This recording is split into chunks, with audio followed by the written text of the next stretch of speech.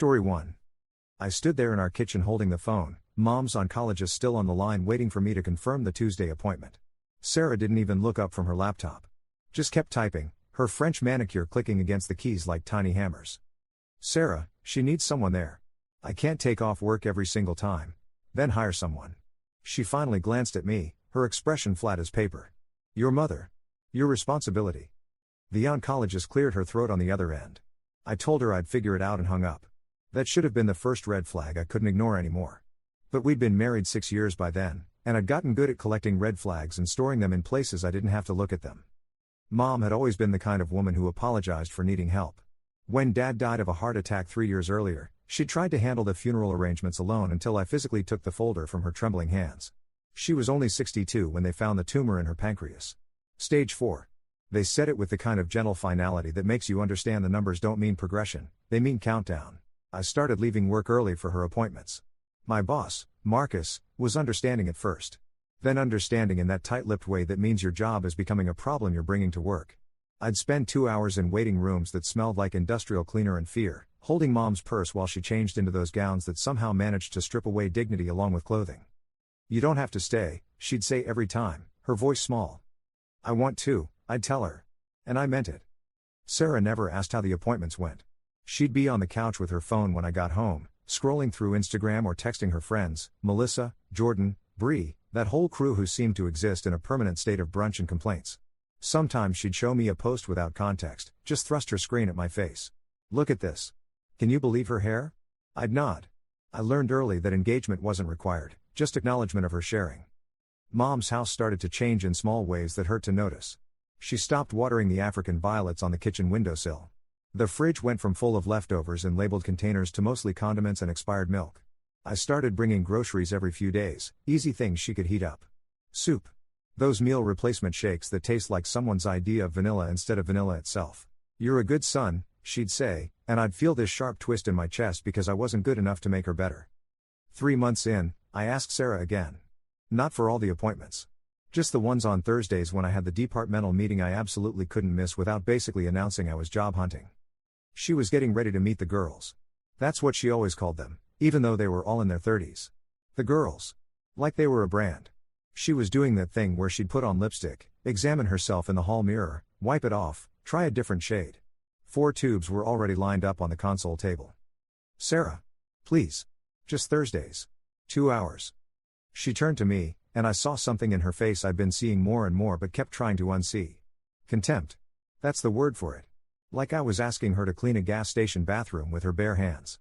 I didn't sign up to be a hospice driver, Derek. That's not my job. She's dying. Everyone's dying. I'm not stopping my life because your mother is dying faster. I almost laughed. The sound got stuck somewhere in my throat and turned into this weird choking noise. She went back to her lipstick. I hired a service. $75 per appointment for someone named Patricia who wore Crocs and talked too loud but held Mom's hand in the waiting room. Mom died on a Tuesday in November.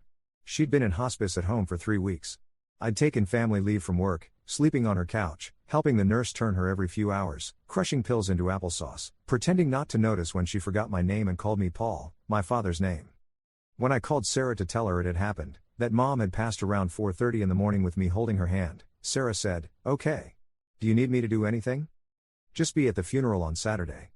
Obviously, she said, in that tone that meant I was being ridiculous for even mentioning it. The funeral was small. Mom hadn't been one for crowds even when she was healthy. Maybe 40 people came, her book club friends, some neighbors, a couple of Dad's old work buddies who'd stayed in touch. I stood at the front in the suit Mom had bought me for my first real job interview, the one she'd insisted was an investment. Sarah showed up 20 minutes late wearing black designer jeans and heels that clicked on the chapel floor. She sat in the back. I watched her through the service, and she was on her phone. Not even subtle about it. Just scrolling, thumb moving in that unconscious swipe rhythm that has probably replaced prayer for most of us. During the reception at Mom's house afterward, sandwiches from the grocery store, coffee and her good china that I'd probably sell or donate soon, Sarah cornered me in the kitchen. "How much longer?" She was whispering, but barely. "I've got plans with the girls at 3. I was holding a tray of cookies someone had brought. Homemade. The woman from Mom's book club, I think. They had walnuts in them and I remembered suddenly that Mom had been allergic to tree nuts and I wondered if the woman had forgotten or never knew. "It's my mother's funeral." "I know. And I came. But Melissa's going through something and we're meeting for drinks and I told her I'd be there. She checked her phone. I could probably still make it if we leave now. I looked at my wife. Really looked at her. She was pretty in that way that photographs well, sharp cheekbones, good skin, the kind of hair that does what it's told. I tried to remember why I'd married her and could only come up with reasons that felt like someone else's. She was smart, successful, made me laugh at the beginning, seemed like the kind of person who had her life figured out. Go, I said. Really? Yeah. Go ahead. Relief washed over her face like I'd handed her a pardon. She kissed my cheek, a performance, I realized, in case anyone was watching, and left. I heard her heels clicking down the hallway, the front door closing, her car starting. The whole house seemed to exhale. I stayed until evening, letting people drift out slowly, accepting casseroles I'd never eat, hugging people who said true and meaningless things like she's in a better place and at least she's not suffering. Around 7, I locked up Mom's house and sat in my car in her driveway for 20 minutes before I could make myself turn the key. That night, Sarah was already home when I got there, in her pajamas, face washed clean, watching some reality show where people screamed at each other in exotic locations. How was it? She asked, not looking away from the TV. How was what? The rest of the thing. The funeral thing. Fine. Good. She tucked her feet under her. Oh, Melissa says hi. She wanted me to tell you she's sorry for your loss. Melissa had never met my mother. I went to bed. The thing about grief is it's not cinematic. It doesn't swell with orchestral music or resolve in a meaningful montage. It's mostly just walking through rooms that suddenly feel wrong, like someone rearranged all the furniture 2 inches to the left. I'd catch myself picking up my phone to call Mom, then remember. I'd see something she'd like, a news story about the library expansion she'd campaigned for, a recipe for lemon bars, and reach for the contact that now felt like a gravestone. Sarah didn't ask how I was doing. Not once. She moved through our house like I was a piece of furniture that occasionally spoke, always mildly annoyed when I did. I stopped trying to talk to her about it. Stopped trying to talk to her about much of anything, actually. We fell into this routine of proximity without presence. She had her things, the girls, her social media, her boutique marketing job that seemed to involve a lot of laptop work at coffee shops. I had my things, work, settling Mom's estate, trying to figure out what to do with a house full of someone's entire life. 4 months passed like that. January bled into February, then March showed up cold and gray. I packed up Mom's house on weekends, donated most of it, kept a few things that hurt too much to let go. Her wedding ring, a quilt her mother had made, the ridiculous collection of ceramic owls she displayed on every available surface. On a Thursday in March, my phone rang at 2 in the morning. I wasn't asleep, I'd been lying there doing that thing where you're tired enough to want sleep but your brain won't shut up. Sarah was next to me, dead to the world. She could sleep through anything. A useful skill, I guess, when you're not bothered by much. Unknown number. I almost didn't answer. Is this Derek Paulson? Yeah? This is Mercy General Hospital. I'm calling about Michelle Torres. You're listed as her emergency contact. Michelle. Sarah's younger sister. 28, lived 2 states away, worked as something involving social media for a nonprofit. I'd met her maybe 5 times in 6 years. What happened? She was in a serious car accident this evening. She's in critical condition. You should come as soon as possible. The nurse gave me details I barely processed. Head trauma. Internal bleeding. Surgery. The word critical kept repeating in my head like a stuck record. I woke Sarah up. She shot up in bed instantly, that complete 0 to 60 awareness some people have. What? What's wrong? I told her. Watched her face go through this complicated series of changes, confusion, disbelief, fear, then something harder to read. I need to go. Now. Right now. She was already out of bed, pulling on jeans. I'll drive you to the airport. There's no flights until 6. I'll drive. It's only 8 hours. I can be there by. Sarah, you can't drive 8 hours in this state. I have to. Her voice cracked. It was the first real emotion I'd heard from her in months. Maybe longer. Michelle doesn't have anyone else. Our parents are gone. It's just us. She sat back down on the bed hard, like her legs stopped working. This can't be happening. I sat next to her. Put my hand on her back. She didn't pull away but didn't lean in either. Just sat there, breathing too fast. What did they say? What's her status? Critical. She's in surgery. Sarah pulled out her phone with shaking hands, started Googling the hospital, the drive time, flights. The blue light made her face look ghostly. Over the next hour, the hospital called twice more. Michelle had made it through the first surgery but needed another. There were complications. The doctor used words like extensive and guarded prognosis and then, finally, the number that changed everything. The additional surgeries and intensive care will require approximately $43,000 that insurance won't cover. We need authorization to proceed. Sarah's face went white. 43,000? That's the estimate, yes. Without it, we can only provide palliative care.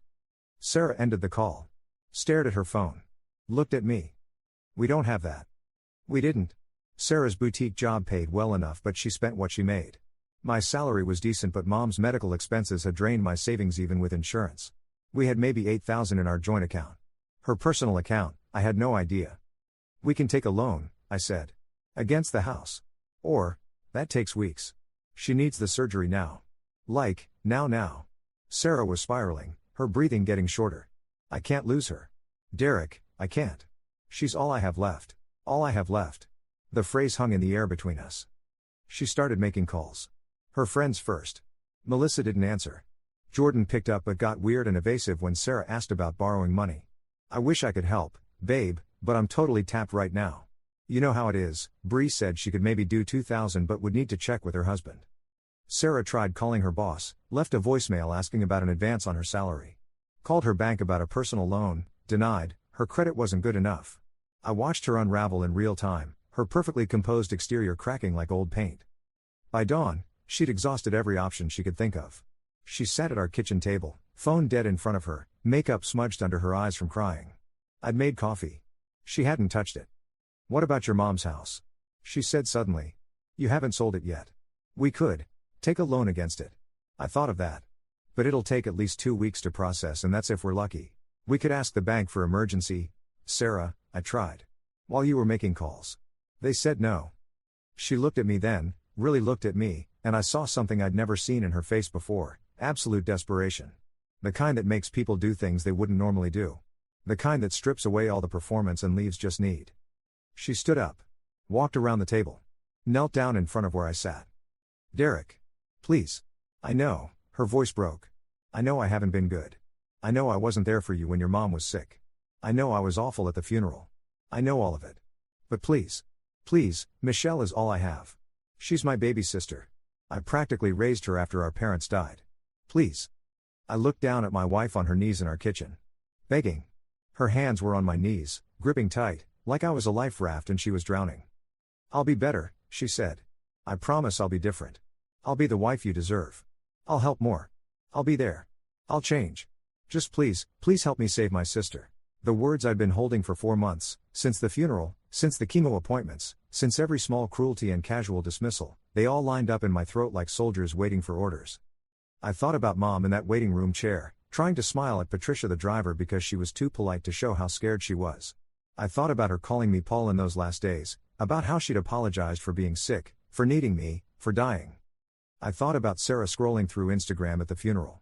Can we leave? I've got plans with the girls. Not my mess, not my problem. I looked at my wife. Watched her cry real tears, the first real tears I'd maybe ever seen from her. Watched her shake and plead and promise things she probably meant in this moment of pure panic. And I felt nothing. No. That's not true. I felt something. Something clear and cold and final. I put my hand on top of hers. Gently. She looked up, hope flooding her face like sunrise. Not my family, I said quietly. Not my problem. Her face did something complicated. Confusion first. Then understanding. Then disbelief. What? I stood up. She fell backward a little, caught herself with one hand on the floor. Derek, you can't, you're not serious. That's my sister. She's dying. Everyone's dying, I said, and my voice sounded strange to me, calm and far away. She's just dying faster. Sarah's face went through this progression, shock, anger, then something that looked like she was seeing me for the first time and didn't recognize what she found. You piece of, she caught herself. Recalculated. Went back to pleading. Okay, I deserve that. I did. But please, don't punish Michelle for what I did. She never did anything to you. You're right. She didn't. I walked to the coffee maker, poured myself a cup. My hands weren't shaking. I thought they should be, but they weren't. But I don't have $43,000 to give you, Sarah. Even if I wanted to. Your mom's life insurance. You got $60,000. Before taxes, before final expenses, before medical bills her insurance didn't cover. I have about $12,000 left. That's it. She stood up fast. $12,000 is something. We can combine it with what we have, take a loan for the rest. No. The word landed between us like a door slamming. No? I'm not giving you the money. Sarah's face transformed. The desperation crystallized into something sharper. You're going to let my sister die because I was mean to you about your mom? Are you serious right now? What kind of person does that? The kind of person, I said slowly, who learned from his wife that you don't have to set yourself on fire to keep someone else warm. That's different. Your mom was old and sick anyway. Michelle is 28. She has her whole life. I held up my hand. She stopped. Don't, I said. Don't do that. Don't tell me mom's life was worth less because she was older. Don't tell me her suffering mattered less. Don't stand in our kitchen and try to negotiate the relative value of human lives to justify why I should give you what you wouldn't give me. I would have if I'd known it mattered this much to you. I laughed. Actually laughed. It surprised both of us. You knew. You knew the whole time. You just didn't care. Sarah grabbed her phone. Fine. Fine. I'll figure it out myself. I don't need you. I don't need your money or your help or your. She stopped. Put her phone down. If I don't get this money, Michelle dies. You understand that? Her blood will be on your hands. No, I said. It won't. Her blood is on whatever drunk driver hit her. Her blood is on an insurance system that decides who deserves to live based on bank balances. Her blood is on 1,000 things, but not on me. I'm just a guy who learned from his wife that family obligations are negotiable. She stared at me. I watched her cycle through every weapon in her arsenal: anger, tears, guilt, threats. She promised things. She said we'd go to counseling, that she'd be better, that she'd learn, that she'd change. She told me I was a monster. She told me she loved me and had just been stressed and hadn't meant any of it. She told me she'd never forgive me. She told me she'd do anything. I stood there drinking my coffee, and I realized something. I didn't hate her. I didn't feel much of anything for her anymore. That was somehow worse. I want a divorce, I said. She stopped mid-sentence. What? After this is over. Whatever happens with Michelle. I want a divorce. You're not serious. I've never been more serious about anything in my life. Sarah left an hour later, driving the 8 hours herself. I watched her pull out of the driveway, probably going 90 miles an hour, and wondered if I'd ever see her again. I called in sick to work. Sat in the house alone. Waited. She texted me updates. Not asking any more, just informing, like I was a distant acquaintance she felt obligated to keep in the loop. Michelle made it through the second surgery. She was stable but critical. The bills were mounting. Sarah had managed to scrape together $15,000 from her friends and a cash advance on 3 different credit cards at brutal interest rates. It wasn't enough. The hospital, she said, was giving them 72 hours to come up with the rest or they'd transfer Michelle to a state facility that provided only basic care. She sent me a photo of Michelle in the ICU, tubes and wires everywhere, bandaged and small. I looked at the photo for a long time. Thought about what Mom would say. Thought about the kind of person I wanted to be versus the kind of person I'd learned to be. I didn't respond. On the third day, Sarah called. I almost didn't answer. Picked up on the last ring. She died, Sarah said. Her voice was empty. 20 minutes ago. I was holding her hand and she just stopped. I sat down on the couch. Sarah, Don't say you're sorry. Don't say anything. She was quiet for a moment. I could hear hospital sounds in the background, that particular echo of institutional hallways. You were right. What? Not your family. Not your problem. That's what you said. You were right, she laughed, this hollow sound. I get it now. I get why you said it. How it feels to watch someone die and know that someone who could have helped chose not to. Sarah, I'm not coming back. I'm staying here to handle arrangements. I'll send someone for my things. The papers for the divorce, just have your lawyer send them wherever. Where will you go? Does it matter? She hung up. I sat there in the silent house, phone in my hand, and waited for the guilt to come. For the regret. For the crushing weight of knowing I could have saved someone and didn't. It didn't come. What came instead was this, the memory of Mom apologizing for needing help. The sound of Sarah's heels clicking out of the funeral. The phrase "not my mess, not my problem" in her voice, casual as commenting on the weather. What came was the understanding that I hadn't let Michelle die. I just refused to light myself on fire to save her. There's a difference, even if Sarah couldn't see it. What came was the knowledge that I'd crossed a line I couldn't uncross, had become someone I didn't entirely recognize, had learned a lesson I wished I'd never needed to learn. I thought about calling Sarah back. Thought about driving 8 hours to that hospital, walking up to the billing department, putting down Mom's life insurance money, the last piece of her I had left in tangible form. I thought about it. Instead, I got up, walked to the kitchen, and poured out the cold coffee. Made a fresh pot. Sat at the table where Sarah had knelt and begged, and I drank it black even though I usually took cream. The house was very quiet. Somewhere in the back of my mind, I heard Mom's voice from one of those last coherent days, when she'd still known who I was. Don't let the hard things make you hard, sweetheart. Don't let hurt make you hurtful. I thought about that for a long time. Then I thought about Sarah scrolling through Instagram at the funeral and I thought, maybe some lessons cost everything to learn. Maybe some hardness is just scar tissue from letting someone teach you that kindness is weakness. Maybe I'd become exactly what I needed to become to survive being married to Sarah. Or maybe I'd just become the villain in someone else's story while believing I was the hero of mine. The coffee tasted bitter. I drank it anyway. 3 weeks later, the divorce papers arrived. Sarah had signed them. Added a note in handwriting I barely recognized, shaky and small. You were supposed to be different. You were supposed to be better than me. I signed them that night. Sent them back. In the space where I was supposed to write the date, my hand hesitated. I thought about Mom one more time. About what she'd think of all this. About whether she'd understand or be disappointed. Then I thought about Sarah's face when she'd said not my mess, not my problem about the woman who'd raised me, loved me, given me everything she had. I wrote the date. Sealed the envelope. Some nights I still think about Michelle. Wonder what she was like. If she was kind where Sarah was cruel. If she deserved better than dying because her sister married a man she'd taught too well. Some nights I wonder if I'm a monster. But most nights, I just sleep. Better than I had in years, actually. The house is quiet. My bed is mine. There's no one scrolling through Instagram in the dark, no one sighing with impatience at my grief. There's just me and the ceramic owls I kept from Mom's collection, lined up on the shelf where they watch over the living room with painted eyes that see everything and judge nothing. I think Mom would understand that. I hope she would.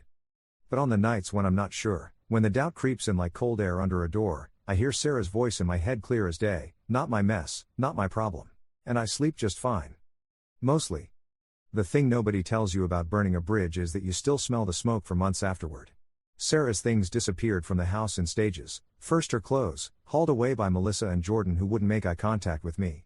Then her desk, her toiletries, the ridiculous decorative pillows she'd insisted made the living room inviting. Each removal left a space that should have felt like relief but instead felt like an accusation. I found myself walking into rooms and stopping, disoriented by the absences. The bathroom counter where her makeup used to sprawl. The closet with its sudden expanse of empty hangers.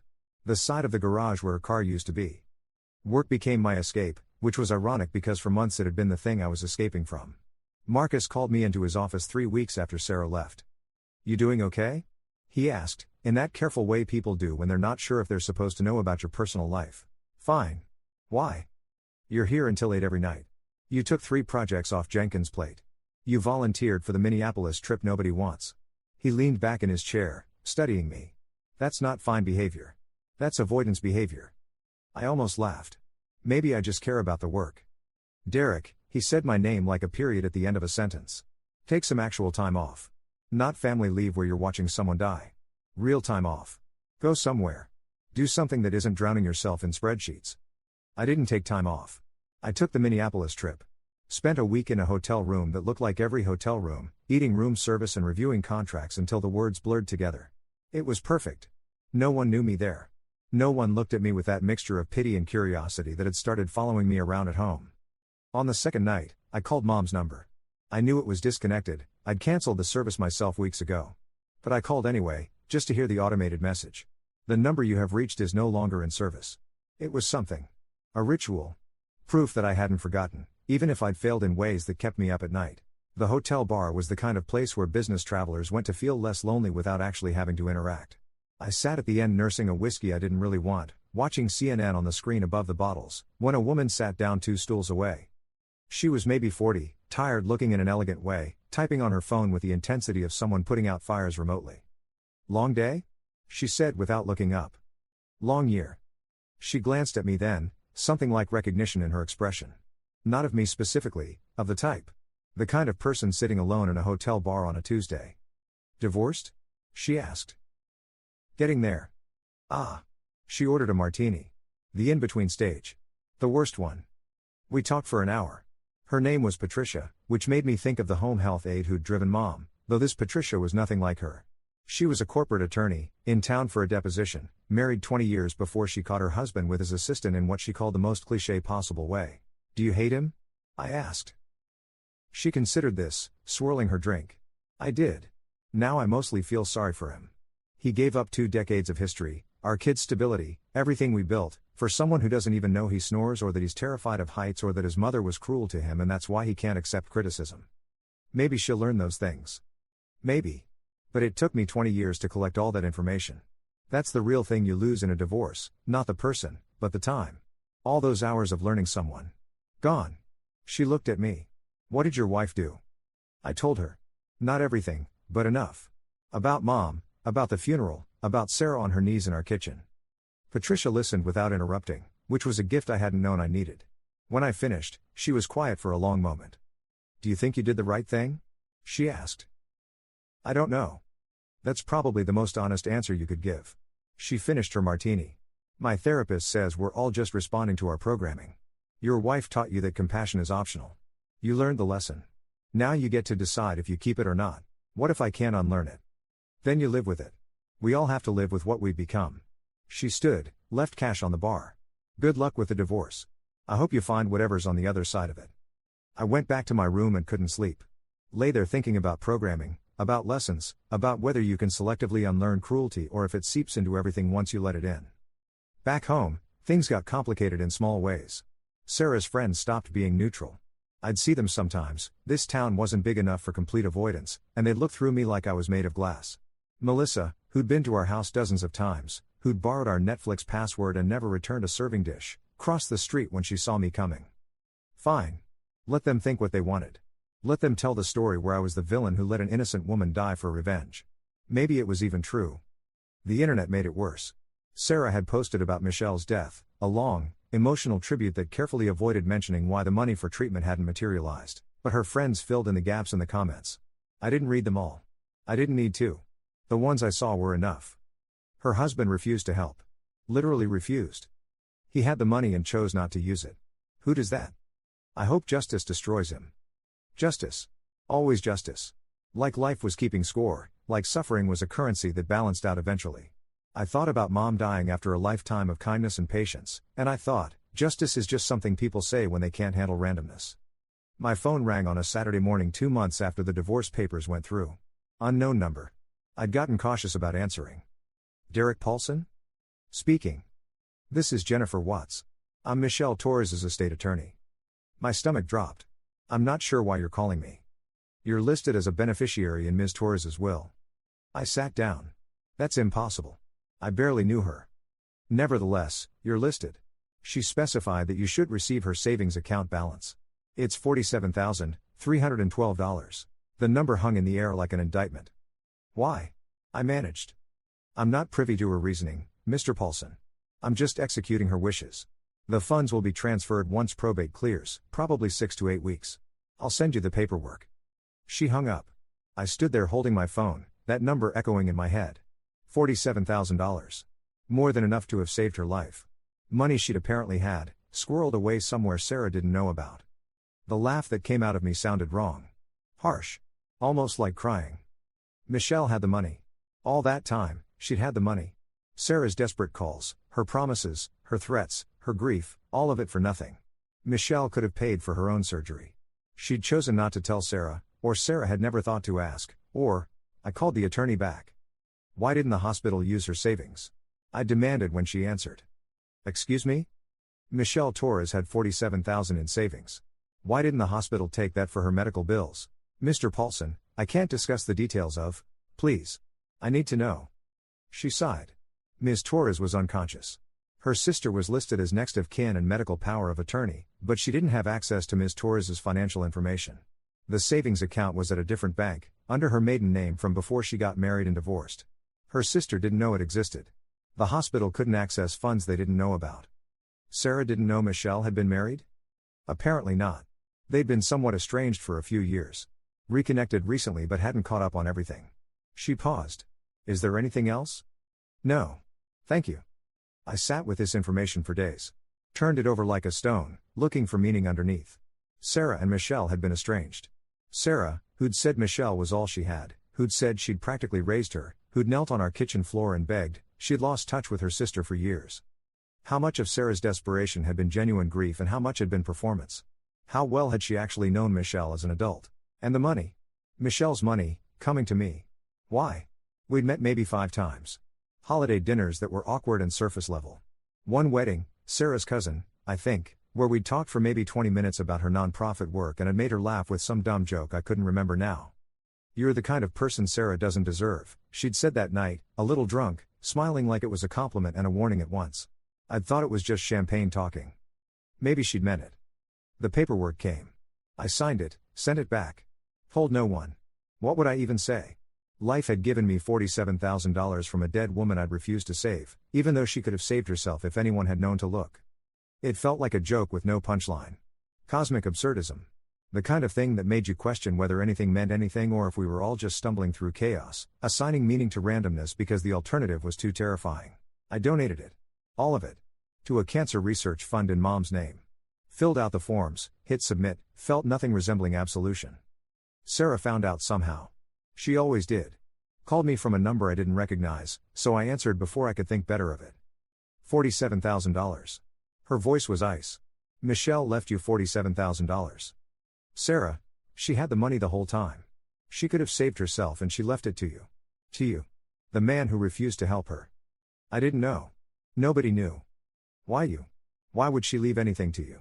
You met her 5 times. I thought about that wedding, about Michelle laughing, about her warning disguised as a compliment. I don't know. I was her sister. I was her family. I loved her. Sarah's voice cracked.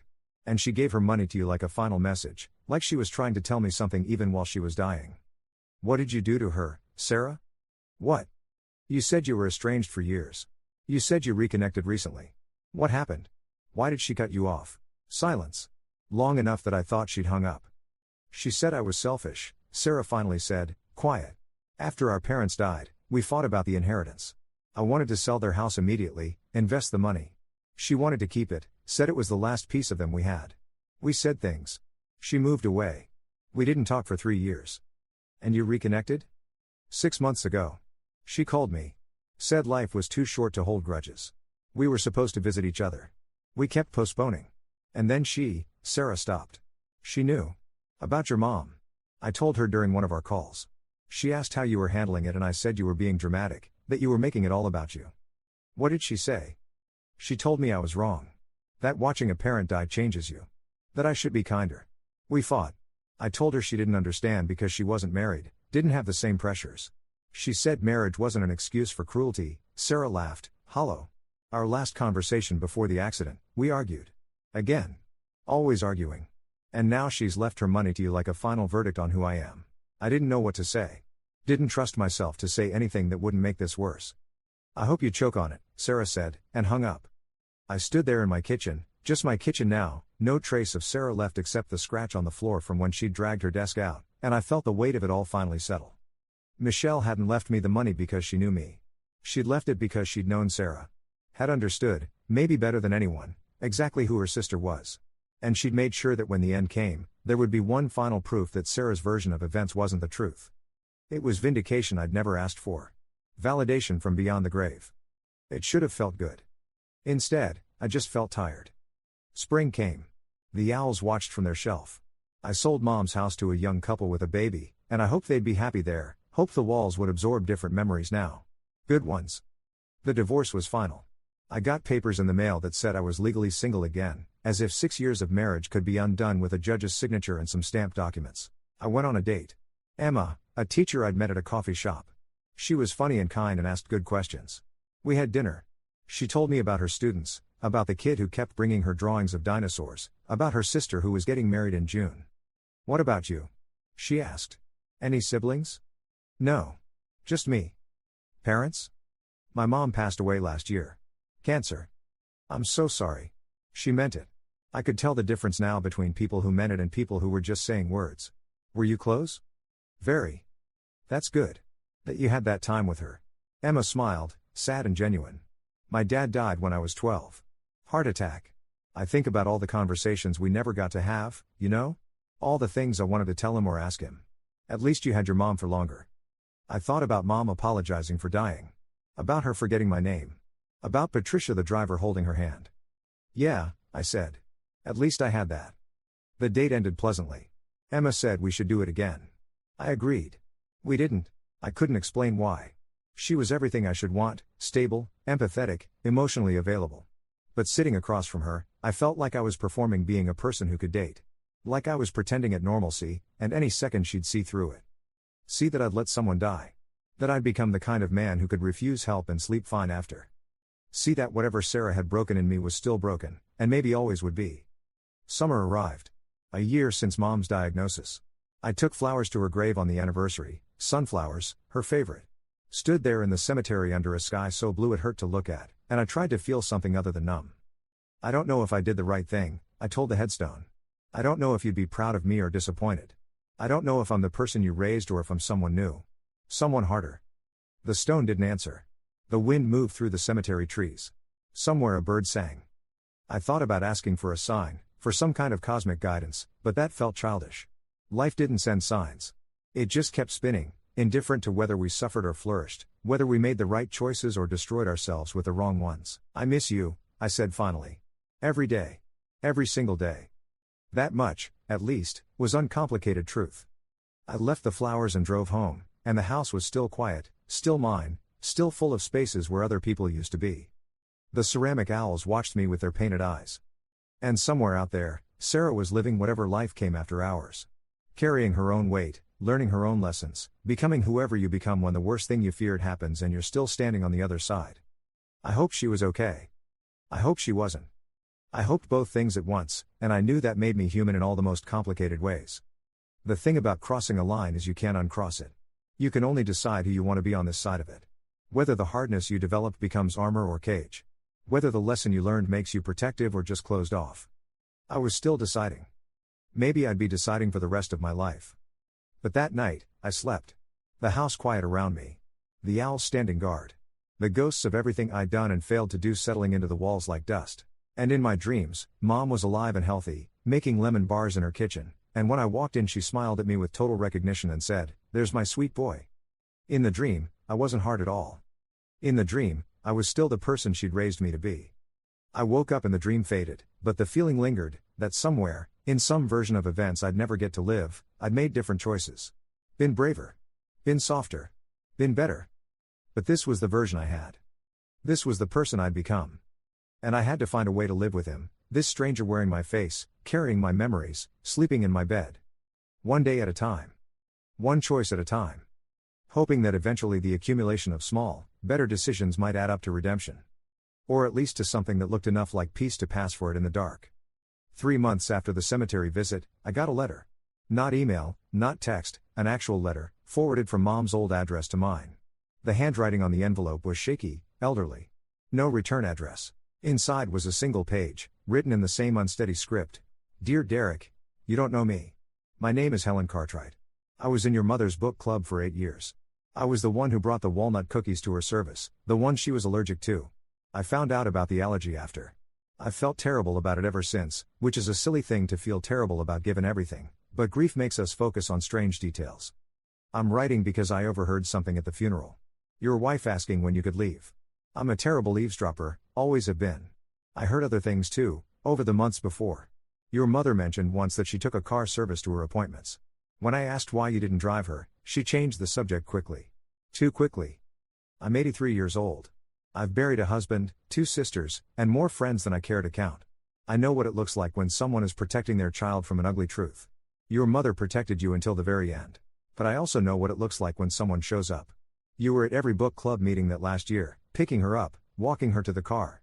You held her purse while she paid. You waited in the parking lot reading on your phone. You think we didn't notice, but we did. I don't know what happened with your wife's sister. I heard rumors, this town is small and people talk. But I wanted you to know that your mother knew you loved her. She knew you showed up. She told us once, near the end, that she'd lived a good life because she'd raised a good man. Whatever choices you've made since, whatever weight you're carrying, please remember that. You were a good son. She died knowing that.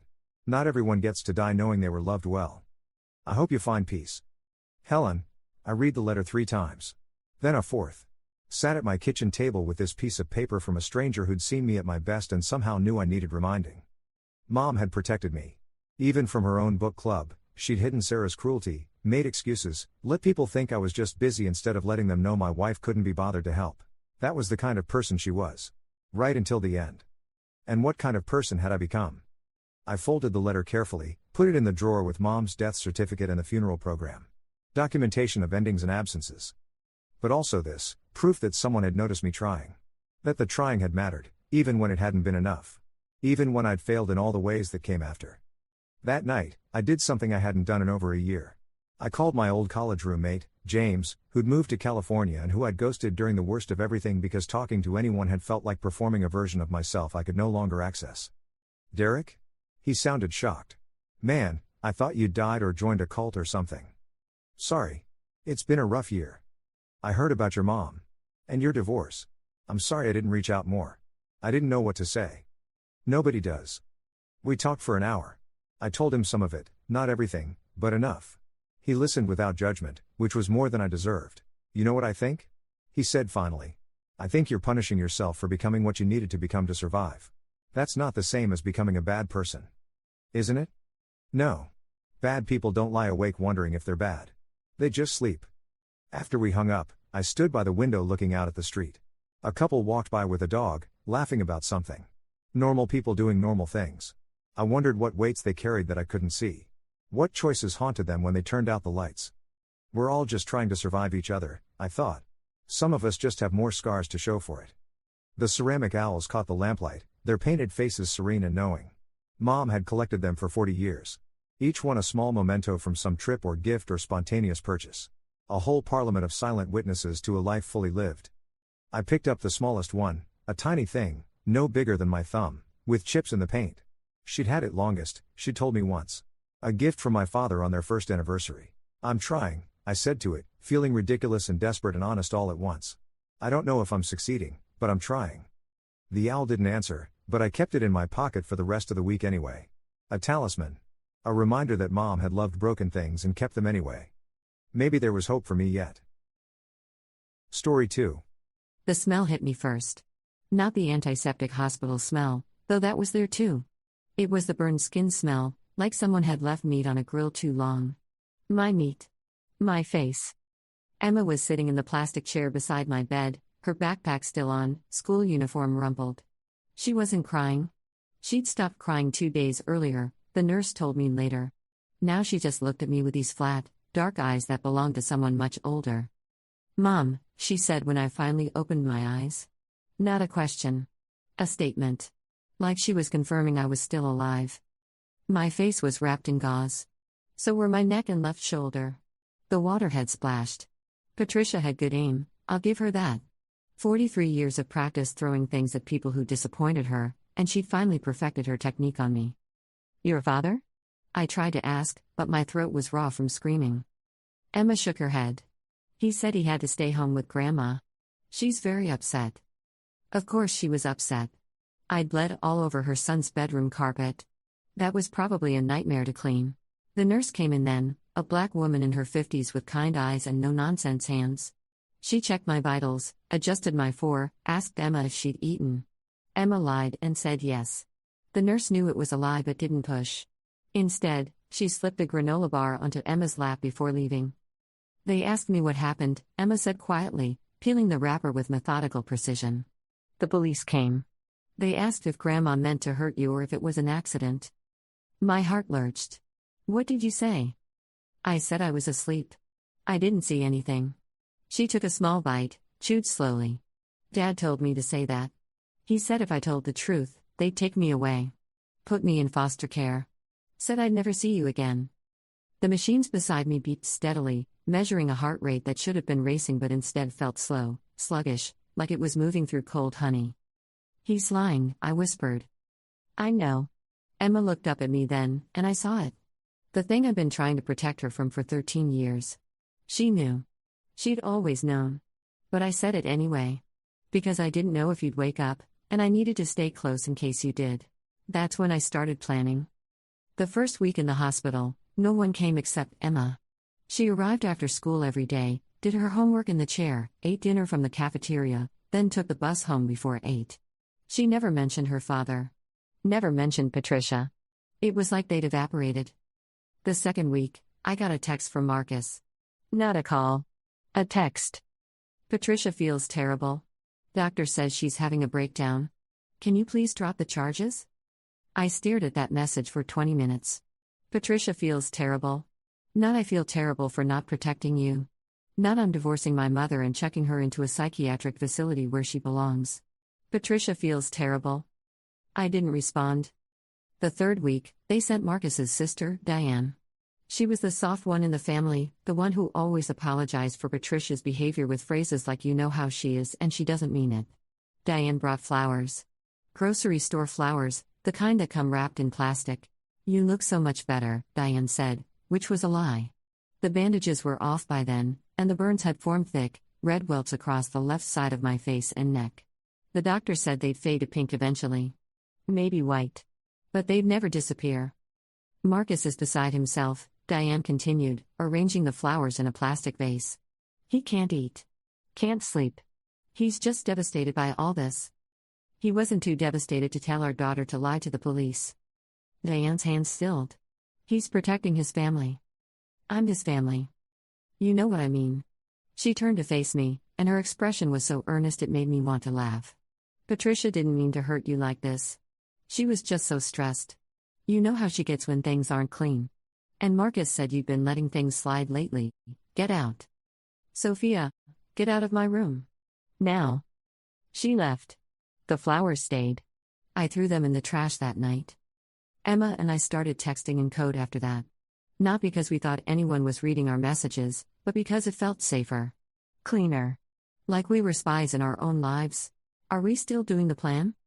I'd mentioned it only once, in a morphine haze on week 2. Emma had been reading to me from her English homework, some short story about a woman who left her husband. I'd interrupted her. We should leave, I'd said. We should take everything and disappear. Emma had closed her book. Where would we go? Anywhere. Somewhere he can't find us. He'd find us. Then we make it so he doesn't want to. Emma had smiled then, small and sharp. How? I didn't have an answer that day. But by week 3, I did. Count on it, I texted back. The plan wasn't complicated. Complicated plans fail. This needed to be simple, clean, and permanent. Step 1, I filed for divorce. Not because I thought it would go anywhere, but because I needed a paperwork trail. I needed lawyers involved, documents served, a public record of me trying to leave legally. Marcus showed up at the hospital an hour after he was served. It was the first time I'd seen him since the morning Patricia burned me. He looked thinner. His hair was greasy, uncombed. He'd worn the same polo shirt 2 days in a row, judging by the stain on the collar. You can't do this, he said instead of hello. I can. I am. Emma needs her father. Emma needed her father the morning your mother tried to kill me. He flinched. Actually flinched. Like the words were the violent thing in the room, not the scars on my face. It was an accident, he said, but his voice was hollow. Your mother told me she should have gotten rid of me when she had the chance. You think that sounds like an accident? He sat down heavily in the chair Emma usually occupied. For a moment, he looked like he might cry. I'd seen Marcus cry exactly twice in our 15-year marriage. Once when his father died, once when the Patriots lost the Super Bowl. Both times, he'd recovered within an hour. What do you want? He asked finally. Full custody. The house. Half your retirement. You and Patricia stay 500 feet away from me and Emma at all times. He laughed. It was an ugly sound. You think any judge is going to give you that? She'll testify it was an accident. I'll testify you've been unstable. Diane will back us up. You'll be lucky to get supervised visitation.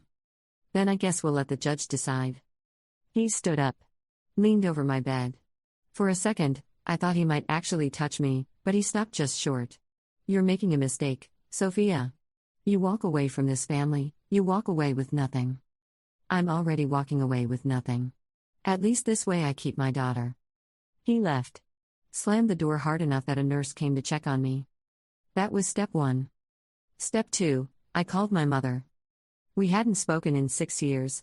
Not since she told me marrying Marcus was the biggest mistake of my life and I told her she was a bitter, judgmental witch who couldn't stand to see me happy. We'd both been right, as it turned out. She answered on the 3rd ring. Sophia? Hi, Mom. Silence. Then, I heard what happened. Diane called me. Of course she did. The family grapevine never stopped growing, even when you pruned it back. I need help, I said. What kind of help? The kind where you don't ask questions. Another pause. Longer this time. I could hear her breathing, the slight wheeze she got when she was thinking hard about something. Where are you? She asked finally. Still in the hospital. They're releasing me tomorrow. Come here. Both of you. Mom, I have the space. I have the time. And I have a very good lawyer. Her voice softened, just slightly. Come home, Sophia. Bring Emma. We'll figure out the rest. I cried then. Not loud, not dramatic. Just quiet tears that slipped down my face and stung when they hit the burned skin. Okay, I whispered. Okay. Step 3 was the hardest one. It required patience, precision, and a willingness to let Marcus think he was winning. I dropped the restraining order. Told my lawyer I wanted to try mediation instead. Sent Marcus a text saying maybe we could work things out, for Emma's sake. He bought it immediately. Of course he did. Men like Marcus always believe that women like me will come crawling back eventually. We're too weak, too scared, too financially dependent to actually leave. He started coming to the hospital again. Brought coffee. Asked about my pain levels. Suggested we do family therapy. I smiled. Nodded. Let him hold my hand. Emma watched all of this with those flat, dark eyes. She didn't say anything, but I could see the question there. Are you serious? Are you actually going back to him? I squeezed her hand twice when Marcus wasn't looking. Our signal. Trust me. She squeezed back once. I trust you. I was released from the hospital on a Thursday. Marcus picked us up. Drove us home. Carried my bags inside like a dutiful husband. The house looked the same. Smelled the same. Patricia's perfume still lingered in the hallway, floral and cloying. The dishes I'd left in the sink the night before the attack were still there, crusty and abandoned. Mom's staying with Diane for a while, Marcus said, setting my bags in the bedroom. Our bedroom. The one where it happened. Just until things settle down. That's probably for the best. I'm really glad you're home, Soph. He kissed my forehead, careful to avoid the burns. We're going to get through this. As a family. Yeah, I said. We will. That night, after Marcus fell asleep, I started packing. Not everything. That would be suspicious. Just the important things. Documents. Photos. Emma's baby book. My grandmother's jewelry. I packed them in a box labeled winter clothes and put it in the garage behind the Christmas decorations Marcus never touched. Emma helped. She moved through the house like a ghost, silent and efficient. She took her passport from Marcus's desk drawer. Took the spare car key from the hook by the door. Took the emergency credit card I'd hidden in a tampon box years ago, the one Marcus didn't know existed. We didn't talk. We didn't need to. By 3 a.m., we were done. The box was packed. The car was ready. We went back to bed and pretended to sleep. Friday came and went. Saturday too. I played the perfect wife. Made Marcus breakfast. Asked about his day. Laughed at his jokes. Patricia called Sunday morning. I let it go to voicemail. She called again an hour later. And again. By the fourth call, Marcus answered. I could only hear his side of the conversation, but it was enough. Mom, calm down. No, she's not going to press charges. Because we're working things out. Mom, please. She's right here, I can put her on. No, she's not plotting anything, you're being paranoid. He hung up. Looked at me with this expression I couldn't quite read. She thinks you're going to run, he said. Where would I run to? That's what I told her. He came over, wrapped his arms around me from behind. His breath was warm on my neck. You wouldn't leave me. Would you, Soph? Never, I lied. Monday morning, I told Marcus I needed to take Emma to a dentist appointment. He barely looked up from his coffee. Sure. Take my card. Thanks, honey. We left at 9 a.m. Drove to my mother's house 3 towns over. Unloaded the box from the trunk. My mother opened the door before we even knocked. You have everything? Everything that matters. She nodded. There's a lawyer coming at noon. She specializes in cases like yours. Domestic violence, asset protection, emergency custody. She's going to ask you a lot of questions, and some of them will be uncomfortable. But you need to answer truthfully. All of it. Understand? I understand. Emma tugged on my sleeve. What about school? You'll transfer. My mother already called the district. You start Thursday. Dad's going to lose his mind. Let him. The lawyer's name was Rebecca Tan, and she was exactly the kind of person you'd want on your side in a war. Sharp suit, sharper eyes, and a legal pad covered in notes before I'd even finished my first sentence. She asked about the burns. The hospital stay. The text messages. Marcus's reaction.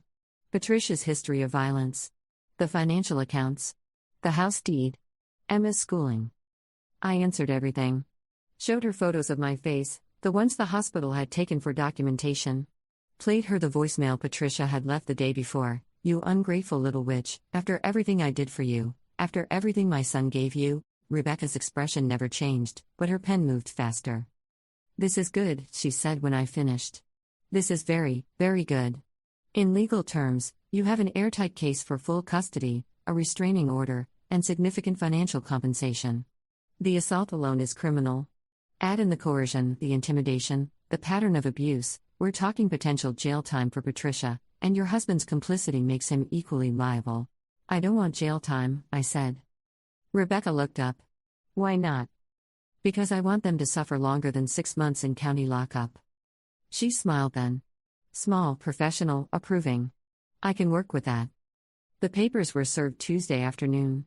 Marcus was at work. Patricia was at Diane's. The process server caught them both within an hour of each other. My phone started ringing at 4 p.m. and didn't stop until I turned it off at midnight. Voicemails from Marcus. What the heck is this? You can't take Emma. I'm her father. Call me back. Sophia, I swear, if you don't call me back. Voicemails from Patricia. You vindictive little witch. You poisoned my son against his own family. You're going to regret this. I should have drowned you when I had the chance. Voicemails from Diane. Please, Sophia, just talk to us. We can fix this. Marcus loves you. Patricia loves you. This is all just a misunderstanding. Text messages. Emails. A Facebook message from Marcus's cousin I hadn't spoken to in 8 years. Everyone had an opinion. Everyone had a solution. Everyone wanted me to come back. I deleted all of it. Wednesday morning, Rebecca called. They filed a counter-motion. Claiming you're an unfit mother. Saying the burns were self-inflicted. Saying Emma's been coached to lie. Can they prove any of that? No. But they're going to try. Your husband hired Martin Kessler. I didn't know who that was, but Rebecca's tone told me I should. He's expensive. Very good at making victims look like villains. This is going to get ugly, Sophia. I know. The hearing is Friday. Can you handle that? Sitting in the same room as them? I thought about Patricia's sneer. The water hitting my face. Marcus telling me to stop overreacting. Emma's flat, dark eyes. I can handle it. Emma's school called Thursday.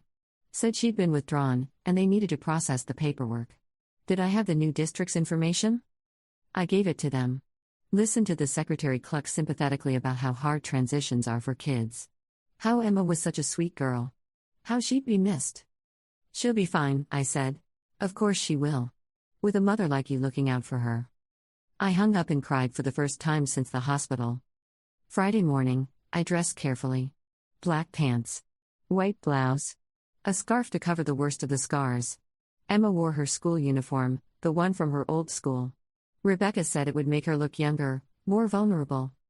You're using me as a prop, Emma said in the car. Yes. I'm okay with that. We arrived at the courthouse at 8:45 a.m. Marcus and Patricia were already there, flanked by Martin Kessler and 2 paralegals. Diane hovered nearby, wringing her hands.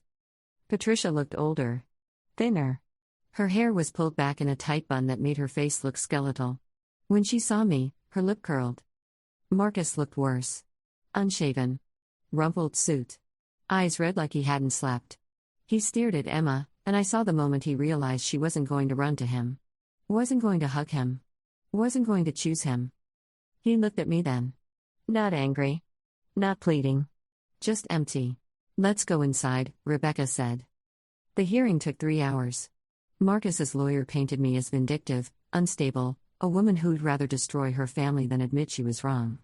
He showed texts I'd sent early in the marriage, when things were still good, calling Patricia mom and signing off with hearts. He played a recording of me arguing with Marcus 2 years ago, my voice shrill and angry over something I didn't even remember now. He called Emma a pawn.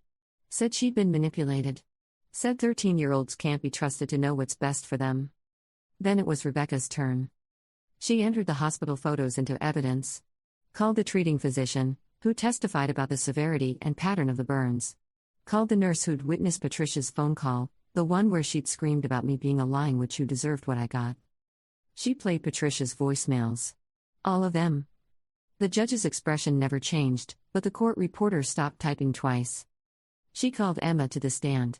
Emma walked up calmly, placed her hand on the Bible, swore to tell the truth. She looked so small up there. So young. But when the judge asked her what happened the morning I was burned, her voice was steady. My grandmother came into the house with a bucket. I heard her yelling. By the time I got to my parents' room, my mom was on the floor screaming, and my dad was just standing there. He didn't call 911. He didn't help. He told my mom to stop being dramatic. Then my grandmother said she should have gotten rid of my mom earlier, and I heard my mom fall. That's when I called 911. And your father? Rebecca asked gently. What did he do after you called? He told me to hang up. Said we'd take care of it ourselves. But I didn't hang up. I kept the dispatcher on the line until the ambulance came. Marcus's lawyer stood up. Objection, Your Honor. The child is clearly. Sit down, Mr. Kessler, the judge said quietly. I'm not finished listening. Emma continued. Told them about the hospital. The lies Marcus wanted her to tell. The way Patricia called my mother and threatened to make me disappear if I pressed charges. By the time she stepped down, Diane was crying. Patricia was staring at the table. Marcus was looking at his hands like he didn't recognize them. The judge didn't rule immediately. Said she'd review all the evidence and issue a decision within 2 weeks. In the meantime, I retained temporary custody. Marcus got supervised visitation, 1 hour a week. Patricia wasn't allowed within 500 feet of either of us. We left through the back entrance. Rebecca walked us to the car. That was good, she said to Emma. You did really good up there. I just told the truth. Sometimes that's the hardest thing to do. The first week was quiet. Marcus didn't call. Patricia didn't call. Even Diane stopped sending texts. Emma started her new school. Made a friend on day 2, a girl with blue hair and a skateboard. Came home humming. My mother cooked dinner every night. Pot roast. Lasagna. The chicken soup she used to make when I was sick. She didn't ask questions. Didn't push. Just set the table and poured the wine and let me exist without needing to explain myself. I started therapy. Twice a week. The therapist had kind eyes and a box of tissues she never drew attention to when I cried. You're grieving, she said during our 3rd session. I'm not sad he's gone. That's not the only thing you're grieving. She was right. I was grieving the person I used to be before I met Marcus. The woman who laughed easily and trusted people and didn't check every door twice before sleeping. I was grieving the life I'd imagined when I walked down the aisle, the one where his family would love me and his mother would teach me her recipes and we'd host Thanksgiving together until we were old. I was grieving the fantasy. The reality, I didn't miss at all. The second week, Marcus requested an emergency hearing. Said I'd violated the custody agreement by moving out of state. Rebecca laughed when she told me. You moved 3 towns over. Same county. Same school district. He doesn't have a leg to stand on. The judge agreed. Denied the motion. Reminded Marcus that supervised visitation meant supervised visitation, not drop-ins at my mother's house. He showed up anyway that night. Knocked on the door at 9 p.m. My mother answered. She doesn't want to see you, she said. I want to see my daughter.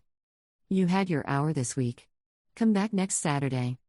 This is ridiculous. I'm her father. You can't keep me from her. I'm not keeping you from her. The court is. Now leave, or I'm calling the police. He left. But not before punching the mailbox hard enough to dent it. The ruling came through on day 13. Full custody to me. Supervised visitation for Marcus, pending completion of anger management and parenting classes. Patricia was required to undergo a psychiatric evaluation and was prohibited from any contact with Emma or me for a minimum of 2 years. The house went to me, along with 55% of Marcus's retirement, and a monthly child support payment that made Rebecca smile when she read it. You won, she said over the phone. I know. So why don't you sound happy? Because winning meant it was over. And if it was over, I had to figure out what came next. Who I was now. What I wanted. Whether Emma would ever stop looking at me with those flat, dark eyes and start looking at me like a kid again. I'll work on it, I told her. Emma's text came through last night at 11 p.m. Are we still doing the plan? I stared at those words for a long time. We'd won. The court had ruled. We were safe. The plan had worked. But Emma wasn't asking about the custody battle. She was asking about what came after. I typed back, count on it. This morning, we drove to the house. My house now. Marcus had cleared out his things the day after the ruling, taken what he wanted and left the rest. Patricia's room was empty except for a single picture frame, based down on the dresser. Emma and I spent the day cleaning. We stripped Patricia's bed and threw the sheets in the trash. We took down every family photo that included Marcus or his mother. We repainted the bedroom, the one where it happened, a soft blue that looked nothing like the beige Patricia had insisted on. By nightfall, we were exhausted. Covered in paint. Smelling like primer and new beginnings. Emma stood in the kitchen, looking at the dishes I'd left in the sink that night. The ones that had started it all. Want to do the honors? I asked. She picked up a plate. Walked to the back door. Opened it wide. And threw it as hard as she could into the yard. It shattered on impact. A beautiful, satisfying crash. I picked up another plate. Threw it. Then another. Then a bowl. Then a mug with Patricia's name on it. Emma laughed. Actually laughed. It was the first real sound of joy I'd heard from her in months. We threw every single dish in that sink. Every piece that Patricia had obsessed over. Every glass she'd inspected for spots. Every fork she'd rearranged in the drawer. When we were done, the yard was covered in shards. The sink was empty. And Emma looked at me with eyes that weren't flat anymore. Just tired. Just human. What now? She asked. Now, I said, we buy new dishes. Marcus called an hour later. His voice was frantic. Patricia's missing. She left Diane's yesterday and no one's heard from her. The police are looking. They think, Sophia, they think she might try to contact you. My blood went cold. Why would she contact me? Because she blames you. For everything. I heard her talking to Diane last week and she said, his voice cracked. She said if she couldn't have her family back, no one could. I hung up. Called Rebecca. She told me to call the police. I did.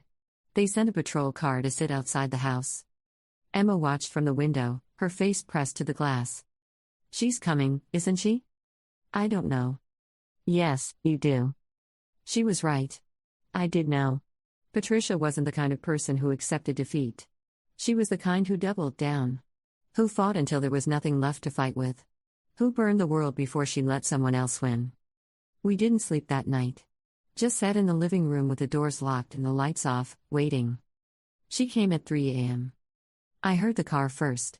The crunch of gravel in the driveway. Then footsteps. Slow. Deliberate. The doorknob rattled. Emma grabbed my hand. I grabbed the phone. I know you're in there, Patricia called. Her voice was sing-song. Light. Like we were playing a game. Open up, Sophia. Let's talk. Just us girls. I didn't answer. The window shattered. Glass everywhere. Patricia's hand reached through, fumbling for the lock.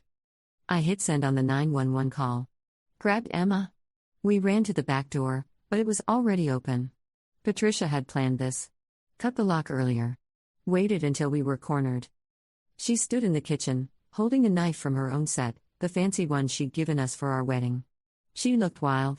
Hair loose. Eyes too bright. You took everything from me, she said. My son.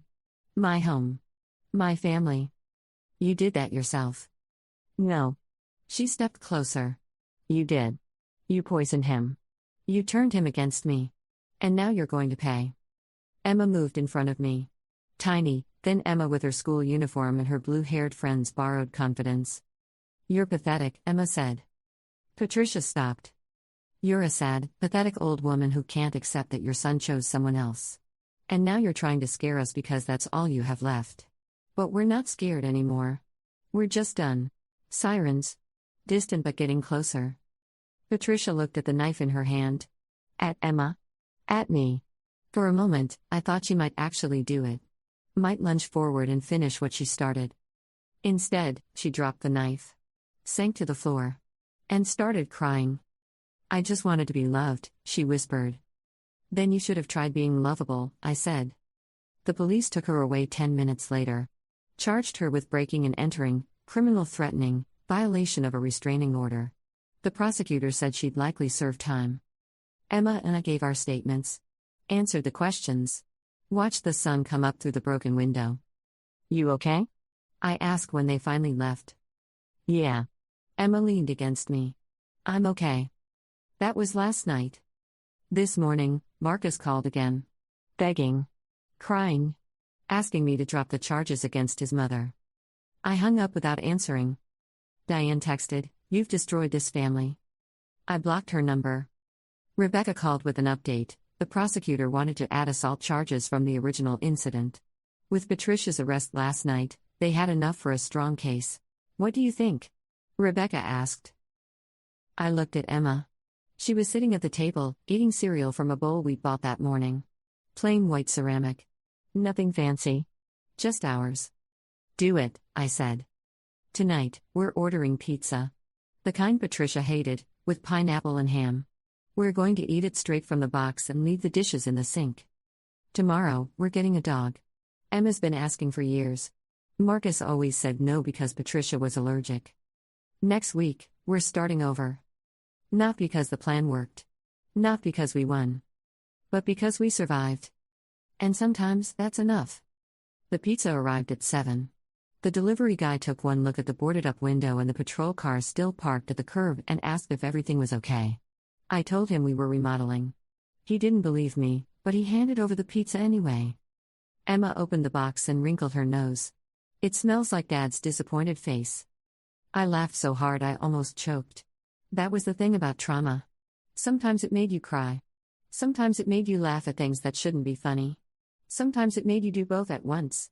We ate on the floor of the living room because the dining table still had Patricia's lace tablecloth on it, and neither of us could bring ourselves to touch it yet.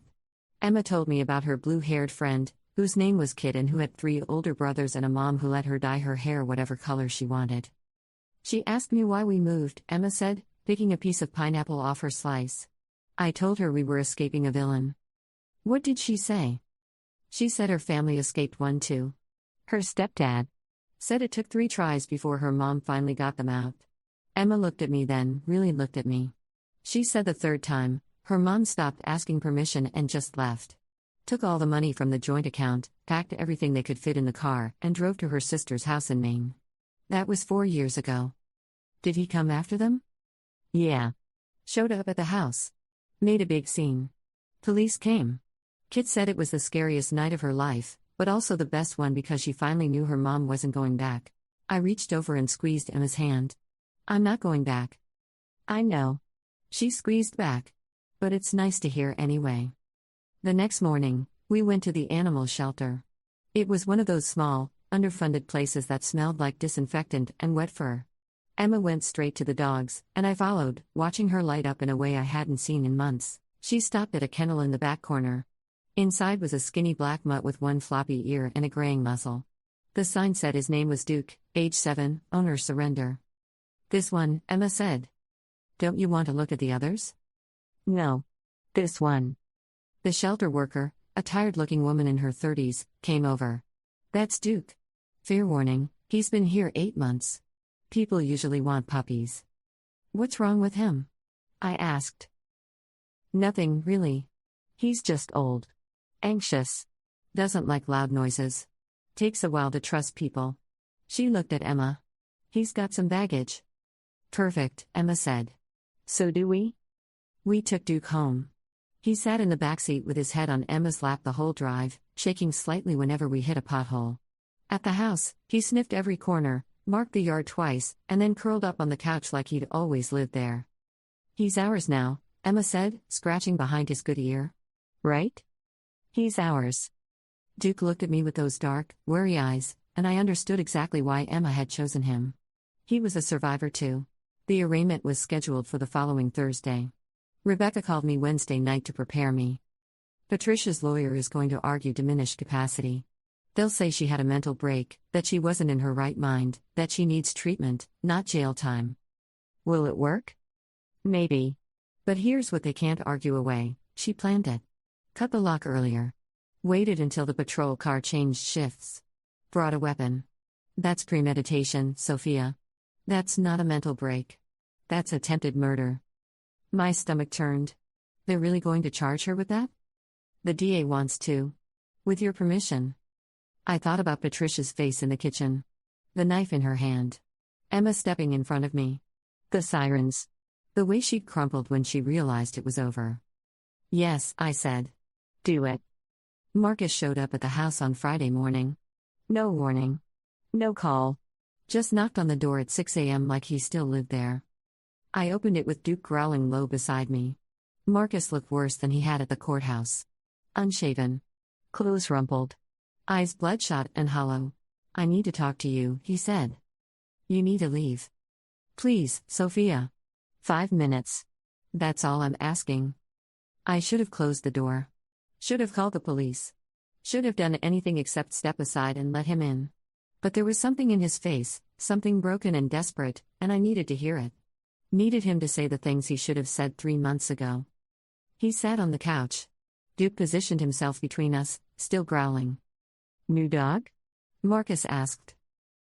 Emma picked him out. Of course she did. She'd always wanted a dog, he laughed, but it was hollow. I should have let her get one years ago. Should have done a lot of things differently. Is that why you're here? To list your regrets? I'm here because my mother's in jail, my wife left me, my daughter won't talk to me, and I don't know how everything fell apart so fast. He looked at me then, really looked at me, and I saw it. The moment he realized what he'd lost. I should have protected you. Yes. You should have. She was my mother. I don't know what I thought. That you'd understand. That you'd forgive her because that's what families do. But I was wrong. I was so wrong, Sophia. You told me to stop overreacting while I was burned on the floor. I know. You told our daughter to lie to the police. I know. You let your mother terrorize me for 15 years, and you never once stood up for me. I know. His voice cracked. I know, and I'm sorry. I'm so sorry. But please, you have to understand. I don't have to understand anything. You made your choice. You chose her. Every single time. And now you get to live with that. He stood up. Walked to the door. Stopped with his hand on the knob. Emma's birthday is next month, he said quietly. I know I don't have any right to ask, but can I see her? Just for an hour. I'll bring a cake. Her favorite kind. Please. I thought about Emma's flat eyes. The way she'd stopped talking about her father. The way she'd smiled when she threw Patricia's dishes in the yard. I'll ask her, I said. But if she says no, you respect that. Understand? I understand. He left. Duke watched through the window until his car disappeared down the street. Emma said no. I asked her that afternoon while we were at the hardware store picking out a new lock. She didn't even hesitate. I don't want to see him. Not even for your birthday? Especially not for my birthday. I don't want him pretending everything's fine and bringing some dumb cake and acting like we're a normal family. We're not normal. We never were. And I'm done pretending. The hardware store clerk, a middle-aged man with kind eyes, handed us 3 different deadbolts to choose from. Emma picked the biggest one. This seems extreme, I said. After what happened? Nothing's extreme. She was right. After what happened, paranoia was just good planning.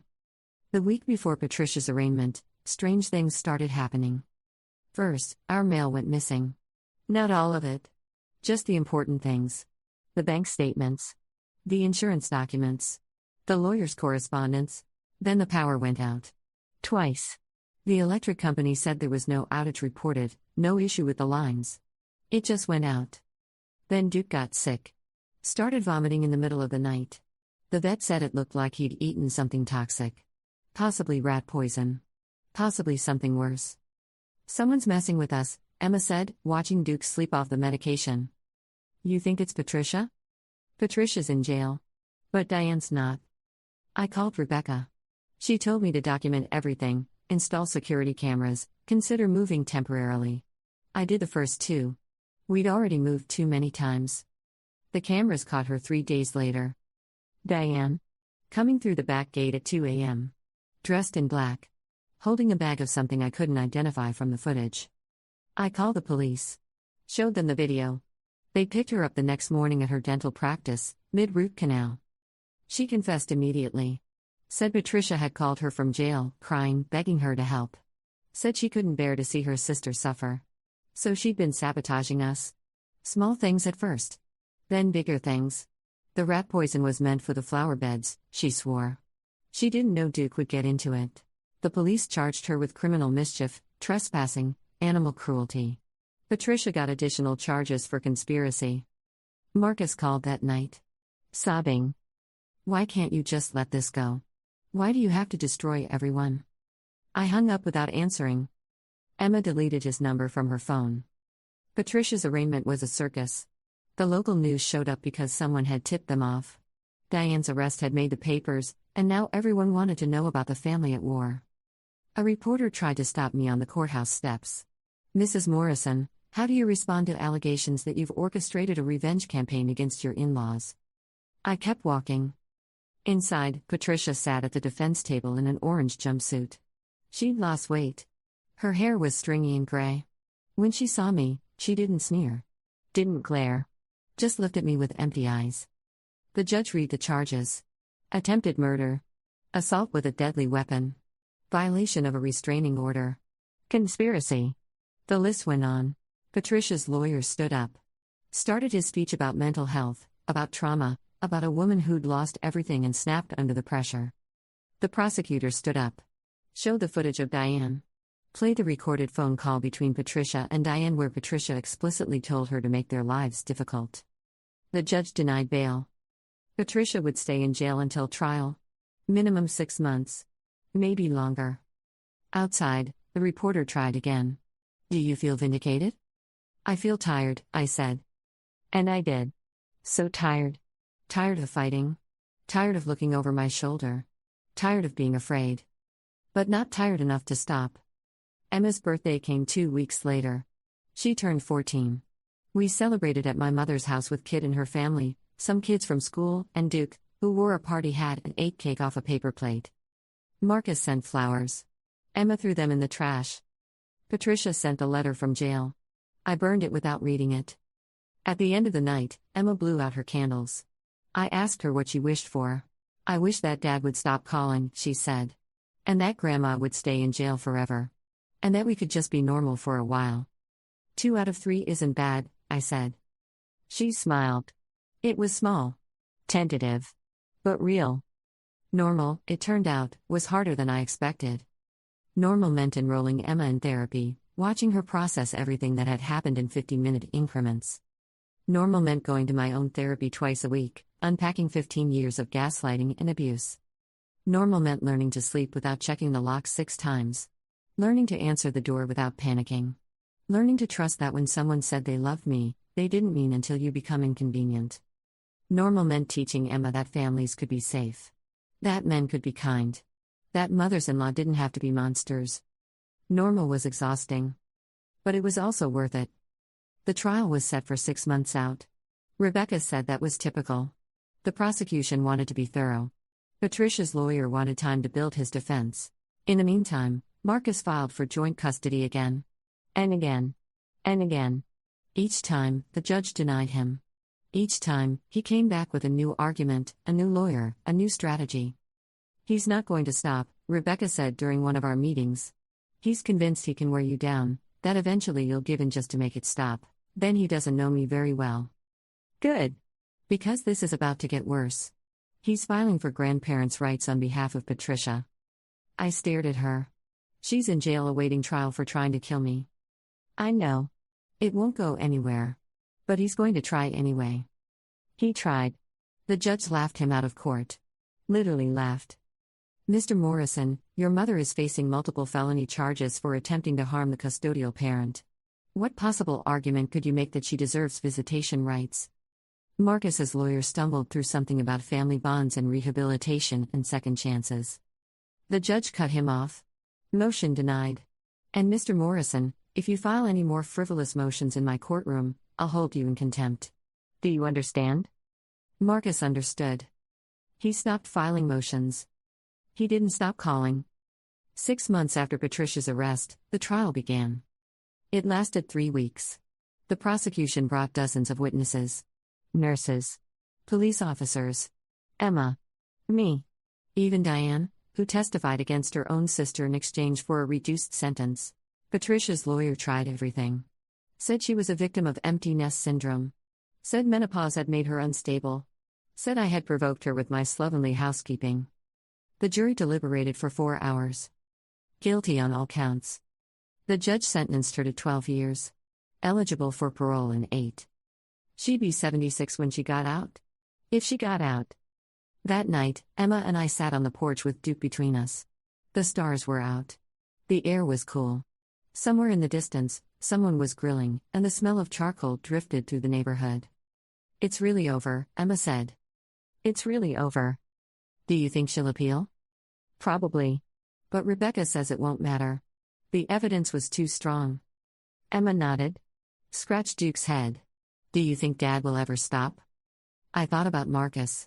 About the man I'd married, the one who brought me coffee in bed and laughed at my jokes and promised to love me forever.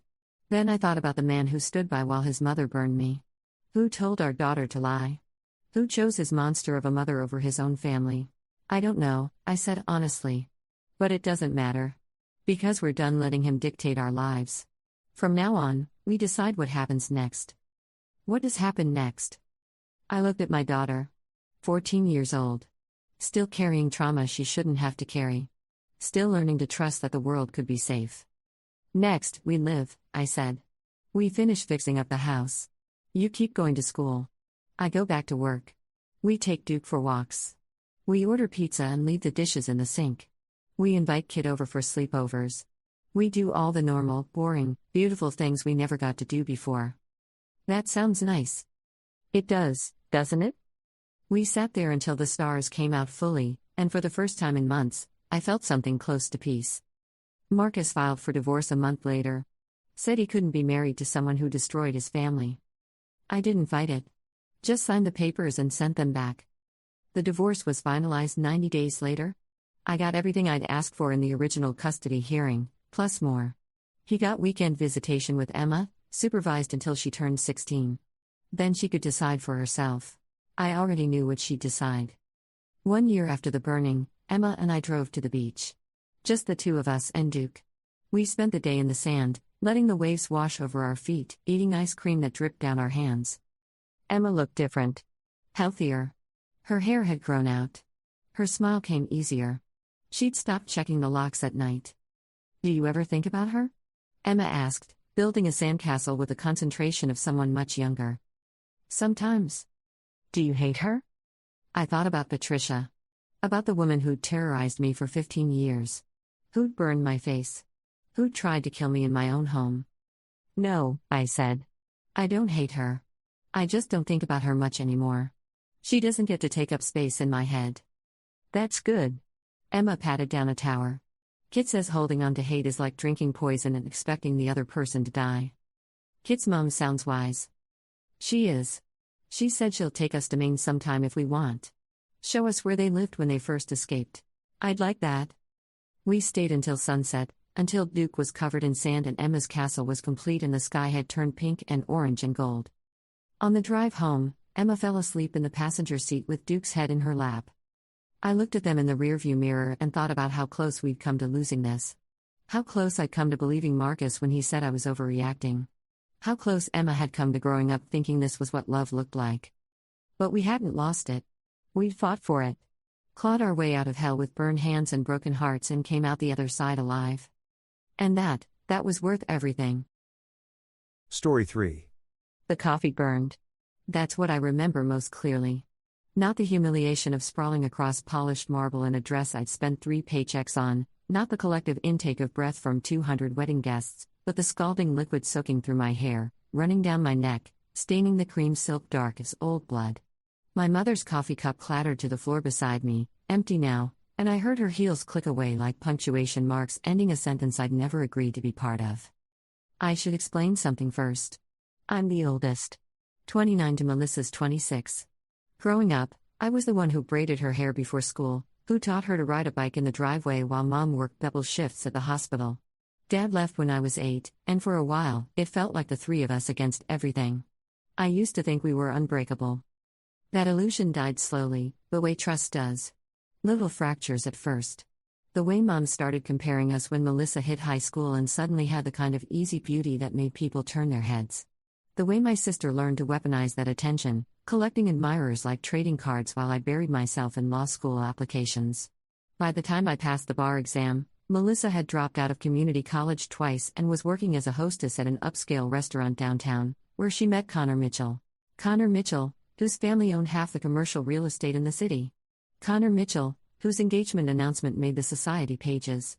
Connor Mitchell, who was standing 10 feet away from me now, his face draining of color as if he'd seen a ghost. Because 5 years ago, before Melissa ever met him, Connor Mitchell had been mine. Not officially. That's the knife that twists. We dated for 6 months, intense and secret because he was in the middle of a messy breakup with some socialite his parents had picked out for him. I was the escape, the rebellion, the girl who didn't care about his money because I was too busy building my own career. We met at a charity gala where I was networking and he was fulfilling family obligations.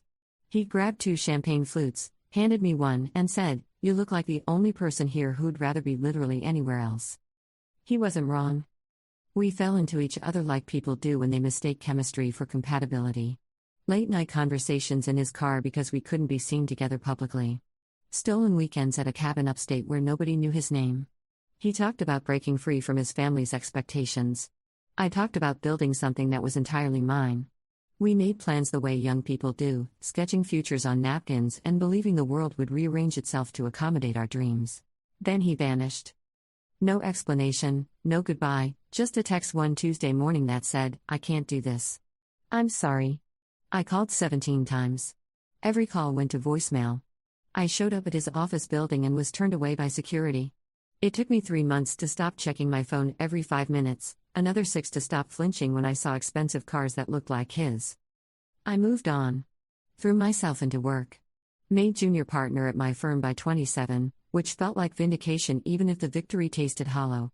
I dated other people, none seriously. Built a life that looked good on paper, the kind of life people congratulated you for even if you sometimes felt like you were watching it happen to someone else. Then, 8 months ago, Melissa called me breathless with excitement. She'd met someone. Someone amazing. Someone serious. She wanted me to meet him over dinner that weekend. I'll never forget the moment Connor walked into that restaurant. The way his smile froze when he saw me. The way Melissa's hand slipped into his, oblivious, radiant, introducing us like strangers. "Connor, this is my sister, the lawyer I told you about. Isn't she impressive?" Connor's handshake was too firm, held a second too long. His eyes begged me for something I couldn't name. Mercy, maybe. Silence, definitely. "Nice to meet you," I managed. The lie tasted like ash. I should have said something then. Should have pulled Melissa aside and explained. But I watched Connor throughout that dinner, watched how carefully he avoided looking at me, how his laugh sounded just slightly wrong, and I realized he was terrified. Terrified I'd ruin whatever he was building with my sister. Terrified his carefully constructed life would crumble again. And something ugly bloomed in my chest. A dark satisfaction at watching him squirm. At knowing I held his secret like a grenade with the pin half pulled. So I stayed quiet. Went to their subsequent dinners. Smiled through their engagement party. Bought an expensive blender from their registry. Told myself I was being mature, taking the high road, letting the past stay buried. But really? I was just too much of a coward to detonate the bomb I was carrying. My mother, though. My mother noticed something. She'd always had an instinct for weak spots, for places where pressure would crack you open. In the weeks leading up to the wedding, she started making comments. How Melissa had finally caught someone worthy. How some daughters knew how to make their families proud. How I should really stop focusing so much on work and find someone before I got too old and set in my ways. The morning of the wedding, she cornered me in the bridal suite while Melissa was getting her makeup done. Her perfume was overwhelming in the small room, the same floral scent she'd worn my entire childhood, now forever associated with criticism delivered in honey tones. "You know this should have been your wedding," she said, adjusting her mother of the bride corsage in the mirror. If you'd been less focused on your career and more focused on being the kind of woman men actually want to marry. My fingers tightened around the garment bag I was holding. Mom, I'm just saying. She turned to face me, her expression soft but her eyes hard. Melissa understands how to make people happy. How to be lovable. That's a skill, you know. Not something they teach in law school. I wanted to scream. Wanted to tell her that Melissa's perfect fiancé had once told me he loved me in a cabin upstate while rain hammered the roof. That their fairy tale romance was built on my silence. Instead, I said nothing. I'd gotten good at that. The ceremony was beautiful. Melissa looked like something from a magazine, all flowing tulle and strategic lighting. Connor's voice only shook slightly when he said his vows. I sat in the third row, watching them promise forever to each other, and felt like I was watching a movie where I knew the ending but couldn't warn the characters. The reception was at an estate that probably cost more than my condo. Crystal chandeliers, champagne towers, a string quartet playing while guests found their assigned seats. I located my place card at table 12, far from the wedding party, sandwiched between distant cousins I barely knew. The chair had a white satin bow tied around it, like all the others. Like I belonged there. I should have noticed my mother hovering nearby. Should have registered the vindictive glint in her eye. But I was tired, emotionally wrung out from the ceremony, focused only on sitting down and surviving the next few hours. That's when she yanked the chair back. The fall was spectacular. My heel caught in my hem and I went down hard, arms flailing, clutching at air. The impact knocked the breath from my lungs. 200 faces turned toward me in unison. Conversations died mid-sentence.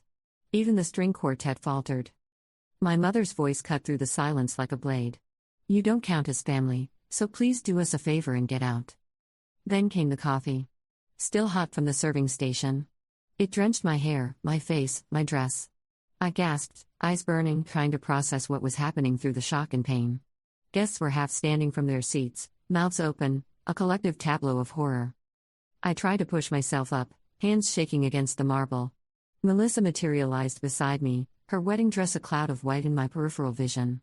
For one absurd moment, I thought she was going to help me. That some shred of sisterly loyalty would override whatever poison Mom had been dripping in her ear.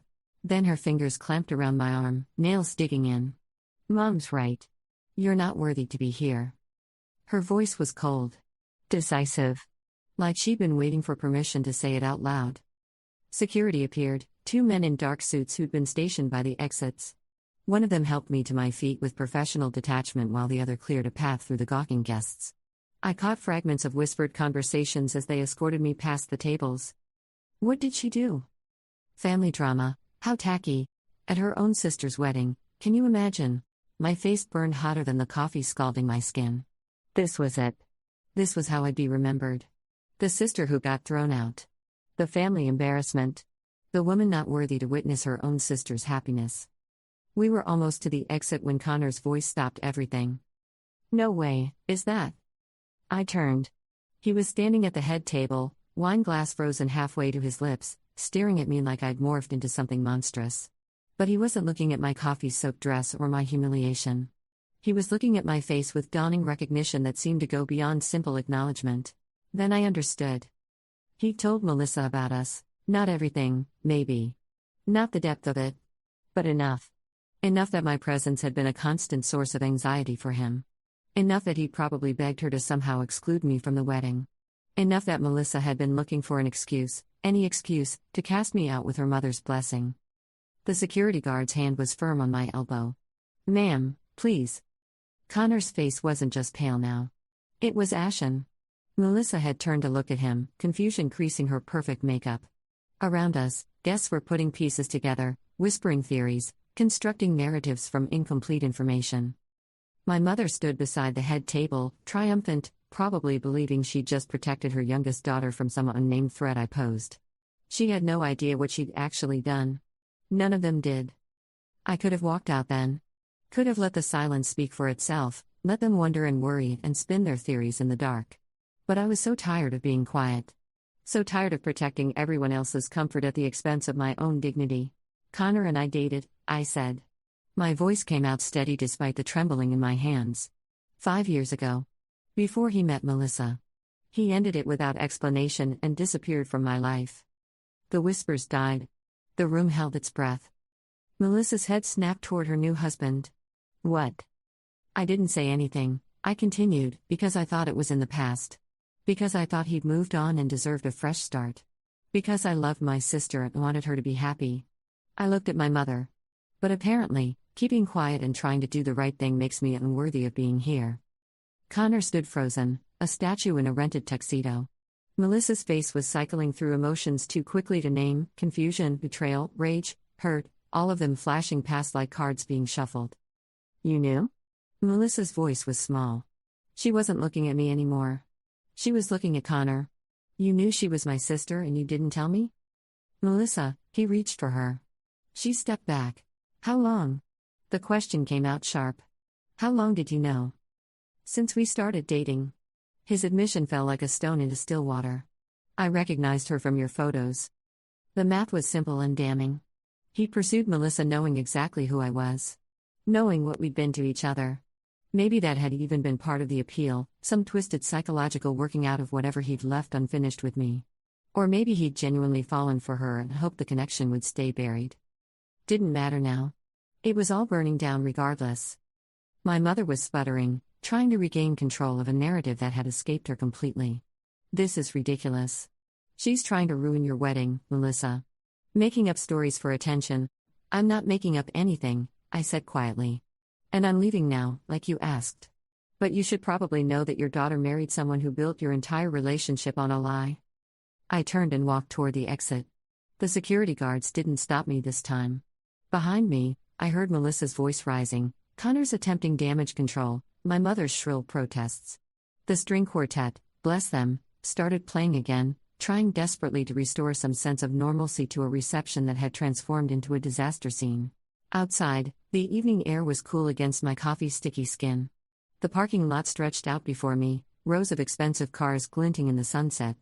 My own modest sedan waited in the back row, exactly where I'd left it 3 hours ago when I'd still believed I was here to support my sister on the happiest day of her life.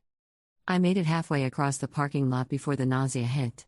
I bent over beside a decorative planter, hands on my knees, breathing hard. Not crying.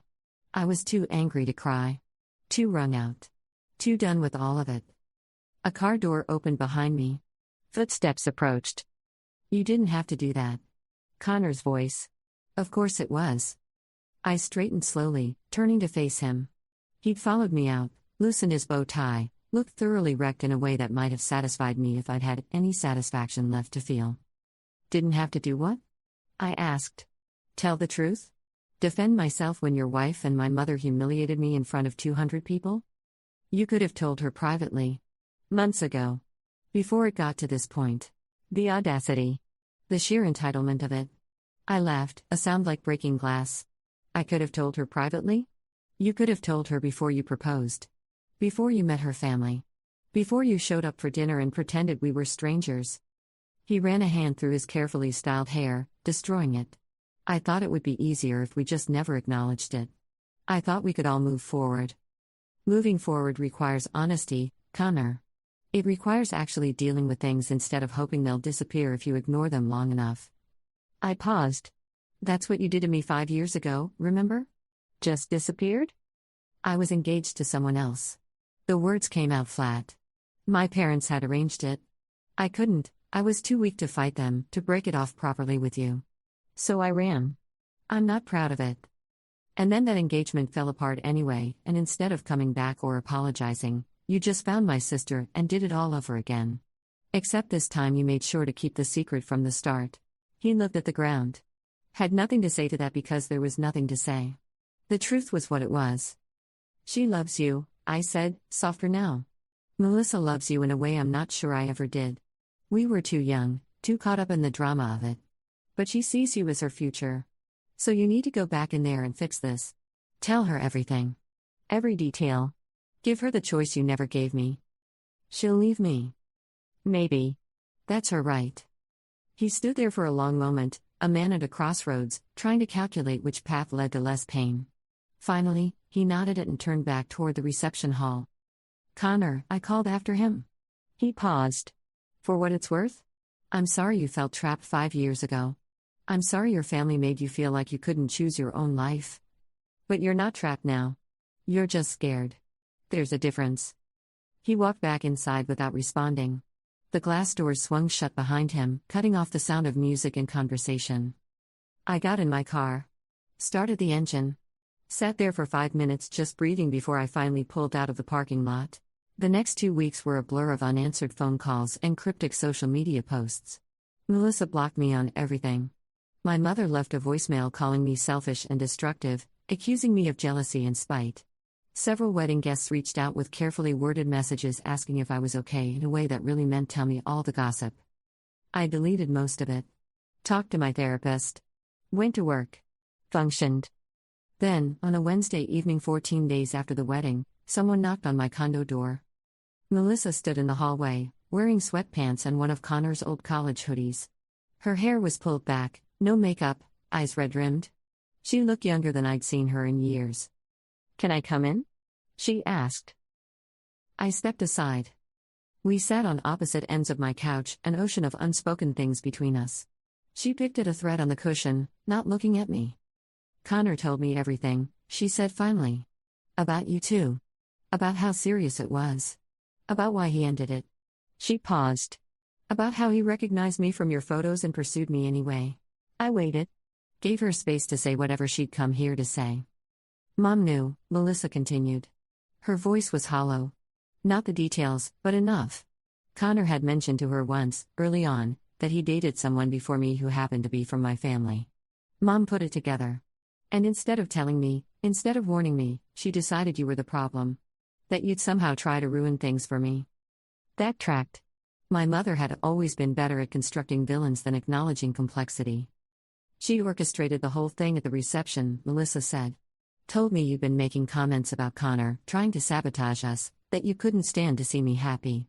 She said if I wanted to prove my loyalty to my marriage, I needed to stand with her when she confronted you. I was so caught up in wedding stress, in wanting everything to be perfect, that I just believed her." Her voice cracked on the last word. She covered her face with her hands. "I'm so sorry," she whispered through her fingers. "I'm so sorry for what I said. For not defending you. For letting her do that to you. I could have held on to my anger. Could have let her sit with the guilt, let it burn the way the coffee had burned. Part of me wanted to. But I was so tired of burning. I should have told you," I said. "When you first introduced us. I should have been honest instead of protecting him." "You were trying to protect me too," Melissa said, lowering her hands. Her eyes were swimming. "Trying to let me be happy even if it cost you something. That's who you've always been. The one who sacrifices. The one who braids my hair and teaches me to ride bikes and keeps quiet so I don't get hurt."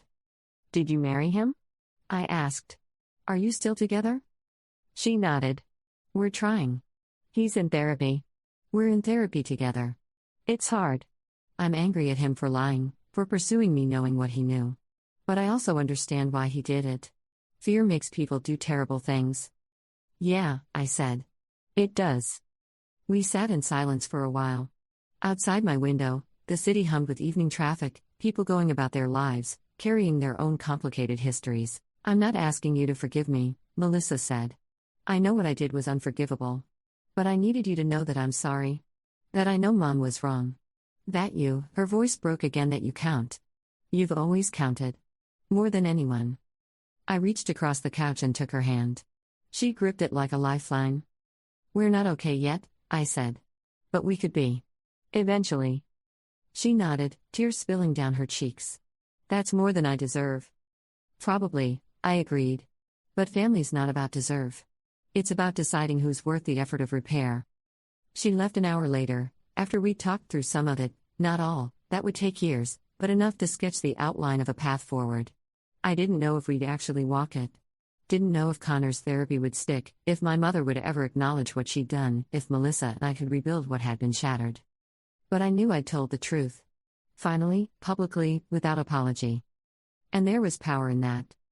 I stand in my bathroom that night, washing the last traces of coffee from my hair. I'd shampooed 3 times already but kept finding sticky spots, and looked at myself in the mirror. The woman staring back looked tired. Older than 29. But something in her eyes was clearer than it had been in years. My phone buzzed on the counter. A text from an unknown number. "This is Connor. Thank you for what you said in the parking lot. You were right. I'm trying to be less scared. I'm sorry for everything. You deserved better. I deleted it. Not out of spite, but because I didn't need his apology anymore. His guilt wasn't mine to absolve. But later, lying in bed, I thought about what Melissa had said. About sacrifice. About being the one who braids hair and teaches bike riding and keeps quiet. About counting. My whole life, I'd believed that being worthy meant being small. Meant taking up less space so others could expand into it. Meant carrying secrets and swallowing hurts and performing invisible labor that nobody thanked you for because that's what good daughters, good sisters, good women did. My mother had told me I didn't count. Had literally dumped coffee on my head to prove it. And some part of me, some deep-rooted part, had believed her. Had walked toward that exit with my head down, accepting the banishment as if it were deserved. But I'd turned around. I'd spoken. I'd named the truth out loud. And now I had to figure out what came next. How to build a life where I counted, where my voice mattered, where keeping quiet wasn't confused with keeping peace. It wouldn't be easy. My mother hadn't called, hadn't apologized, probably wouldn't. Some wounds don't heal. Some relationships don't survive their own truth. But I was done being unworthy. Done erasing myself so others could pretend everything was fine. 3 months later, I ran into Connor and Melissa at a restaurant downtown. I was there with colleagues, celebrating closing a major case. They were at a corner table, sharing a dessert, looking tentative but together. Melissa saw me first. She hesitated, then offered a small wave. I waved back. Connor kept his eyes on his plate. We didn't approach each other. Didn't need to. But as I left with my colleagues, laughing about something someone had said, I caught Melissa watching me. There was something in her expression I couldn't quite name. Regret, maybe. Or recognition. Or maybe just the acknowledgement that we were all still here, still trying, still figuring out how to be human in a world that rarely came with clear instructions. My mother, I'd heard through family channels, was telling people I'd had a breakdown at the wedding. That I'd caused a scene out of jealousy and spite. Let her. People who knew me knew the truth. People who didn't weren't worth correcting. I'd started dating someone new. A woman, actually, which probably would have scandalized my mother if she'd known. We'd met at a legal conference, bonded over shared frustrations with the justice system, stayed up until 3 a.m. talking in her hotel room. Nothing serious yet, but potential. The kind of potential that felt clean and honest, built on conversations rather than secrets. Some nights I still dreamed about the wedding. About the chair being pulled away, the fall, the coffee, the humiliation. In the dreams, I never make it to the door. I'm always falling, always burning. But I wake up. And I'm here. In my condo with morning light slanting through the blinds and coffee brewing in the kitchen, regular coffee now, the smell doesn't bother me anymore, and a whole day ahead of me that's mine to define. I count. I always did. It just took me 29 years and a public humiliation to believe it. 6 months after the wedding, my firm offered me a partnership track position in their Seattle office. New city, new start, the kind of opportunity people dream about. I turned it down.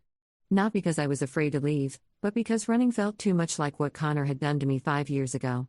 Disappearing instead of dealing. I'd built something here, messy as it was, and I wasn't going to abandon it just because the landscape had gotten complicated. Besides, Melissa was pregnant. She called me at work to tell me, her voice trembling with a mixture of joy and terror. I'm 12 weeks along. We just told Connor's parents. I wanted you to hear it from me. Congratulations, I said, and meant it. Whatever anger I'd held had dulled to something more manageable. Not forgiveness exactly, but acceptance. Life kept moving whether you were ready or not. I want you to be in the baby's life, she said quickly, like she was afraid I'd hang up. I know that's asking a lot after everything. But this baby deserves to know their aunt. The real you, not whatever version mom's been trying to create. My throat tightened. I'd like that. Connor wants to apologize to you. In person. No pressure if you're not ready, but he's been working with his therapist on accountability and, okay, I interrupted. I'll meet with him. We chose neutral ground. A coffee shop in a neighborhood neither of us frequented, the kind of place with mismatched furniture and local art on the walls. He arrived 5 minutes early, ordered us both drinks without asking what I wanted, then apologized and offered to get something else when I pointed out I didn't drink mochas anymore. I'm trying, he said, sitting down across from me with my correct order, black coffee, no sugar. Trying to be better at reading situations, at asking instead of assuming. It's harder than it sounds. Most worthwhile things are. He looked different. Thinner, maybe, or just worn down. The polished confidence that had first attracted me was gone, replaced by something more tentative. More human. I need to explain why I left, he started. Not excuse it. I know there's no excuse. But you deserve context. I wrapped my hands around my coffee cup and waited. My parents had arranged my engagement to Victoria before I ever met you. Old family friends, business connections, the whole archaic arrangement. I'd agreed to it because that's what I'd always done, agree to whatever they wanted. Then I met you at that gala, and for the first time in my life, I wanted something they hadn't chosen for me. He stared at his untouched drink. I thought I could have both. The rebellion and the approval. I'd date you in secret, and eventually my parents would realize Victoria was wrong for me, and I could introduce you as the better choice. I had this whole fantasy where they'd see how accomplished you were, how much happier I was with you, and they'd just accept it. But that's not what happened. No. Victoria found out about us. Threatened to tell my parents, to ruin my standing in the company, to make sure I was cut off completely. I panicked. I was 24 and terrified of losing everything I'd been raised to value. So I chose wrong. I chose safety over you. And the coward's way out was to just disappear, to not even give you the dignity of an explanation. The confession hung between us. Part of me had always known something like this was the truth. But hearing it confirmed still stung. Victoria and I were miserable together, he continued. The engagement lasted another year before she cheated on me with my cousin. My parents finally saw her for what she was. And by then, you'd moved on. I told myself you were better off, that I'd done you a favor by leaving. Classic self-serving rationalization. And Melissa? He winced. When I saw her photos at a mutual friend's party, I recognized her immediately. Same eyes as you, same laugh. It felt like fate or punishment or both. I convinced myself that dating her was a coincidence, that I was genuinely attracted to her, which I am, but my therapist helped me see that part of the draw was that she was connected to you. Like I was trying to get back something I'd lost, but through a safer route. That's profoundly messed up, Connor. I know. I know it is. And when I met you at that dinner and saw you sitting there, looking at me like I was a stranger, I should have ended it with Melissa immediately. Should have told her everything. But I'd already fallen for her by then, and I convinced myself that our history was irrelevant to what she and I had together. He finally looked up, met my eyes. I'm not asking for forgiveness. You don't owe me that. I just needed you to know that I'm aware of how badly I failed you. Both times. And I'm trying to be the kind of man who doesn't fail people anymore. I considered him for a long moment. This broken, earnest version of someone I'd once imagined a future with. You hurt me, I said. Twice. And that doesn't just evaporate because you've done some soul searching. But I appreciate you telling me.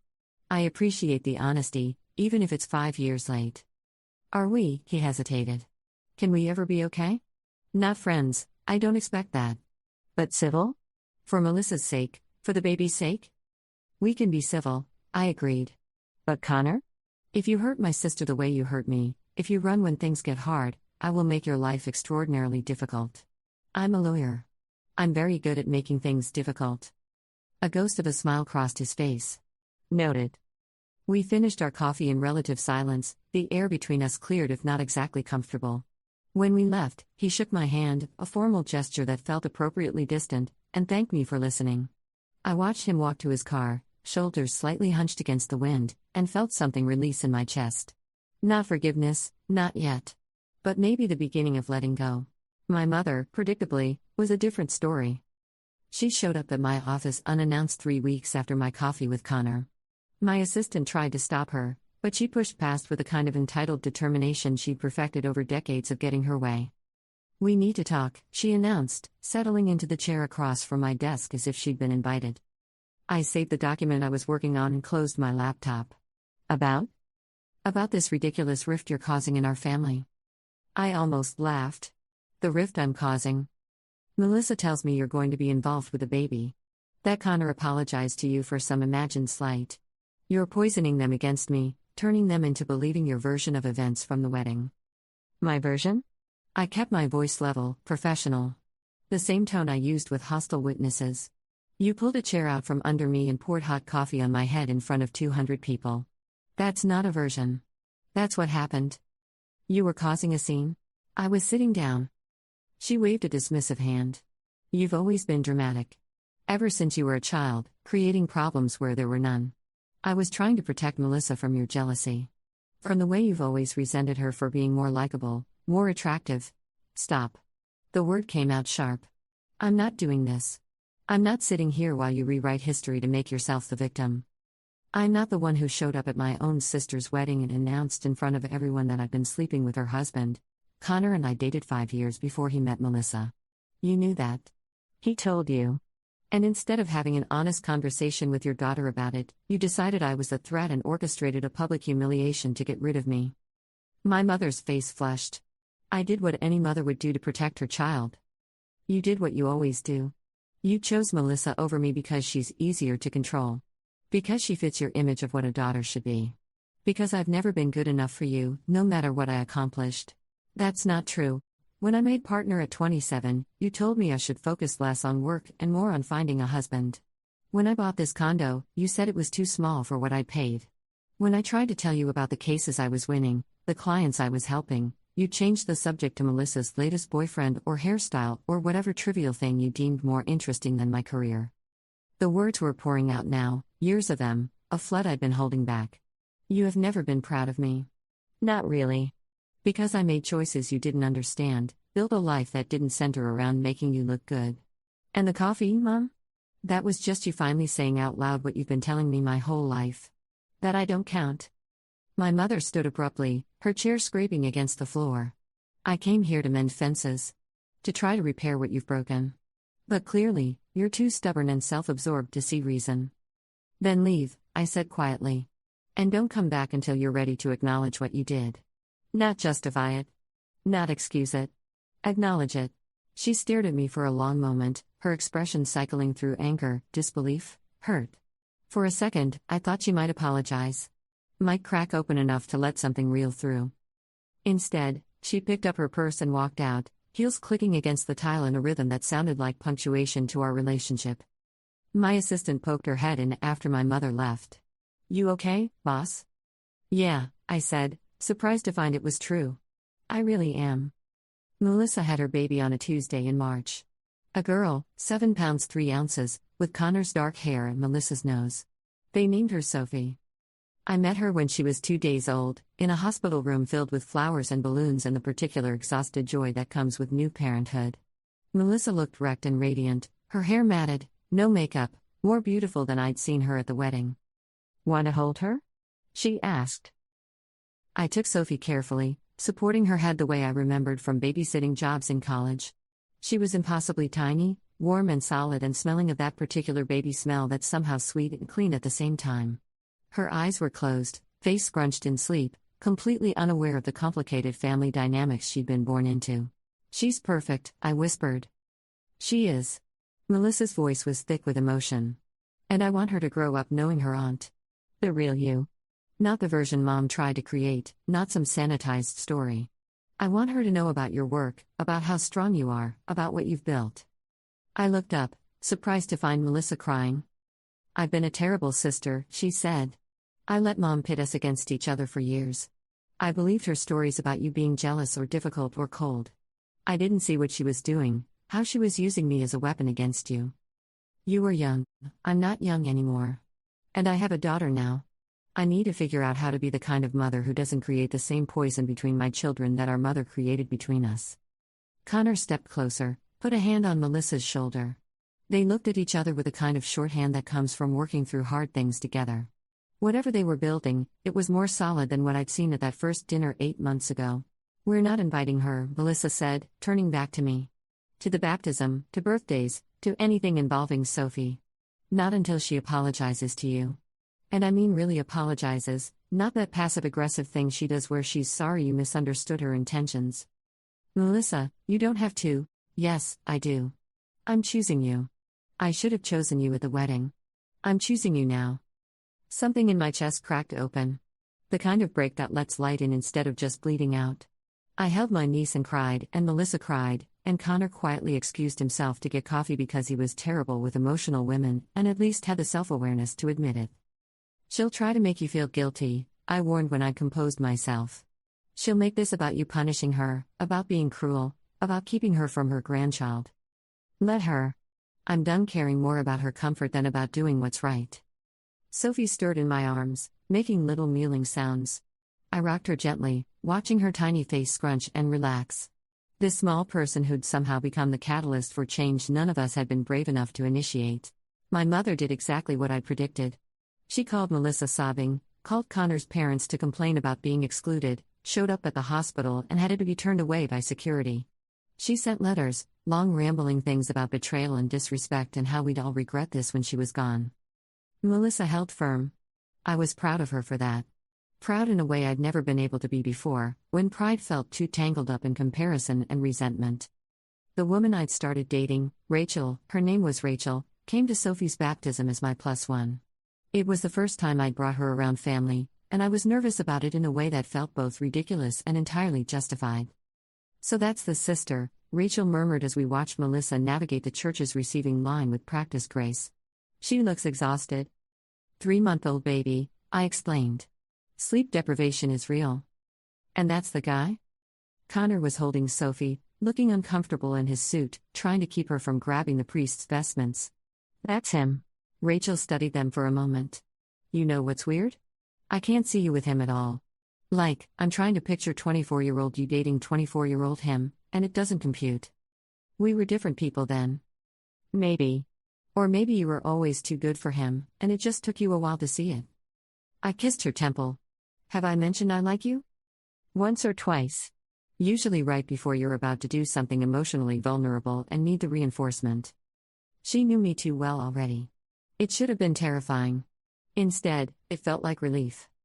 After the ceremony, during the reception at Melissa's house, Connor pulled me aside into the kitchen while everyone else was occupied with cake and champagne. Your mother showed up, he said quietly. Outside, before the service. She tried to convince Melissa to let her in.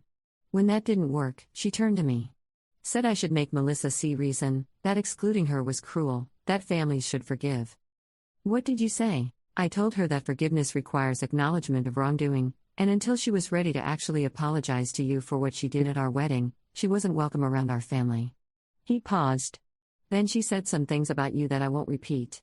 Things designed to make me question Melissa's decision. Things that made it very clear why you and Melissa both struggled with self-worth for so long. I leaned against the counter, suddenly tired. She's not going to change. Probably not. But that's her loss. Sophie deserves better than a grandmother who thinks love is conditional on compliance. It was the most backbone I'd ever heard from him. Maybe fatherhood was changing him. Or maybe therapy was finally sticking. Either way, I was glad Sophie had at least one parent willing to break generational cycles. Thank you, I said. For standing firm. I know she can be persuasive. She's terrifying, he corrected. But so are you, in a different way. And I'd much rather be on your good side. I laughed despite myself. Smart man. Rachel found me a few minutes later, slipping her hand into mine. You okay? You look like you've been through something. Just family stuff. The usual complications. Want to get out of here? We could grab dinner somewhere quiet, decompress. I looked around the house. At Melissa laughing with Connor's sister about something, at Sophie sleeping peacefully in her bassinet, at the gathering of people who'd chosen to show up and celebrate this small life. At the space where my mother should have been but wasn't, an absence that hurt less than I'd expected. Yeah, I said. Let's go. We said our goodbyes, promised to visit soon, drove back to my place through early evening traffic. Rachel had started keeping spare clothes at my condo, her toothbrush next to mine in the bathroom, her brand of coffee in the cupboard. Small domestic details that felt enormous in their implications. Do you ever regret it? She asked later, after dinner, curled up on my couch with her head on my shoulder. Telling the truth at the wedding? Blowing everything up instead of just walking away quietly? I thought about it. Really thought about it. Sometimes, I admitted. It would have been easier to stay silent. To let them think whatever they wanted to think, to avoid all this mess. But easier isn't always better. And I'm tired of making myself small so other people can stay comfortable. Good, she said. Because the you I met, the one who's brilliant and fierce and takes up space without apologizing, that's the you I'm falling for. I'd hate to lose her to someone else's idea of who you should be. Falling for. Present tense, active process. The beginning of something rather than the end. I tilted her face up and kissed her, tasting possibility and hope and the particular sweetness of being chosen for exactly who you were. My phone buzzed on the coffee table. A text from Melissa: "Thanks for coming today. Sophie's going to be so lucky to have you in her life. Love you." I texted back, "Love you too." 3 words that felt different now than they had before. Not obligatory. Not complicated by resentment or comparison. Just true. Rachel fell asleep on my shoulder, her breathing evening out into the rhythm of dreams. Outside my window, the city lights flickered on as darkness fell, thousands of lives playing out in apartments and houses, each carrying their own complicated histories, their own hard truths, their own choices about who to become. I stayed awake, thinking about Sophie growing up, about what stories she'd be told about our family. About whether my mother would ever soften enough to acknowledge what she'd done, or if that bridge was burned beyond repair. About Connor trying to be better, Melissa choosing differently, me learning to take up space without guilt. About the fact that I'd survived what should have been the most humiliating moment of my life, and somehow come out stronger. Not unscathed, I still had dreams about falling, still flinched at the smell of certain coffee, but stronger. I counted. And now, finally, I believed it. Story 4. My hands were shaking so hard I could barely hold my bouquet. The officiant was still talking, something about eternal devotion, and I was supposed to be crying tears of joy, not trying to keep my breakfast down. But there he was, 4 rows back on the bride's side, sitting between 2 of my college friends who clearly had no idea who they were sandwiched next to. Derek. My Derek. Except he wasn't mine anymore, hadn't been for 3 years, not since the judge read out his sentence, and I sat in that courtroom feeling like my entire life had been a performance I'd been too stupid to recognize. He was wearing a navy suit. Navy. The color I'd always told him looked best on him, brought out his eyes, made him look trustworthy. That should have been my first clue back then, that someone would need a color to look trustworthy. I could see Madison out of the corner of my eye, my little sister, my maid of honor, standing just behind me in her dusty rose dress. She was holding her phone at chest level, angled right at me. Not even trying to hide it. The tiny red light of a recording glowed like a warning I'd ignored my entire life where she was concerned. My fiancé, husband, technically, we were mid-ceremony, squeezed my hand. "You okay?" he mouthed. I almost laughed. Was I okay? The man who'd stolen $47,000 from the nonprofit where I'd gotten him a job was sitting in my wedding like he belonged there, and my sister was filming my mental breakdown for an audience of strangers who'd consumed my trauma with their morning coffee. "I'm fine," I whispered back and turned my attention to the officiant, trying to anchor myself in the words, in the moment I'd spent 18 months planning. The venue alone had cost more than my first car, this converted barn with exposed beams and fairy lights wrapped around everything, Edison bulbs hanging like amber stars. My mother-in-law had insisted on fresh peonies flown in from Oregon. The cake was 7 tiers of imported Belgian chocolate. Everything was perfect. Everything except the convicted felon in row 4. When the ceremony ended, when we were finally pronounced husband and wife and I kissed Marcus with Derek's presence burning into my back like acid, I grabbed Madison's wrist as we walked down the aisle. "What did you do?" She grinned, all teeth and mischief. "Surprise. Aren't you always saying how you wish you'd had closure? How you never got to confront him? So you invited him to my wedding? The content is going to be incredible, Soph. You should have seen your face when you spotted him. Pure gold." She pulled out her phone, already reviewing the footage as we walked. "Look at this shot, you can see the exact moment you notice him. Your eyes go all wide and... delete it." "What? No way. This is going to blow up. I've already got the caption written, when your sister's toxic ex shows up to her wedding uninvited." Well, technically I invited him, but the viewers don't need to know that part. We'd reached the holding area behind the ceremony space, where the photographer was trying to gather the wedding party for pictures. My mother was already crying, happy tears, not the kind I was fighting back. Marcus's parents were beaming, his mother already dabbing at her eyes with a monogrammed handkerchief. "Madison." I kept my voice low, controlled, the way I'd learned to speak in corporate meetings when men twice my age tried to talk over me. "You need to tell security to remove him. Now. Before the reception." "Security?" She laughed, actually laughed, throwing her head back like I'd told the funniest joke. "Stop being so dramatic, it'll get millions of views. This is the kind of content that goes viral, Soph. Do you know how many followers I could get from this? I'm stuck at 42,000. This could push me over 100,000 easy. I don't care about your follower count. I care that the man who stole from a charity, who lied to me for 2 years, who made me question my own judgment in every relationship since, is currently drinking champagne at my wedding. He's not drinking yet. Cocktail hour hasn't started. I wanted to scream. I wanted to grab her phone and throw it into the pond behind the barn where we were supposed to take sunset photos in an hour. Instead, I said, if Marcus's parents find out who he is, if anyone tells them what he did, it will ruin everything. His mother already thinks I'm not good enough for him. She spent 20 minutes at the rehearsal dinner telling me about all the accomplished women Marcus dated before me. Madison rolled her eyes. Then we make sure they don't find out. Derek promised he'd behave. He's actually really sorry, you know. He wanted to apologize in person. You talked to him? How did you even? Facebook? I searched for him a few weeks ago, just out of curiosity, and we started messaging. He's actually changed a lot, Soph. He did his time, he's been in therapy, he's working at I don't care. My voice came out sharper than I'd intended, sharp enough that the photographer looked over with concern. I forced a smile, waved her off. I don't care if he's Mother Teresa now. He doesn't belong here. Well, he's here. And I'm not telling security anything because there's nothing to tell. He's a guest. I invited him. Technically, as maid of honor, I was allowed to bring A+1. You brought Mom. I brought Derek. Mom came on her own. Different thing. The photographer called my name. Time for couples portraits. Marcus was waiting, looking unfairly handsome in his charcoal tuxedo, his smile still carrying the glow of the ceremony. He didn't know yet. Didn't know that my past was sitting in our present, uninvited but very much present. I plastered on the smile I'd perfected over years of family photos where everything was falling apart behind the scenes but we all had to look happy anyway. Click. Click. Click. The photographer's camera captured the lie. The cocktail hour passed in a blur of forced conversations and constant peripheral surveillance. I tracked Derek the way you track a wasp at a picnic, never looking directly at it, but always knowing exactly where it was. He moved through the crowd easily, too easily, chatting with my Aunt Carol, laughing with my college roommate, Emma. He'd always been good at parties, at making people like him. That was part of the problem. If he'd been obviously terrible, I would have seen it sooner.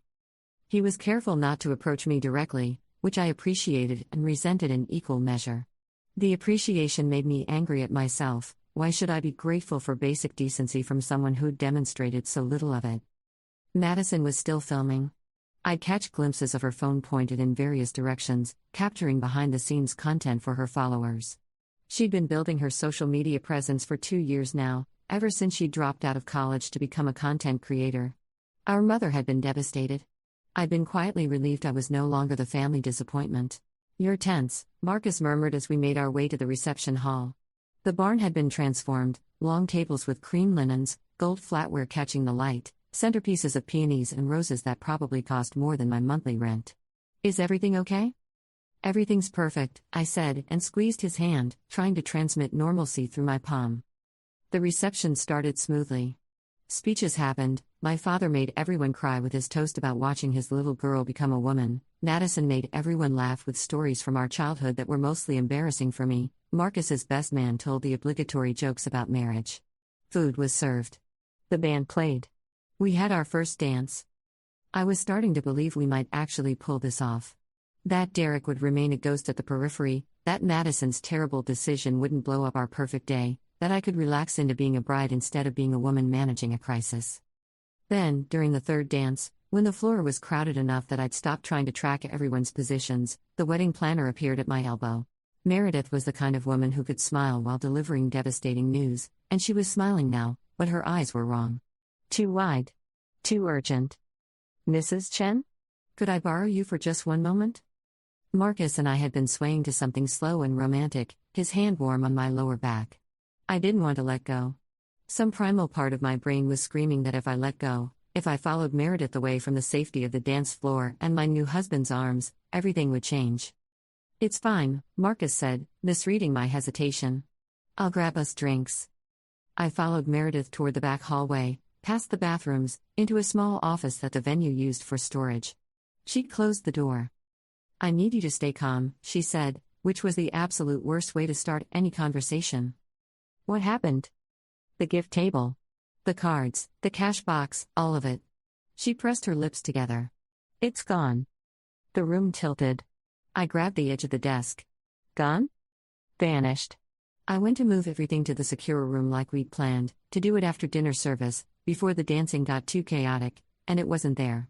The table's still there, obviously, but it's empty. Completely empty. That's not possible.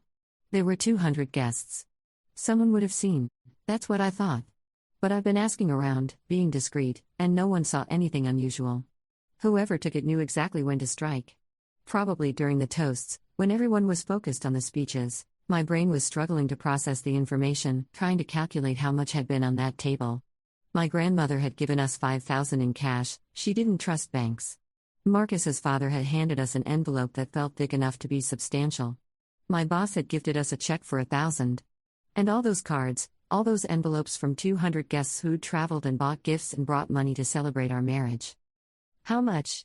I asked, though I wasn't sure I wanted to know. You'll need to go through everything properly, but based on what I saw earlier, what people were telling me they brought.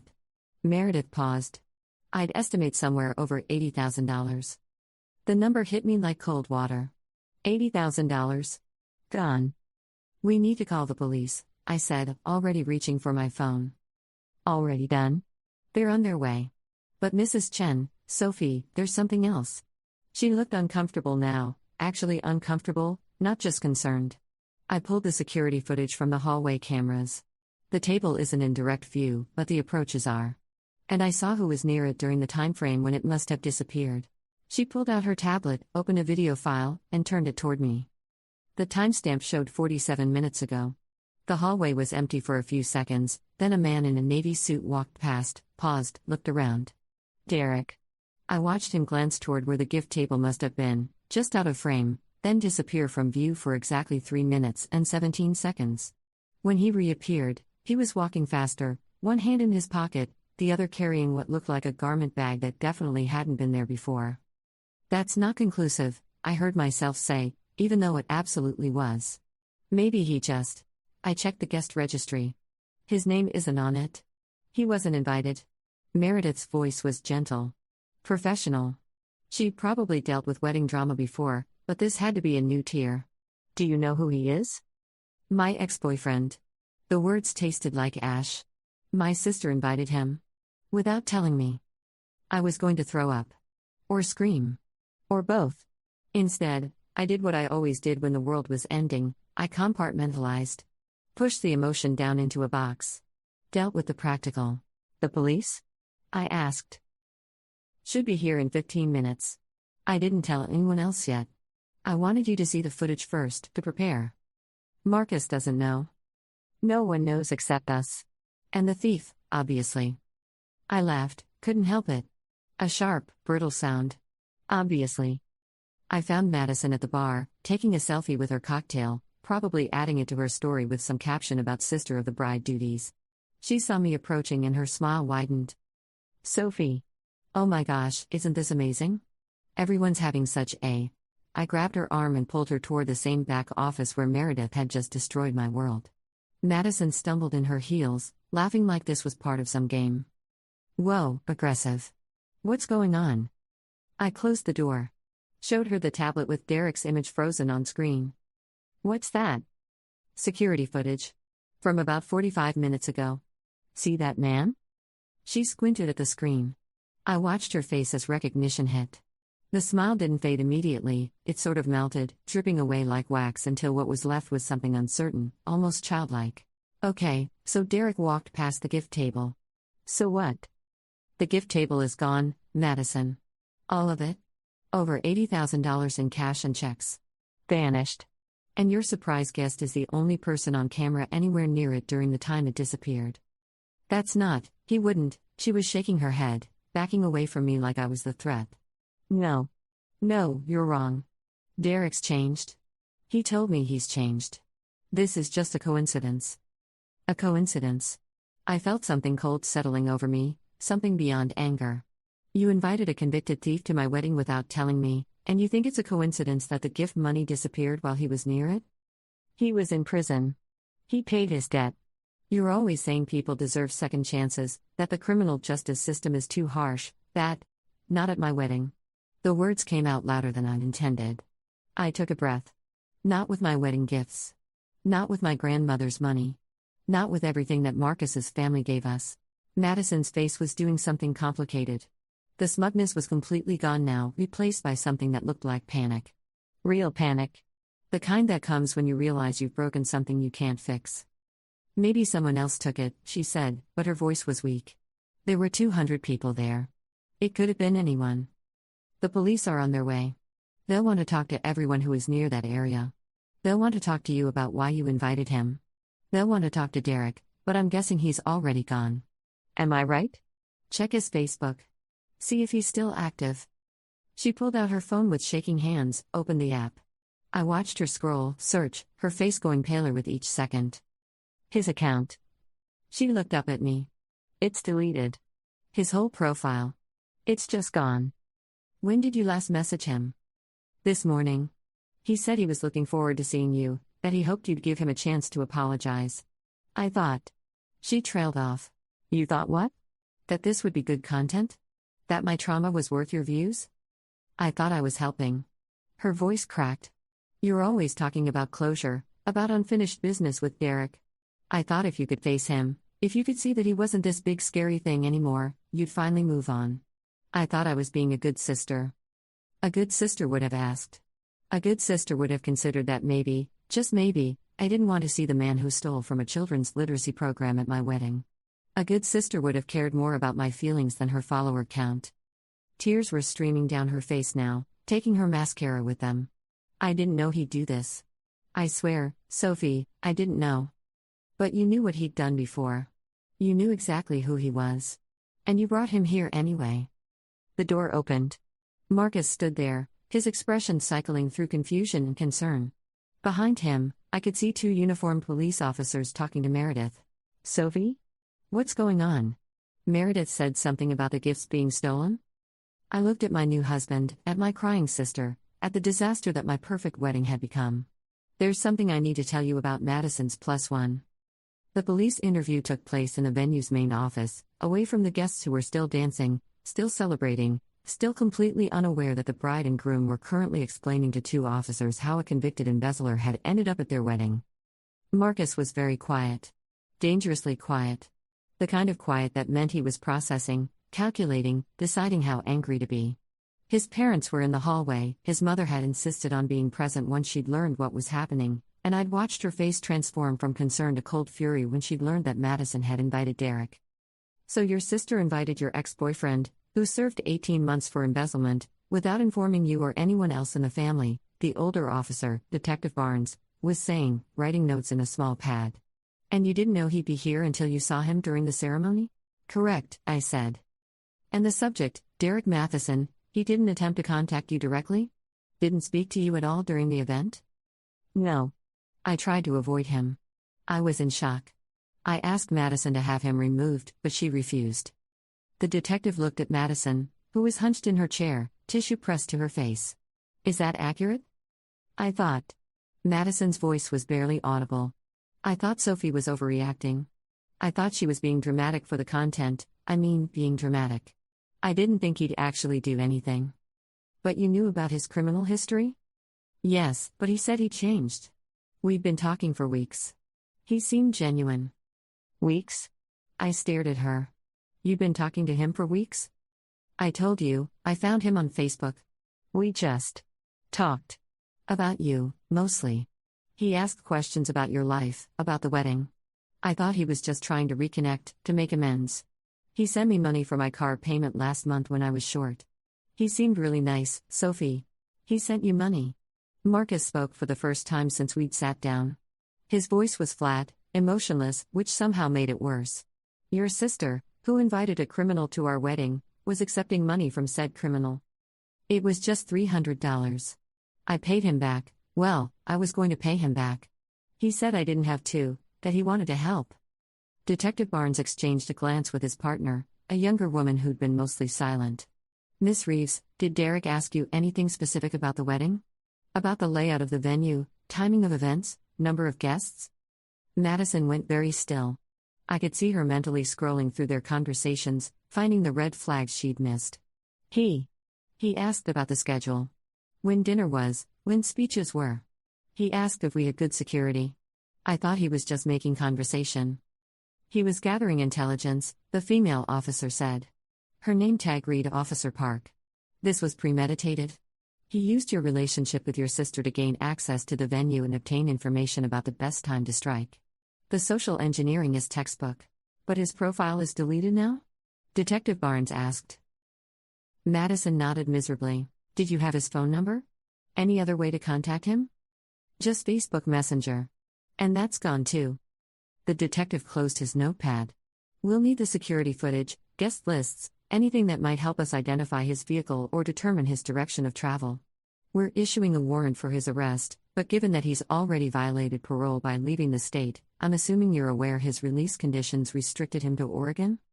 I hadn't known that. Madison's face suggested she hadn't either, or hadn't cared. He'll likely try to leave the country, Detective Barnes continued. We've already alerted border security, airports, train stations. The amount of cash he took makes him high risk for flight. But I need you both to understand that recovery of the funds is unlikely. In cases like this, the money's usually already been laundered or hidden. He's had this plan for a while. Marcus's hand found mine under the table. Squeezed hard enough to hurt. We'll do everything we can, Officer Park said, standing. We'll need to interview other guests, particularly anyone who had direct contact with the subject. Miss Reeves, we'll need a full statement from you about your communications with Mr. Matheson. Everything you discussed, any photos he sent, any details about his current life or employment. After they left, the four of us sat in silence, me, Marcus, Madison, and Meredith, who'd stay to provide moral support and venue cooperation. Outside, I could hear the band playing. Someone was laughing. The party was continuing without us. I should tell the guests, I said finally. Make an announcement. They deserve to know. Or we don't, Marcus said. We finish the night, we let people enjoy themselves, and we deal with this tomorrow. No one out there knows except us. The band's playing. The cake hasn't been cut. We can still have our wedding, Sophie. How? My voice broke. How do I go out there and cut the cake and do the bouquet toss when I know that everything people gave us is gone? When I know my sister brought the person who stole it? Because the wedding isn't about the gifts, Marcus said, and his voice was gentle now, tired. It's about us. It's about standing in front of everyone we love and promising forever. That already happened. Derek can't steal that. I looked at Madison, who was still crying silently, her phone dark in her lap. All her careful planning, all her content strategy, and she hadn't filmed any of this. No reaction shots of the bride learning she'd been robbed.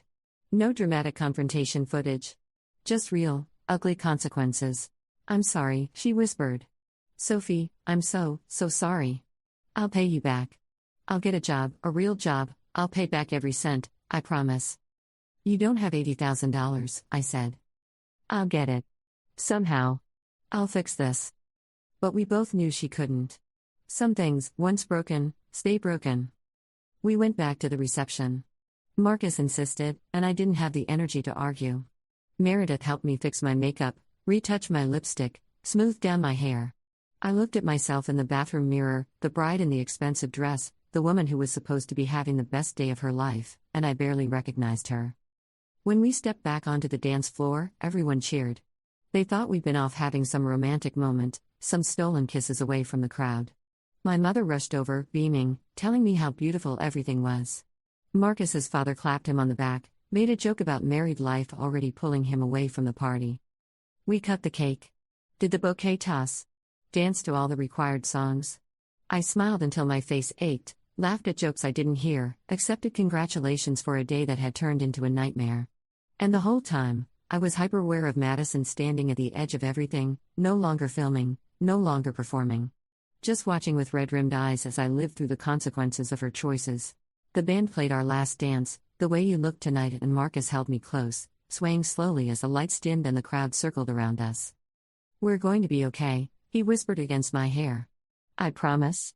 We'll get through this. I wanted to believe him. Wanted to believe that love was enough, that we could build a life on something other than the money we'd lost. But I kept thinking about Derek in his navy suit, about the way he'd moved through the crowd like he belonged, about how easily he'd played my sister, played all of us. The worst part wasn't the money, though $80,000 was devastating. The worst part was that he'd proven something I'd always feared, that I was still the same naive girl who'd dated him, who'd trusted him, who'd believed his lies. That I hadn't learned anything. That I could still be fooled. The song ended. People cheered.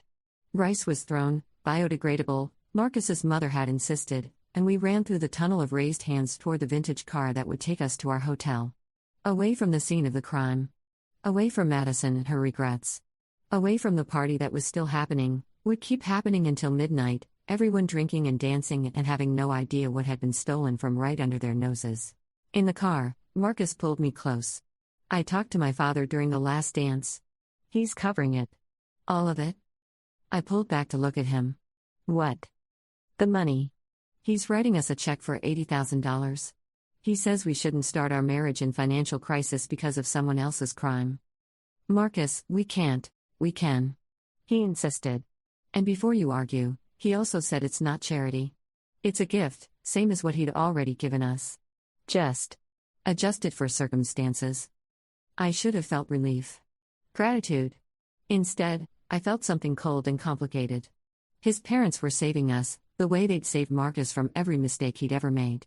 The way they'd probably always save us. And we'd owe them. Not officially, not in any way that would be acknowledged at family dinners, but the debt would be there nonetheless. What about Madison? I asked. What about her? Does she know? I don't know. Does it matter? It did, but I couldn't explain why. Some part of me wanted her to suffer, to face the full weight of what she'd done. Another part, the part that remembered braiding her hair when she was 6, teaching her to ride a bike, being the big sister who protected her, wanted to shield her from the consequences. Marcus kissed my forehead. We'll figure it out. Tomorrow. Tonight, let's just be married. So I let myself be married. Let myself lean against my husband in the back of a vintage Rolls-Royce, let myself close my eyes against the weight of the day. But I couldn't stop thinking about Derek, about where he was now, how far he'd gotten. Whether he was laughing at how easy it had been, how perfectly his plan had worked. And I couldn't stop thinking about Madison, who'd wanted millions of views, who'd wanted to be seen and validated by strangers on the internet. She'd gotten her content, just not the kind she'd imagined. No triumphant sister saves the day narrative. No heartwarming reconciliation. Just the hard truth that some people never change, and that trusting them again doesn't make you compassionate. It makes you complicit. The hotel suite was obscenely luxurious, floor-to-ceiling windows overlooking the city, champagne chilling in a silver bucket, rose petals scattered across the bed in a heart shape that someone had been paid to arrange. I stood at the window, still in my wedding dress, watching the lights below. My phone had been buzzing all night. I'd been ignoring it, but now I pulled it out. 17 missed calls from Madison. 34 text messages. I scrolled through them, watching her spiral in real time. Sophie, please talk to me. I know you hate me. I deserve it. I'm so sorry. The police want to interview me tomorrow. Mom won't stop crying. Dad said I ruined your wedding. He's right. I ruined everything. I just wanted to help. I thought it would be good. Why did I think that? Something's wrong with me. I ruin everything I touch. And then, sent 20 minutes ago. He messaged me. Derek. From a new account. He said thanks for the payday. He said I was the perfect mark. He said you were always too smart for him, but I was just right. I stared at that last message for a long time. Derek had reached out one more time, just to twist the knife. To make sure Madison understood exactly how thoroughly she'd been used. It was cruel. Deliberate. The Derek I'd known wouldn't have bothered, he'd have vanished cleanly, no looking back. But this version, the one who'd spent 18 months in prison thinking about revenge, about showing everyone he was smarter than they'd given him credit for, this Derek wanted us to know he'd won. Marcus came up behind me, wrapped his arms around my waist. What is it? I showed him the message. That's sick, he said quietly. Why would he do that? Because he can. Because it costs him nothing and hurts her a lot. Because he's always been that kind of person and I was just too stupid to see it. You weren't stupid. You were kind. There's a difference. Is there? I turned to face him. Because I'm standing here on my wedding night, in a suite your parents paid for, wearing a dress I can't afford, about to start a marriage funded by your father's guilt money because I was too kind to see that my ex-boyfriend was manipulating my sister into giving him access to our wedding. That doesn't feel like kindness. It feels like naivety. Sophie, and the worst part is that I still love her. Madison. I'm furious with her, I might never forgive her, but I still love her. Which makes me exactly the kind of person Derek looks for. The kind who cares too much, who wants to believe the best about people, who keeps giving chances even after they've been burned.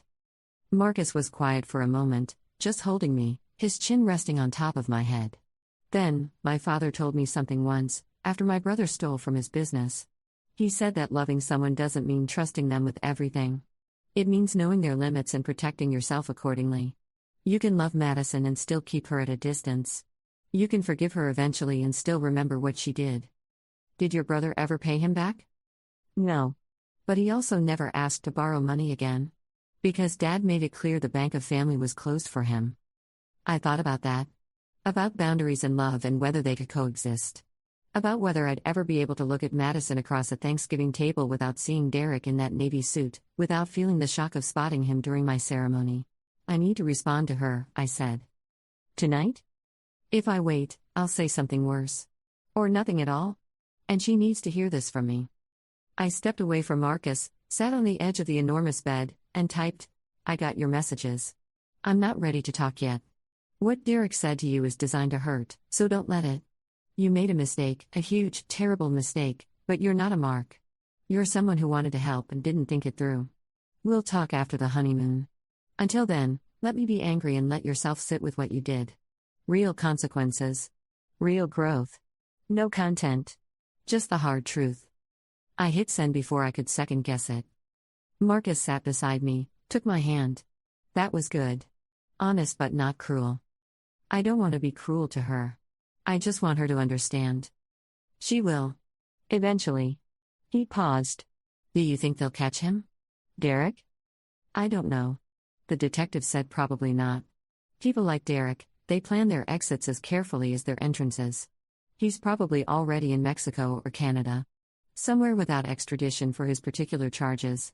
Somewhere he can live off $80,000 for a few years while he finds his next mark. That's dark. It's realistic. I spent 2 years with him, Marcus. I know how he thinks. He's not smart enough to be a criminal mastermind, but he's smart enough to exploit kindness. And there's always someone kind. We sat in silence, holding hands in our expensive hotel suite, surrounded by all the trappings of a perfect wedding night. The champagne. The roses. The city lights twinkling below like nothing was wrong. I love you, Marcus said finally. I know that's not enough to fix today. But it's true. I love you too, I said, and meant it. Even though your mother hates me now. She doesn't hate you. She's furious with Madison, but she knows you're not responsible for your sister's choices. She told me 3 times during the engagement that family reflects on family. That who we associate with says something about our character. So yeah, she definitely thinks less of me now. Then she'll have to learn better. You're my wife. That's not changing. Wife. The word still felt new, foreign. I'd been Sophie Reeves for 28 years. Sophie Chen was a stranger who'd been born today under the worst possible circumstances. My phone buzzed. Madison again. I'm sorry. I know I keep saying it, but I mean it. I'll find a way to fix this.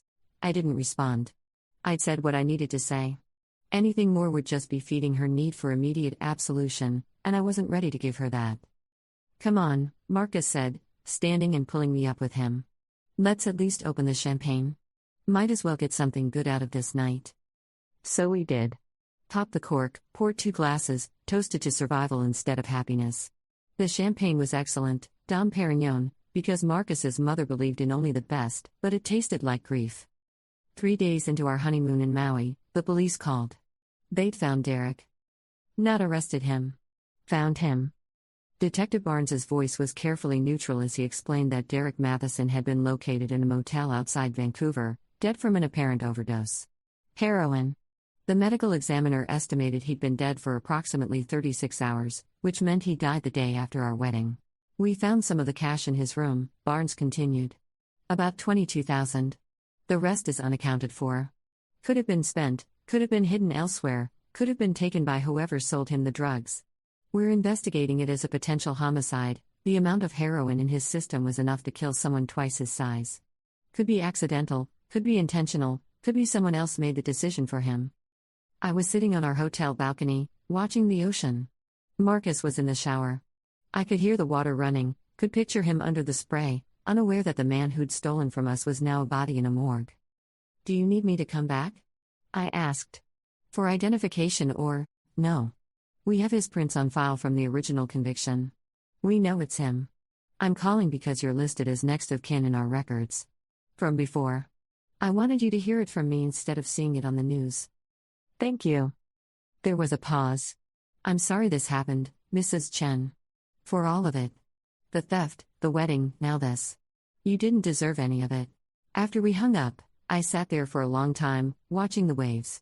Derek was dead. The man I'd loved, then hated, then feared, then resented, gone. Erased. And I felt nothing. Not relief, not sadness, not vindication. Just a vast, empty nothing. When Marcus emerged from the bathroom, towel around his waist, I told him. Watched his face cycle through shock, confusion, and something that might have been guilt. "Should we feel bad?" he asked. "I mean, he's dead." "I don't know. Should we? He stole from us. He violated parole. He manipulated your sister. He was a criminal. He was also a person. A person who made terrible choices. Don't we all?" I set my phone down. He didn't deserve to die, Marcus. Even if he deserved to be caught, to go back to prison, he didn't deserve this. "No," Marcus agreed. "But I'm not going to pretend I'm devastated either. Is that horrible? Probably. But I'm not devastated either, so we'll be horrible together." We spent the rest of that day in a strange, subdued mood. Went through the motions of honeymoon activities, snorkeling, expensive dinner, sunset walk on the beach, but everything felt muted. Derek's death hung over us like smoke. I called Madison that night, after 3 days of silence between us. She answered on the first ring. "Sophie?" "He's dead," I said without preamble. "Derek. The police found him in Vancouver. Overdose." Silence. "Then, what?" "He died the day after the wedding. They found some of the money, but not all of it." "He's dead?" Her voice was small, distant. "Are you sure?" "The police identified him. It's confirmed." More silence. I could hear her breathing, rapid and shallow. "Madison, are you okay?" "I don't know." She sounded lost, younger than her 23 years. I thought I'd be relieved. Or happy. Or something. But I just feel nothing. Empty. "I know," I said. "Me too." "Does this mean it's over? The investigation?" "I guess so. There's no one left to prosecute. They recovered some of the money, but the rest is gone. Dad's already told them to close the case. Marcus's father doesn't want to pursue it anymore." "So he wins," Madison said bitterly. "Even dead, he wins." "Nobody won, Madison. That's the point. We lost $80,000. You lost your relationship with me, or damaged it badly enough that I don't know how to fix it yet. Derek lost his life. There are no winners here. I'm sorry," she whispered. "I know I keep saying it, but I don't know what else to say." "You don't have to say anything. Just learn from this. Grow from this. Stop chasing views and start chasing meaning. Stop performing your life and start living it." "I deleted my accounts," she said suddenly. "All of them. TikTok, Instagram, everything. I can't look at them anymore without feeling sick." That surprised me. Madison's entire identity had been wrapped up in social media for 2 years. When? Yesterday. Mom thought I was being dramatic, but I couldn't do it anymore.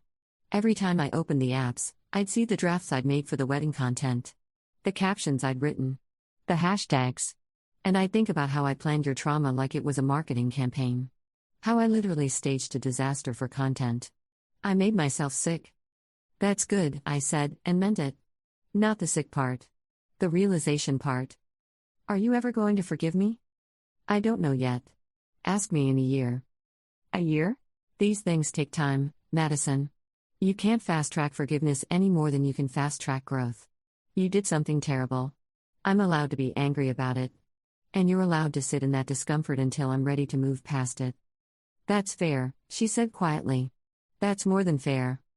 After we hung up, Marcus asked me if I felt better. "I don't know if better is the right word," I said. "But I feel something. Forward motion, maybe. That's good enough for now." We came back from our honeymoon to a different world. Marcus's father had deposited the $80,000 in our account, more than that, actually, to cover the amount the police hadn't recovered. The story had somehow stayed out of the local news, though I suspected that had more to do with the Chen family's connections than any actual discretion on the part of law enforcement. My mother called the day we got back. She'd been silent during the entire honeymoon, and I'd been grateful for the space. "I don't know what to say," she started, which was unusual for her. My mother always knew what to say. "About Madison, about the wedding, about all of it. I feel like I failed somewhere." "You didn't fail, Mom. Madison made her own choices." "But where did she learn to think that way? That other people's pain was content? That views mattered more than relationships?" From the culture. From social media. From 1,000 different sources that told her she needed to be seen to matter. I should have paid more attention. I should have noticed she was talking to Derek, that she was planning something. "How could you have known?" "She hid it deliberately. She knew it was wrong, knew we'd stop her, so she kept it secret." "That's not on you." But I could hear in her voice that she didn't believe me. Parents blame themselves for their children's mistakes. It's built into the job description. Madison moved back home with our parents. She'd been living in a studio apartment funded by her content creator income, but without the social media presence, she couldn't afford it. She got a job at a local bookstore, minimum wage, full-time, no cameras allowed on the floor. I heard about it through Mom, not from Madison herself. We didn't talk for 3 months. I'd see her name pop up on my phone occasionally, usually late at night, and I'd let it go to voicemail. I wasn't ready yet.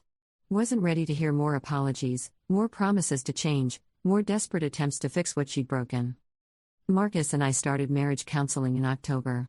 Not because we were struggling, though we were, a little, adjusting to living together, to navigating his parents' expectations, to building a life in the shadow of our disaster wedding, but because we both agreed that prevention was better than cure. Better to learn how to fight fairly before the real fight started.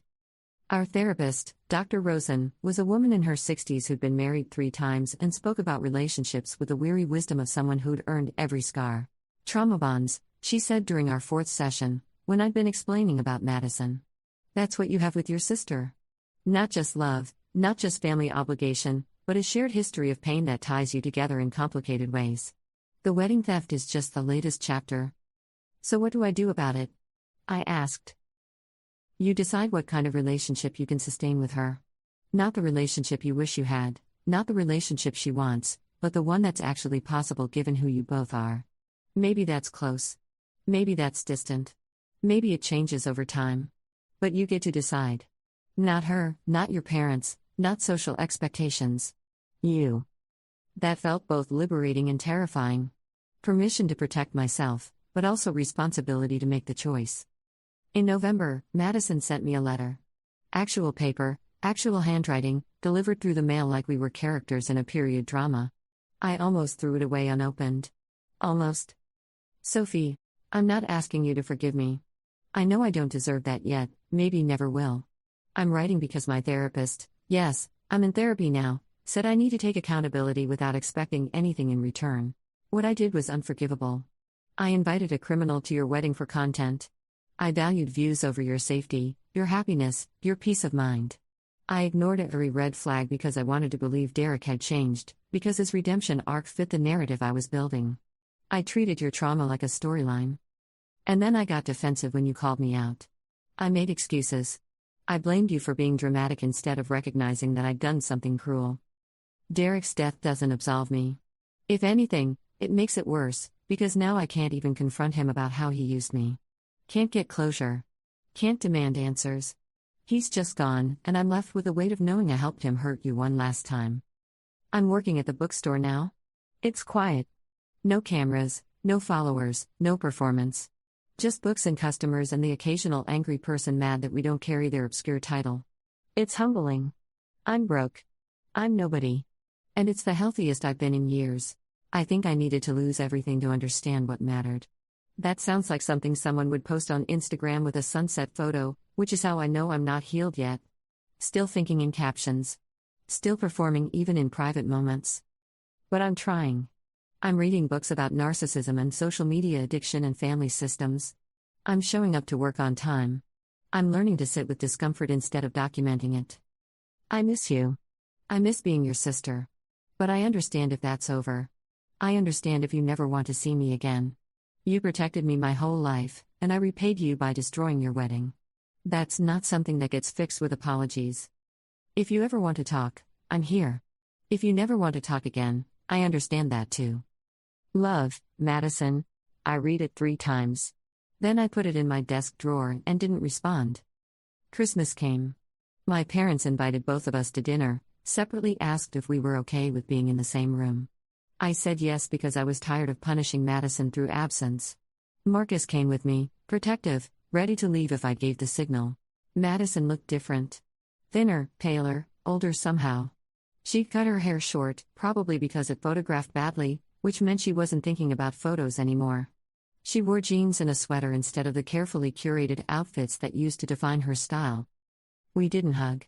Just nodded at each other across the living room, 2 women who used to be close, now strangers with a shared last name. Dinner was awkward. Dad kept trying to fill silences with stories about work. Mom fussed over the food. Marcus made polite conversation about nothing.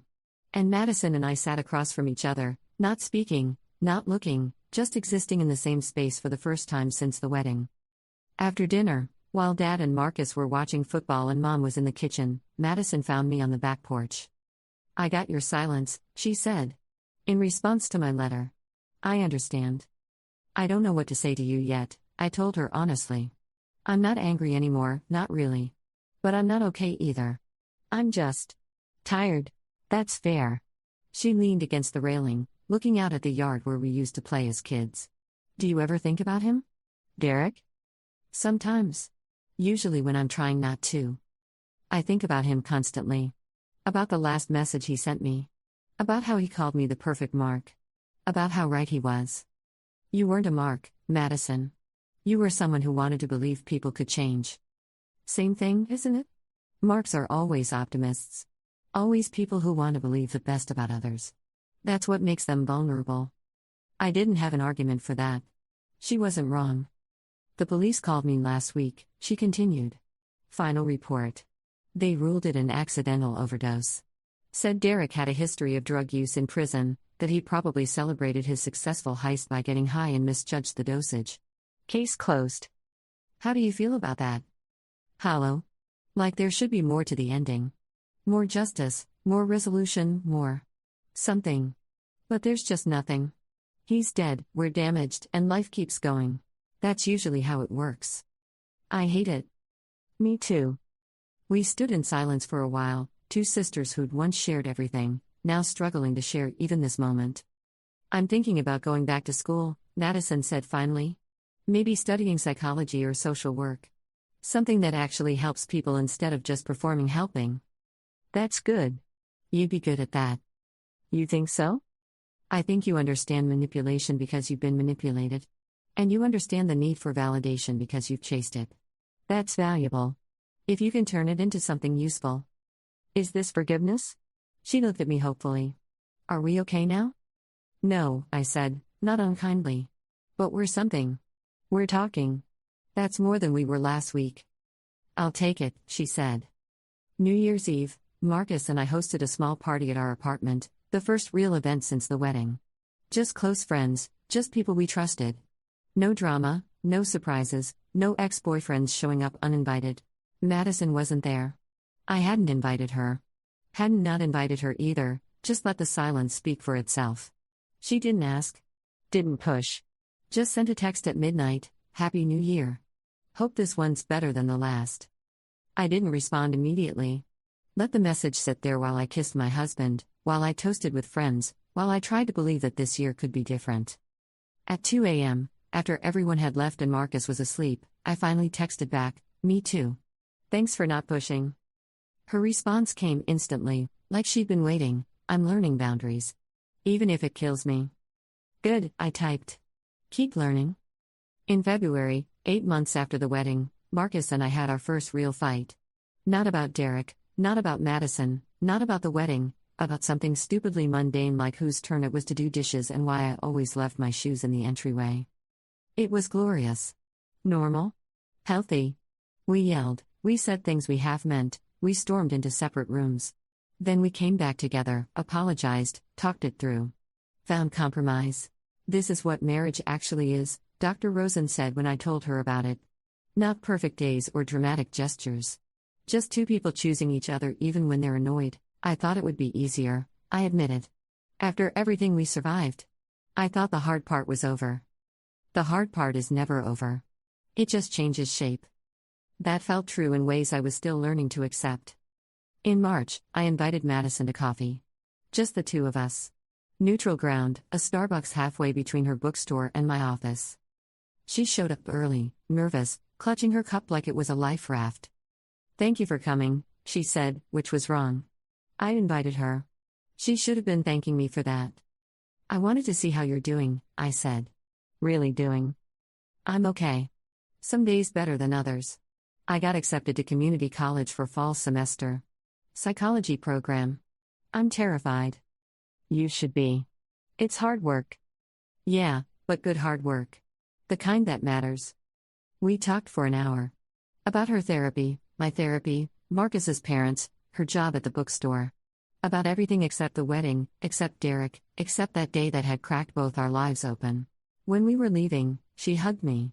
Quick, uncertain, like she wasn't sure she was allowed. I hugged her back. Brief, careful, but real. "I love you," she said.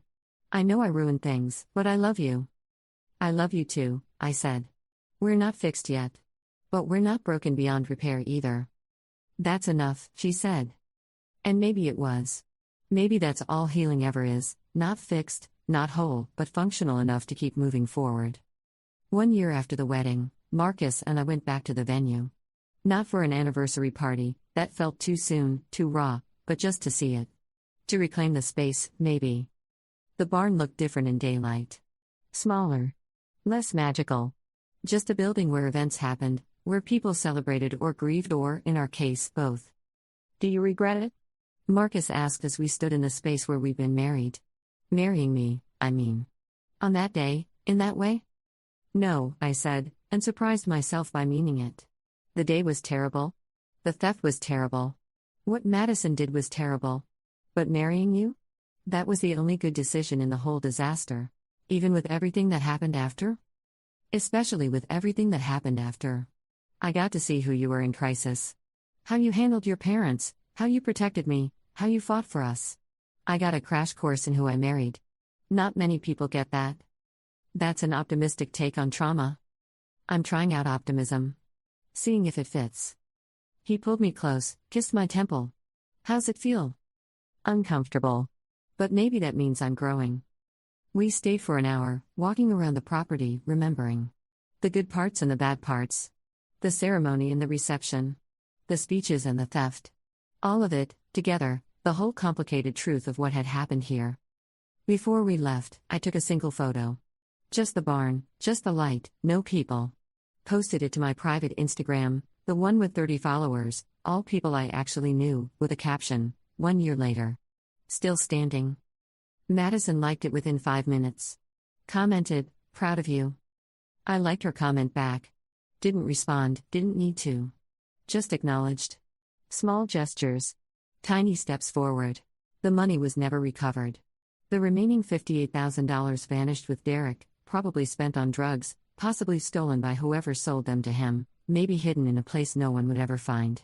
Marcus's father wrote it off as a loss. We deposited his replacement check and moved on. Sort of. The truth is, we never really moved on. Not completely. The theft lived in our marriage like a ghost, appearing at unexpected moments. When we opened wedding gifts we'd never registered properly because the cards were stolen. When we saw navy suits in stores. When Madison posted about her progress in school and I felt the old resentment surge before I could control it. But we learned to live with the ghost. To acknowledge it without letting it control us. To remember without drowning. Madison graduated from community college 2 years later. I went to the ceremony. Cheered when her name was called. Took her out to dinner after. We weren't fully repaired, probably never would be, but we were something adjacent to sisters again. Careful with each other. Conscious of old wounds. But present. She never went back to social media. Built a life in the real world instead, therapy clients instead of followers, genuine connections instead of parasocial relationships. She was better for it. We both were. 3 years after the wedding, Marcus and I bought our first house. His parents contributed the down payment, a gift they insisted on, though I suspected it was guilt money for the wedding that never got to be purely joyful. We accepted it. Learned to let people help us. Learned that accepting support wasn't the same as being rescued. And sometimes, late at night when I couldn't sleep, I'd think about Derek. About who he'd been when I loved him, who he'd become in prison, who he died as. I'd wonder if he felt any regret in those final moments. If he'd thought about me, about Madison, about the money he'd stolen and the life he'd wasted. Probably not. People like Derek don't usually regret. They justify. They rationalize. They blame everyone but themselves. But I let myself wonder anyway. Because wondering meant I was still human, still capable of empathy even for people who'd hurt me. And that felt important to hold on to. The wedding video arrived 4 years late. The videographer had gone through a divorce, lost the footage in the chaos, found it again while moving.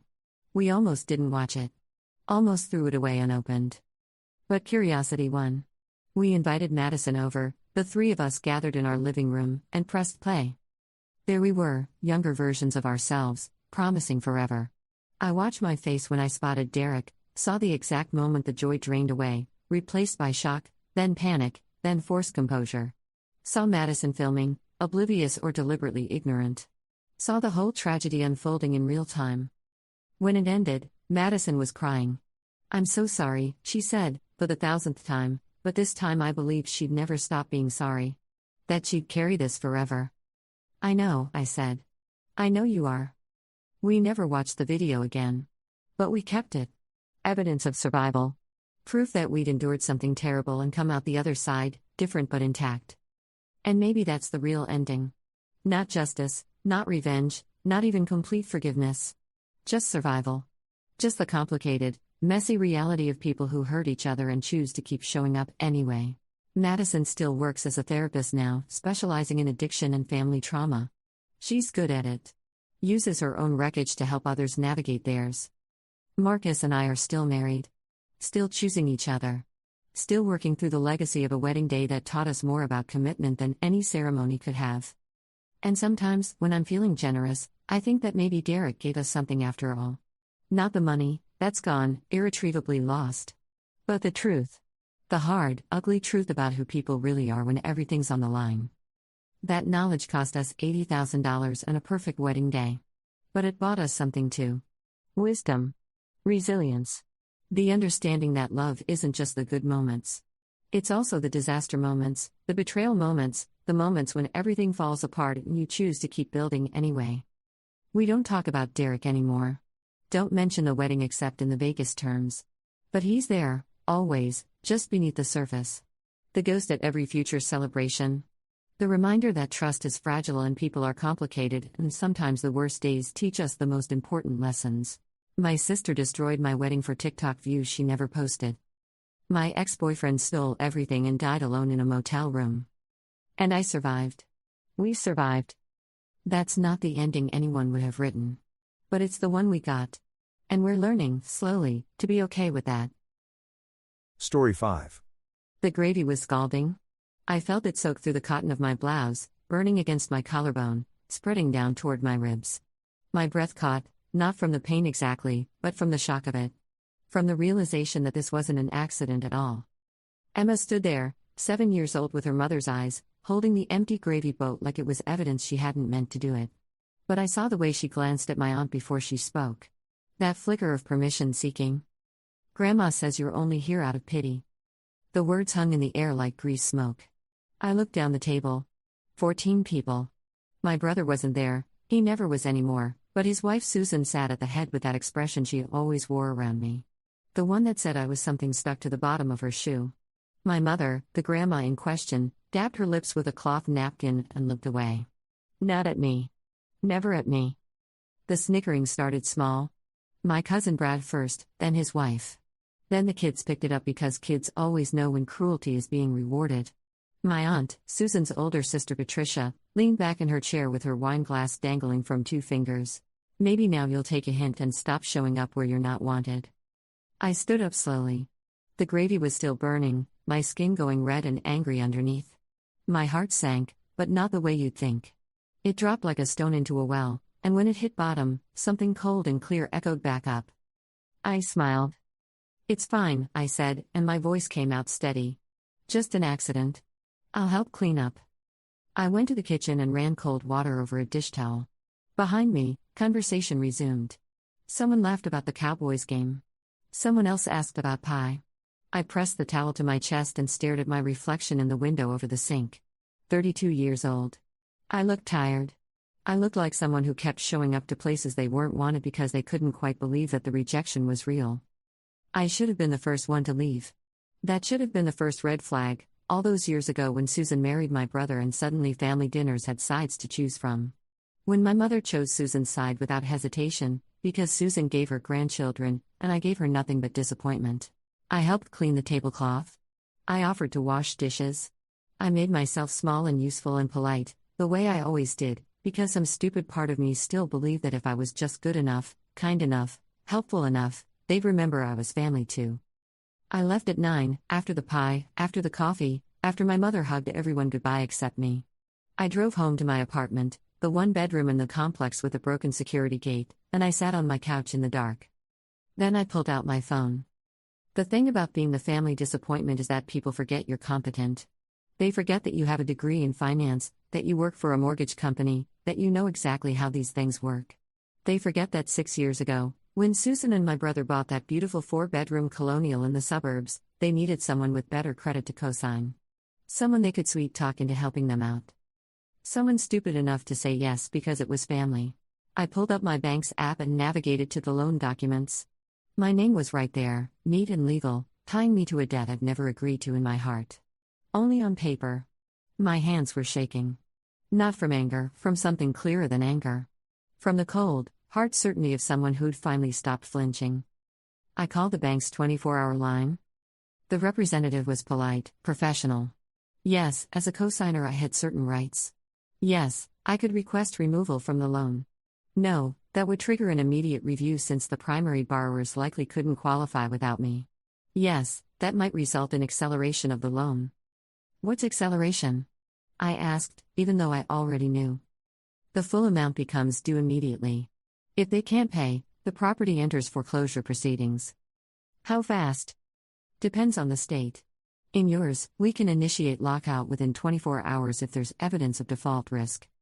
And if I provide documentation that the primary borrowers engaged in fraud or deception to obtain my signature? There was a pause. Ma'am, that would expedite things significantly. I thought about Emma's face when she dumped that gravy. The practiced innocence. The way Susan had coached her, probably. The way my mother had approved. I thought about Patricia's words, stop showing up where you're not wanted. I have documentation, I said. I didn't, not really. But I had emails. I had texts from 6 years ago where Susan had promised it was just a formality, that they'd refinance within a year, that my credit score wouldn't be affected. I had the messages where she'd stopped responding when I asked about the refinance. I had my own stupidity, documented in detail. The representative took my information. Put me on hold. Came back with a supervisor. I walked them through everything, my voice never wavering, my words precise and cold. By the time I hung up, it was past midnight. The bank had flagged the loan. They'd already sent automated notices to Susan and my brother. By morning, if they couldn't provide proof of ability to pay without me, the house would be locked. I should have felt guilty. I almost laughed instead. I went to bed and slept better than I had in months. The knock came at 3 a.m. I knew it was them before I opened my eyes. It had that particular quality, that urgent hammering that said someone needed something from me. Someone who thought they could still get it. I put on my robe, the gray one with the coffee stain on the sleeve, and walked to the door. Through the peephole I saw Susan and Patricia. No sign of my brother, of course. He never handled the uncomfortable conversations. I opened the door but left the chain on. What? Susan's face was blotchy, her makeup running. Patricia looked furious, but there was something else underneath. Fear, maybe. Desperation. You have to fix this, Susan said. Her voice was shaking. The bank called. They said you withdrew your cosign. They said the house is being locked at dawn. You can't do this. I already did. Claire, please. That was Patricia. She never said please. There are children in that house. Emma and Jake and Emma. I let the name hang there. The one who dumped burning gravy on me? That Emma? Susan's face twisted. She's 7 years old. This isn't about her. It's about all of you. I kept my voice level. It's about 20 years of being treated like I'm invisible unless you need something. It's about tonight, about you letting your daughter hurt me while everyone laughed. It's about you never paying me back for that loan, never refinancing, never even pretending to appreciate what I did. We can't lose the house. Susan's voice cracked. We have nowhere to go. My mother can't take us in, we have too much furniture, the kids' school. You should have thought about that before you decided I wasn't wanted. Patricia's fear shifted into rage. I watched it happen, saw the moment she realized begging wouldn't work. You spiteful witch. You'd make children homeless over a dinner party? You made me feel homeless at a family gathering, I said. I figure we're even. Your brother will never forgive you. My brother didn't defend me. My brother married you and forgot I existed. So I'm not particularly worried about his forgiveness. Susan grabbed the door chain. Please. I'll apologize. We'll all apologize. We'll make Emma apologize. Just call the bank back. Tell them it was a mistake. I looked at her. Really looked. At the desperation in her eyes, the way her hands shook, the realization dawning that I wasn't going to cave. That the quiet, forgettable sister-in-law had teeth after all. No, I said simply. Claire, it's 3 a.m. Leave before I call the police. Patricia's face went purple. You're going to regret this. Your mother already chose you over me years ago. So I've got nothing to lose there either. I closed the door. Locked it. Listened to them argue in the hallway for a few minutes before they left. Then I went back to bed. But I didn't sleep. Because the thing was, I did feel guilty. Not enough to change my mind, but enough to lie there in the dark and imagine Emma being woken up at dawn, watching her house get locked, not understanding why. Enough to picture my brother's face when he found out what I'd done. Enough to wonder if I'd become exactly the kind of person I'd always hated. Around 5, my phone started buzzing. Messages from numbers I didn't recognize. Then ones I did. My cousin Brad, what the heck did you do? My Aunt Margaret, this is unconscionable. My mother, please call me immediately. I ignored them all. At 6:30, my phone actually rang. My brother. I stared at his name on the screen, watched it buzz and buzz, then go silent. He called back immediately. Then again. On the 4th try, I answered. How could you? His voice was raw. How could you do this to my kids? I didn't do anything to your kids, I said. I removed my name from a loan I never should have been on.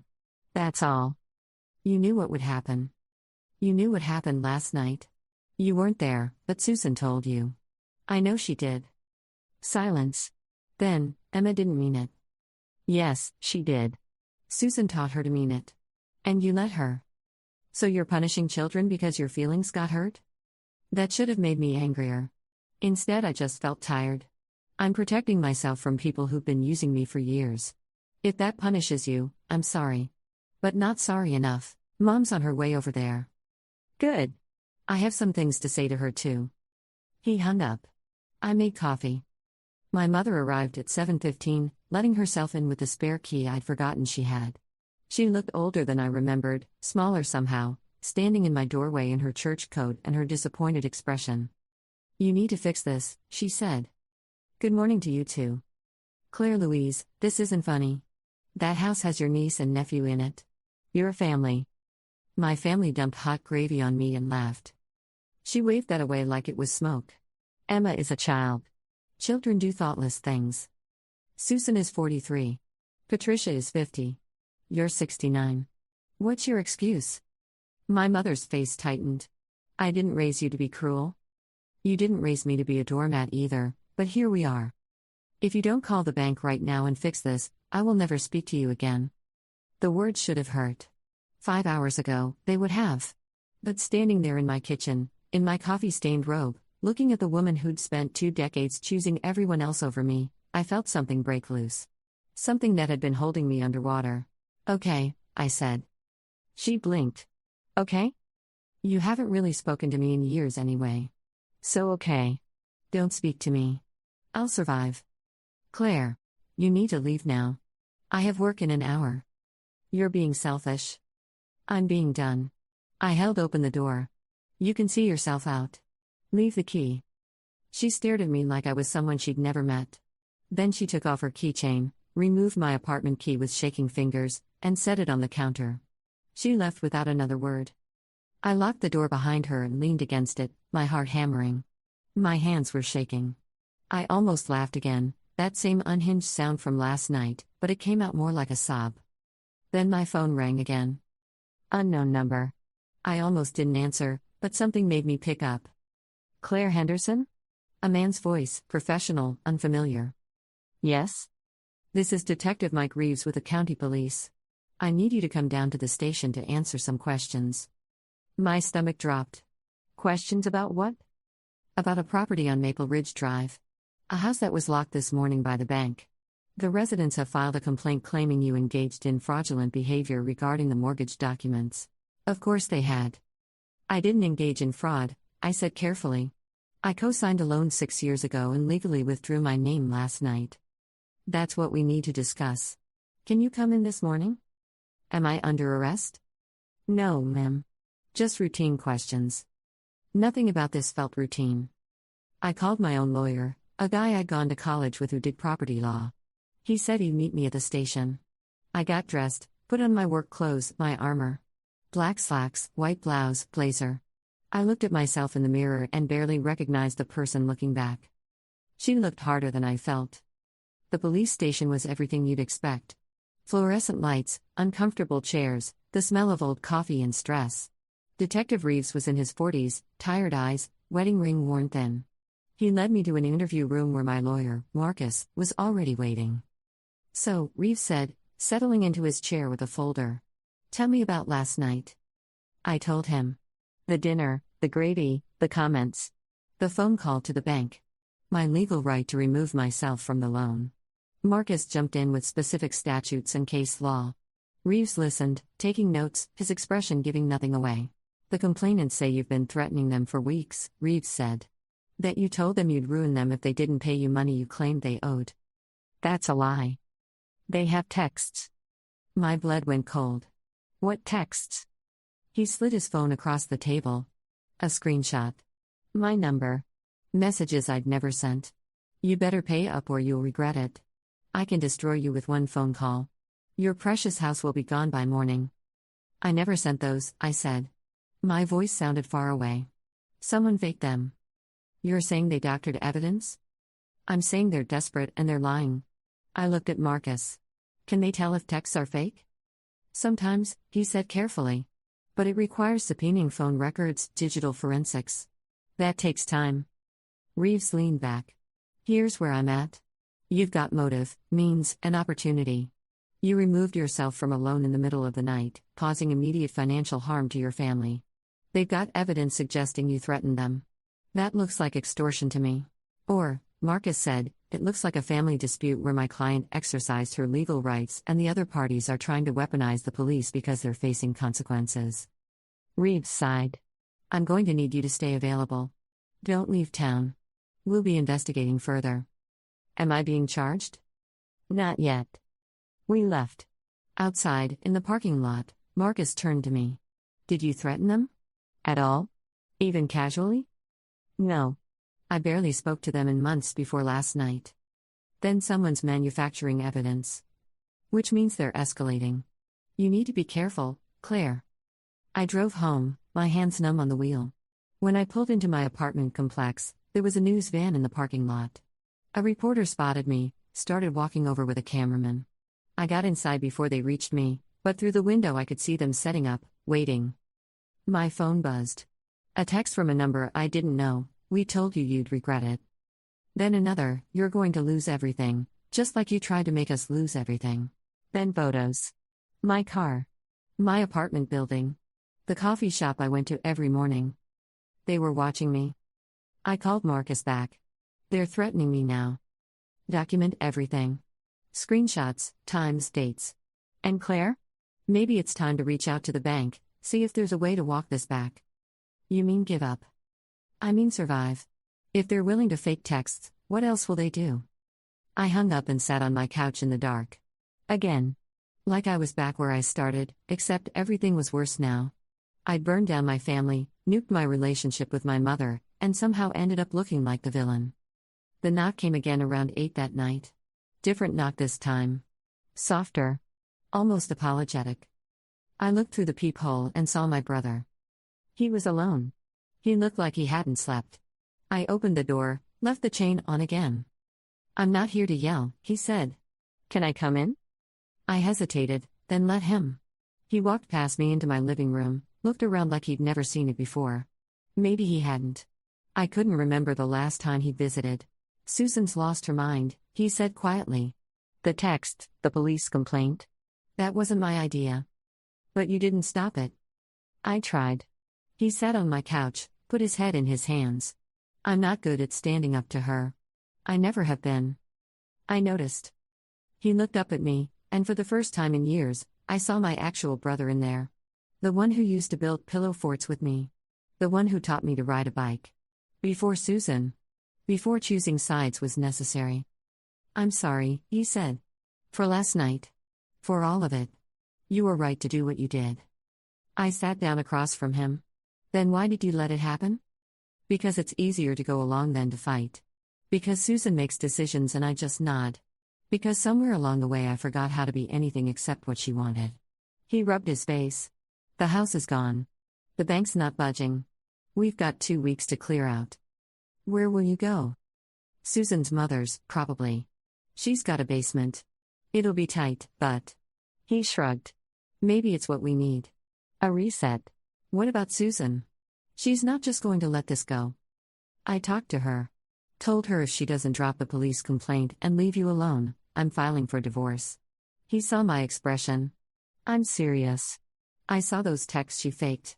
I saw what she's willing to do. And I realized I don't know who I married anymore." "She'll fight you on that." "Probably. But I'm tired of fighting you instead." He stood up. "I can't fix this. I can't undo last night or the last 20 years. But I can tell you I'm sorry, and I can try to get her to back off. That's all I've got." After he left, I sat in the quiet and cried for the first time since this started. Not because I felt guilty anymore. Because I felt relieved. Because my brother had finally chosen me, even if it was 20 years too late. The police complaint was dropped 3 days later. Marcus called to tell me, his voice carefully neutral, like he couldn't quite believe it himself. Susan and Patricia had withdrawn everything, claimed it was a misunderstanding, apologized to the detective for wasting his time. The threatening texts stopped. The news van left. My mother never called. 2 weeks later, my brother texted me a photo of Emma and Jake in front of a new house. Smaller than the old one. A rental, not a purchase. Susan wasn't in the picture. The caption said, "New start. Thank you." I didn't respond. I didn't know what to say. Thanksgiving came around again the following year. I didn't get an invitation, but I hadn't expected one. I spent it alone, ate Chinese food, watched old movies. It should have felt lonely. Instead it felt peaceful. My brother stopped by around 9, after his own dinner. He brought leftovers, pie, an awkward apology for not inviting me. He told me he and Susan were separated officially now, working toward divorce. He told me Emma asked about me sometimes. He told me he understood if I never wanted to see any of them again. "I don't hate you," I said. "Any of you. I just can't go back to how it was." "I know." He handed me the pie container. "Pumpkin. Your favorite." After he left, I ate a slice and thought about the person I'd been a year ago. The one who would have done anything to belong. The one who set herself on fire to keep other people warm. She felt like a stranger now, someone I used to know but had outgrown. Someone I didn't particularly miss. I never did find out who knocked on my door that night at 3 a.m. Susan, probably, or Patricia. Desperate people looking for an easy fix. Looking for someone to save them from consequences they'd earned. But here's the thing about being the family disappointment: eventually, you stop caring what they think. Eventually, you realize that the only approval you need is your own. And eventually, on a cold November morning when your phone stays quiet and your apartment stays peaceful, you understand that sometimes the best revenge isn't revenge at all. Sometimes it's just walking away and meaning it. Though I still think about that gravy sometimes. The way it burned going down. The way Emma's voice sounded when she said those words. And I wonder if she remembers it the way I do. If she understands yet what she was really saying. What they were all really saying. That I wasn't wanted. The funny thing is, by the time they realized I'd stopped trying to be wanted, it was already too late. The house was gone. The family was fractured. And I was somewhere else entirely, building a life that didn't require their permission or their pity. Last month, Emma sent me a card. A birthday card, handmade, with careful crayon drawings of flowers. Inside, in a child's wobbly handwriting, "I'm sorry about the gravy. Dad says you were right to be mad. I hope you're happy." I put it on my fridge. I didn't send one back. But I kept it anyway, because maybe someday she'll understand what it means to stand up for yourself. What it costs, what it earns, what it changes. Maybe someday she'll be at a dinner table where someone treats her like she's invisible, and she'll remember her aunt who refused to stay invisible anymore. Maybe that's its own kind of legacy. Or maybe I'm just telling myself stories to make sense of what I did. To make peace with the fact that I chose myself over them, consequences and all. To justify the cold satisfaction I still feel when I remember Susan's face through that door crack opening, realizing I wasn't going to save her. Because the truth is, I don't regret it. Not the phone call, not the locked house, not the burned bridges. I regret that it had to happen at all. I regret 20 years of making myself smaller. I regret every Thanksgiving I showed up hoping this would be the year they remembered I mattered. But I don't regret leaving. And on nights when I can't sleep, when the guilt creeps back in, when I wonder if I should have been the bigger person, I remember Patricia's voice, "Maybe now you'll take a hint and stop showing up where you're not wanted." I took the hint. But the story didn't end there. Not really. 3 months after Emma's birthday card arrived, I got a call from a number I didn't recognize. I'd gotten cautious about answering unknown calls, but this one came through during my lunch break, and I was feeling brave. "Claire Henderson?" A woman's voice, older, careful. "Yes? This is Margaret Colson. Your aunt. Patricia's younger sister." I remembered her vaguely from the edges of family gatherings. The quiet one who always brought potato salad and left early. I couldn't remember the last time we'd spoken directly. "What can I do for you?" I kept my voice neutral. "I need to tell you something. About your mother." She paused, and I heard her breath catch. "She's sick, Claire. Cancer. Stage 4. She didn't want anyone to tell you, but I thought you should know." The world tilted. I sat down hard on the bench outside my office building, the phone pressed so tight to my ear it hurt. "How long?" 6 months, maybe less. She's refusing most treatment. Says she's made peace with it." Another pause. "She talks about you sometimes. Late at night, when the pain medication makes her honest. She has regrets. But not enough to call me herself." "Pride is a terrible thing to die with," Margaret said softly. "I'm not asking you to forgive her. I'm just telling you she's running out of time to be forgiven." After we hung up, I sat there for an hour, watching people come and go from the office building.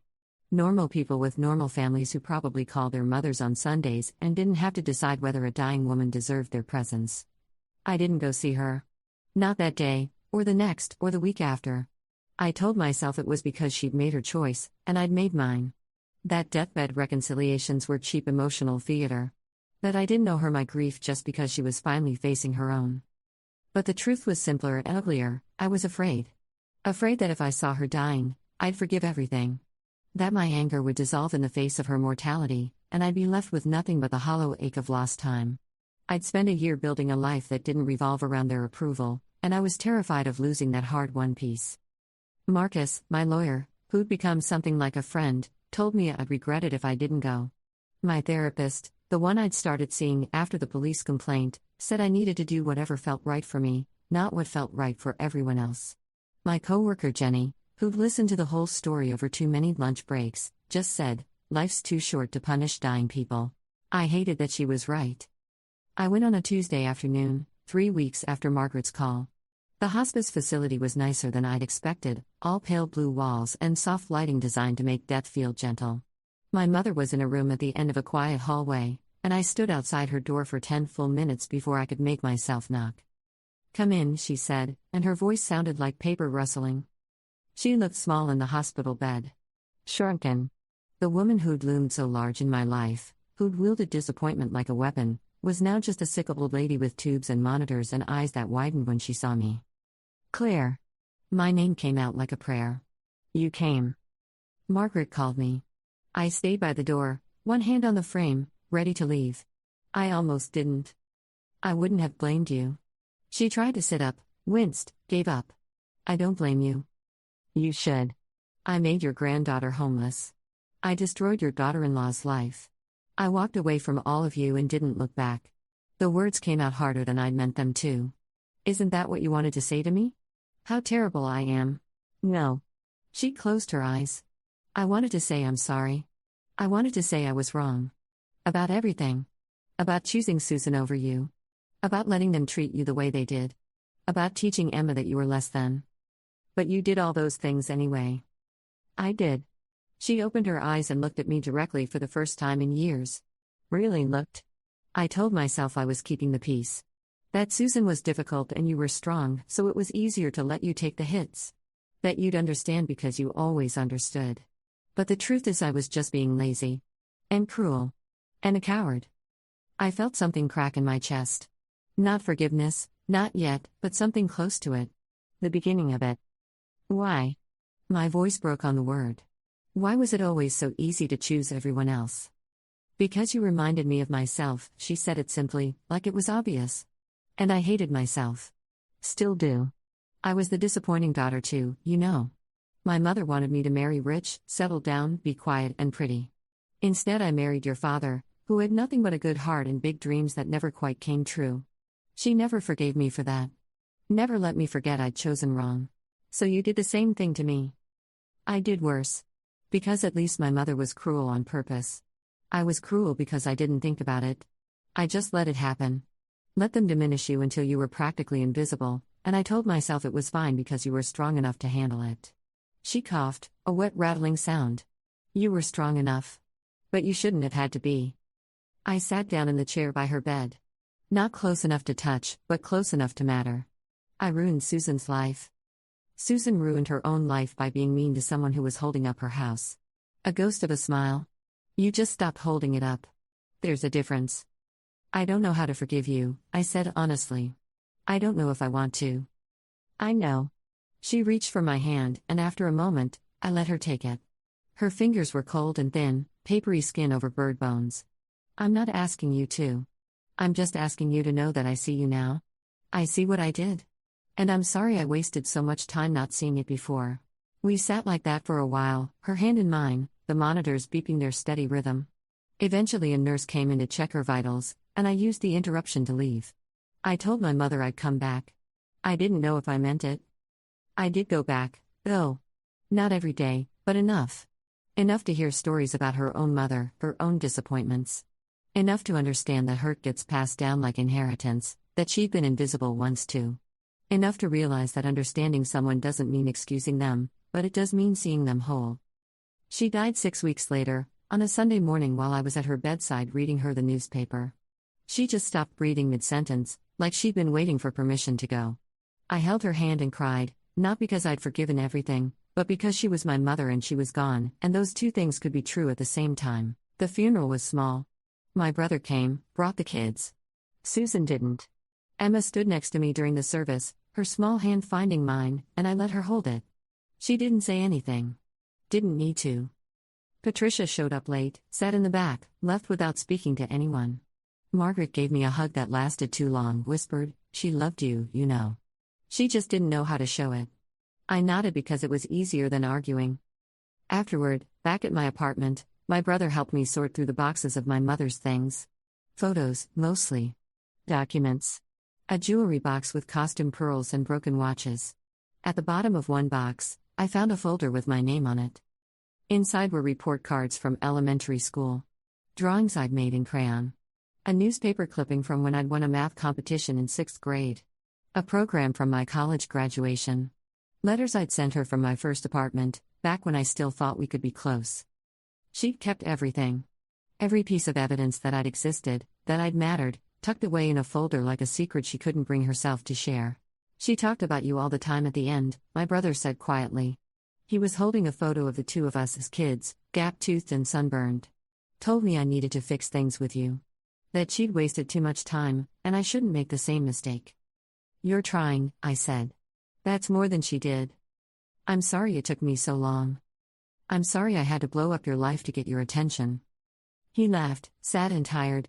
Susan's moving in with someone new. Some guy from her gym. She's happier now, I think. Lighter. Maybe we both needed out and just didn't know it. And the kids? Adjusting. They're tougher than I gave them credit for. He set down the photo. Emma wants to see you more. She asks about you all the time. I told her it was up to you. I thought about that birthday card on my fridge. The careful crayon flowers. The apology in a child's handwriting. I'm not ready to be part of family dinners again. But maybe we could do something. Just me and her. Get ice cream or something. She'd like that. He stood to leave, then paused at the door.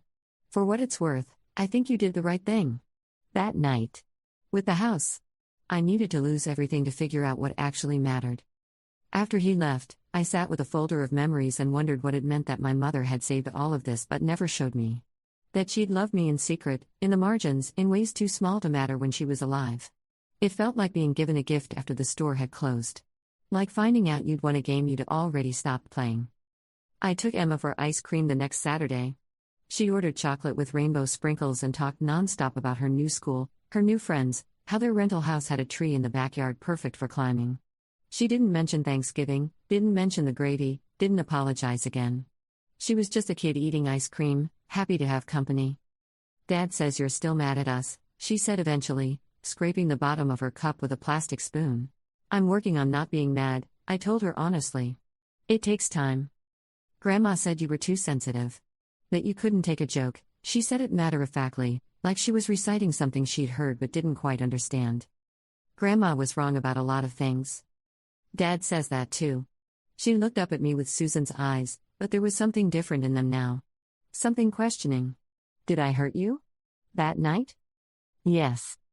I'm sorry. Her face crumpled. Mom said it would be funny. That you wouldn't really care. But you were crying, and everyone laughed, and I felt sick after. You were 7, I said. You didn't know better. Your mom should have. She says you're vindictive. That you ruined our lives on purpose because you're jealous. Does your dad say that? No. He says you stood up for yourself. That adults have consequences. She swirled her spoon in the melted ice cream. I like Dad's version better. Me too. We sat there for a while, watching people come and go from the ice cream shop, and I realized something. I wasn't doing this for Emma or my brother or my dead mother's memory. I was doing it because I wanted to. Because I could choose to let her back in without letting everyone else in. Because forgiveness didn't have to be all or nothing. It could be selective. Careful. Conditional. It could be ice cream on a Saturday afternoon with a kid who'd hurt me once and was trying to understand why that mattered. 6 months later, I got an invitation in the mail. My brother's birthday party. Small gathering, just close friends and family. RSVP required. At the bottom, in Emma's handwriting, please come. I miss you. I went. Not because I'd forgiven everything, not because we were all suddenly fine, but because I was learning there was space between holding grudges and being someone's doormat. That I could show up without making myself small. That I could leave the moment I felt unwanted, and that knowledge made staying possible. The party was at their rental house, small but warm, decorated with streamers and balloons. Emma tackled me in a hug the moment I walked in. Jake, who barely remembered me, offered me chips and dip with solemn seriousness. My brother looked genuinely happy to see me, and that felt like progress. Patricia wasn't there. Neither was Margaret. It was just us, the immediate family, rebuilt into something smaller and more honest. We ate cake, played games, sang off-key. Nobody mentioned Thanksgiving. Nobody mentioned the house. Nobody treated me like I was there out of pity. And when it was time to leave, Emma walked me to my car and said, "Next year can we do Thanksgiving here? Dad says we need new traditions." "Maybe," I said. "Let me think about it." "Okay." She hugged me again. "I'm glad you're back." "I'm not back," I told her gently. "I'm just here. There's a difference." She nodded like she understood, even though she probably didn't. Not yet. But someday she would. Someday she'd have her own Thanksgiving dinner where someone made her feel small, and she'd have to decide who she wanted to be in that moment. Whether to stay and endure or leave and rebuild. I hoped she'd choose herself. I hoped I taught her that much, at least. Driving home that night, I thought about the woman I'd been 2 years ago. The one who'd sat at that Thanksgiving table and absorbed their cruelty because she didn't know she had any other option. The one who thought family meant tolerating anything, forgiving everything, making herself invisible so others could shine. She felt like someone from another lifetime. Someone I'd outgrown and left behind, like an old coat that no longer fit. I didn't miss her. But I understood her. And I was grateful to her for finally getting angry enough to leave. Because here's what I learned: people will take everything you're willing to give. They'll use you up and still ask for more, and they'll call it love or family or obligation. They'll tell you you're too sensitive when you complain, too vindictive when you fight back, too much when you ask for basic respect. And you can spend your whole life trying to prove them wrong, or you can walk away and build something better. I chose to walk away. And yes, it cost me. It cost me my mother's last years, most of my extended family, the comfortable fiction that we were all fine. It cost me the version of myself who believed that being good enough would eventually be enough. But it gave me something too. Self-respect. Boundaries. The understanding that I could survive without their approval. That I could choose who got access to me, and that choice was mine alone to make. The gravy still burns sometimes, in my memory. But it doesn't burn the way it used to. Now it feels like a catalyst. Like the thing that finally woke me up to what I've been tolerating. Like the best worst thing that ever happened to me. And on the nights when I can't sleep, when the guilt creeps back in, when I wonder if I should have been the bigger person, I remember Patricia's voice: maybe now you'll take a hint and stop showing up where you're not wanted. I took the hint. And I built a life where I'm always wanted, by myself, first and foremost. Everything else is just extra. Everything else is just people I choose to let in, knowing I can choose to let them out again if they forget that my presence is a gift, not a given. That's not vindictive. That's not cruel. That's just knowing your worth and refusing to negotiate it down. And if that makes me the villain in their story, I can live with that. Because in my story, I'm the hero who finally saved herself. Even if it took burning gravy and a locked house to figure out how. Last week, I ran into Susan at the grocery store. Pure chance, the life's idea of a joke. She was in the cereal aisle with her new boyfriend, a tall guy with a gym membership and a careful smile. We locked eyes over the granola bars. For a second, I thought about turning around, pretending I hadn't seen her. But I didn't. I walked right up to her, and she went rigid, like she expected me to make a scene. The boyfriend sensed the tension, stepped closer to her protectively. It would have been funny if it wasn't so sad. "Susan," I said evenly. "Claire." Her voice was tight. Then, like the words were being dragged out of her, "How are you?" "Good. You?" "Fine. Great, actually." She gestured vaguely at the boyfriend. "This is Derek. Derek, this is my ex-husband's sister." The way she said it, like I was a technicality, a footnote in her life story, should have stung. Instead, I felt nothing. Not anger, not satisfaction, just a pleasant blank space where those emotions used to live. "Nice to meet you," I said to Derek, who looked confused but polite. Then, to Susan, "I'm glad you're doing well." I meant it. Not because I'd forgiven her, I hadn't, not completely, but because her happiness had stopped having anything to do with my own. She wasn't my problem anymore. She was just a person I used to know, standing in a grocery store, living her life while I lived mine. "Emma talks about you," Susan said suddenly, almost accusingly. "She says you take her for ice cream." "I do. Once a month." "I don't know if that's a good idea. She gets confused about everything that happened." "She gets honest about everything that happened," I corrected gently. "There's a difference." Susan's face flushed. Derek put a hand on her shoulder, murmured something I couldn't hear. She nodded, grabbed a box of cereal without looking at it, and turned away. Then she stopped, turned back. "I was awful to you," she said. The words came out rushed, like she'd been holding them in for years. At that dinner. Before that. For a long time. And I'm not going to apologize because I know it won't fix anything, but I need you to know that I know. That I was wrong. I studied her face, looking for manipulation, for the angle. But all I saw was a tired woman who'd lost a house and a marriage and maybe, finally, some of her illusions about who she was. "Okay," I said. "Okay?" She looked confused. "I heard you. I believe you know. And I'm still not coming to your wedding, or your birthday parties, or whatever reconciliation fantasy you might be building. But I heard you." She nodded slowly, something like relief crossing her face. Or maybe just resignation. "That's fair." After she left, I finished my shopping in a pleasant daze. I kept waiting for the anger to hit, the old familiar rage that used to live in my chest like a second heartbeat. It didn't come. In its place was something quieter, something that felt almost like peace. I thought about who I'd been that Thanksgiving night, sitting in my apartment in the dark, making the phone call that would change everything. I'd been so angry then. Righteous and burning and sure. I'd wanted them to hurt the way they'd hurt me. I'd wanted them to lose something precious. I'd wanted revenge dressed up as consequences. And I got it. All of it. The house locked, the family fractured, the satisfaction of watching them scramble. But somewhere along the way, the anger had burned itself out.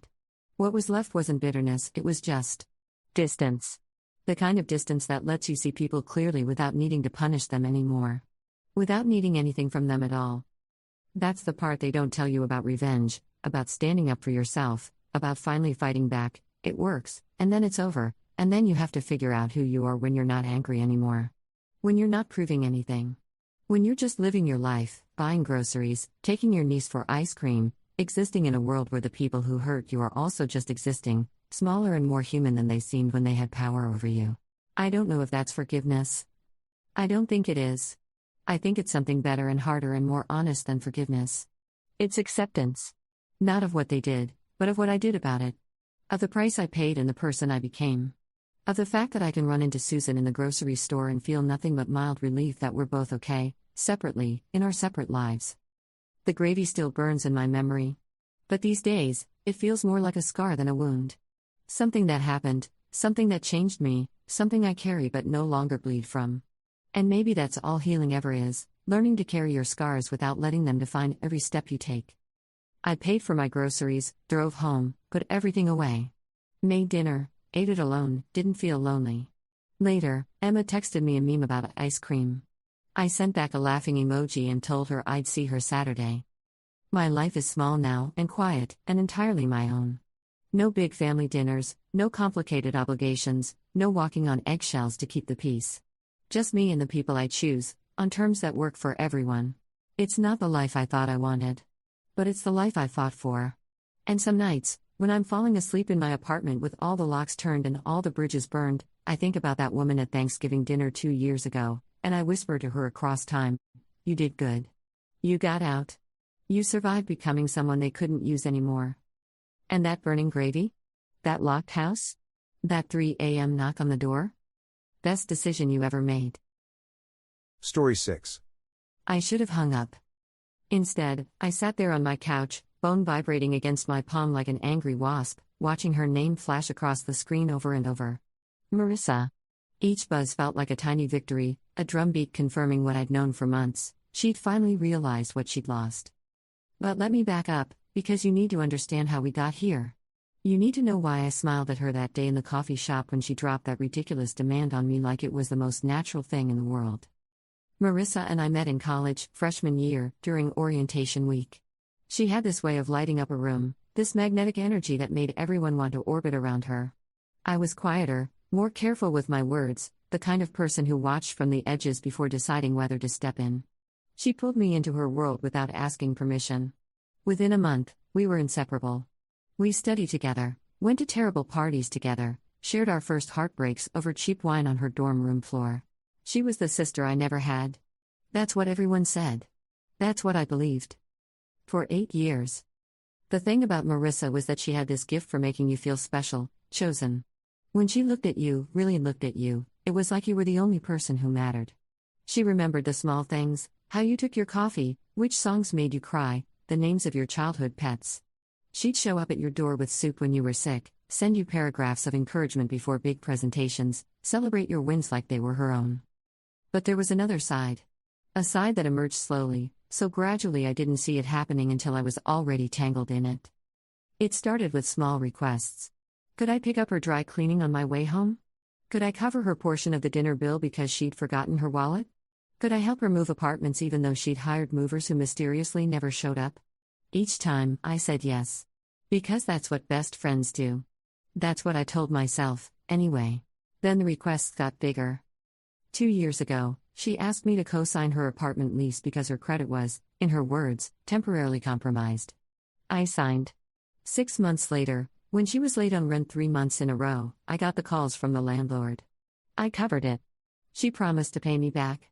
She never did. Last year, she needed a car. Her old one had died, she said, and she couldn't afford anything decent on her salary. She worked at a boutique marketing firm, made decent money, but somehow it always slipped through her fingers like water. Designer handbags. Weekend trips to wine country. Dinners at restaurants where the menu didn't list prices. "I need a car for work," she'd said, sitting across from me at our usual brunch spot, the one with the overpriced avocado toast she always ordered. "I can't keep taking rideshares. It's killing my budget." I almost laughed. Her budget was a fictional concept, a thing she referenced but never actually followed. "What about a used car?" I suggested. "Something reliable but affordable?" She wrinkled her nose like I'd suggested she eat garbage. "I can't show up to client meetings in some beat-up sedan. Image matters in my industry. You know that." I did know that.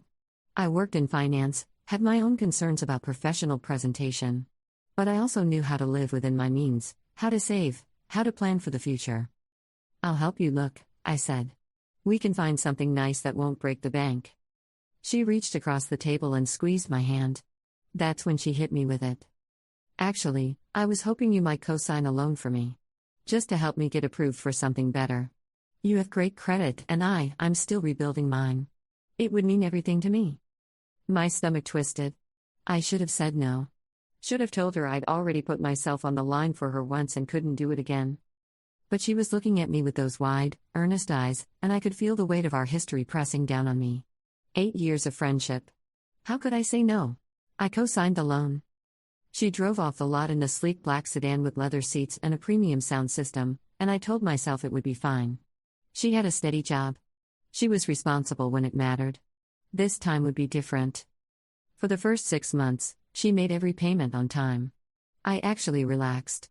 Maybe I'd been wrong to worry. Maybe she really was turning things around. Then I noticed something odd. We were at her apartment. She'd upgraded to a nicer place in a trendy neighborhood, and her phone kept buzzing. She'd glance at it, frown, and silence it. After the 5th or 6th time, I asked if everything was okay. "It's nothing," she said, waving a hand. "Just Marcus being clingy." Marcus was her fiancé. They'd been together for 2 years, engaged for 6 months. He was exactly the kind of man you'd expect Marissa to end up with, successful, good-looking, generous to a fault. He worked in tech, made more money than both of us combined, and absolutely worshipped her.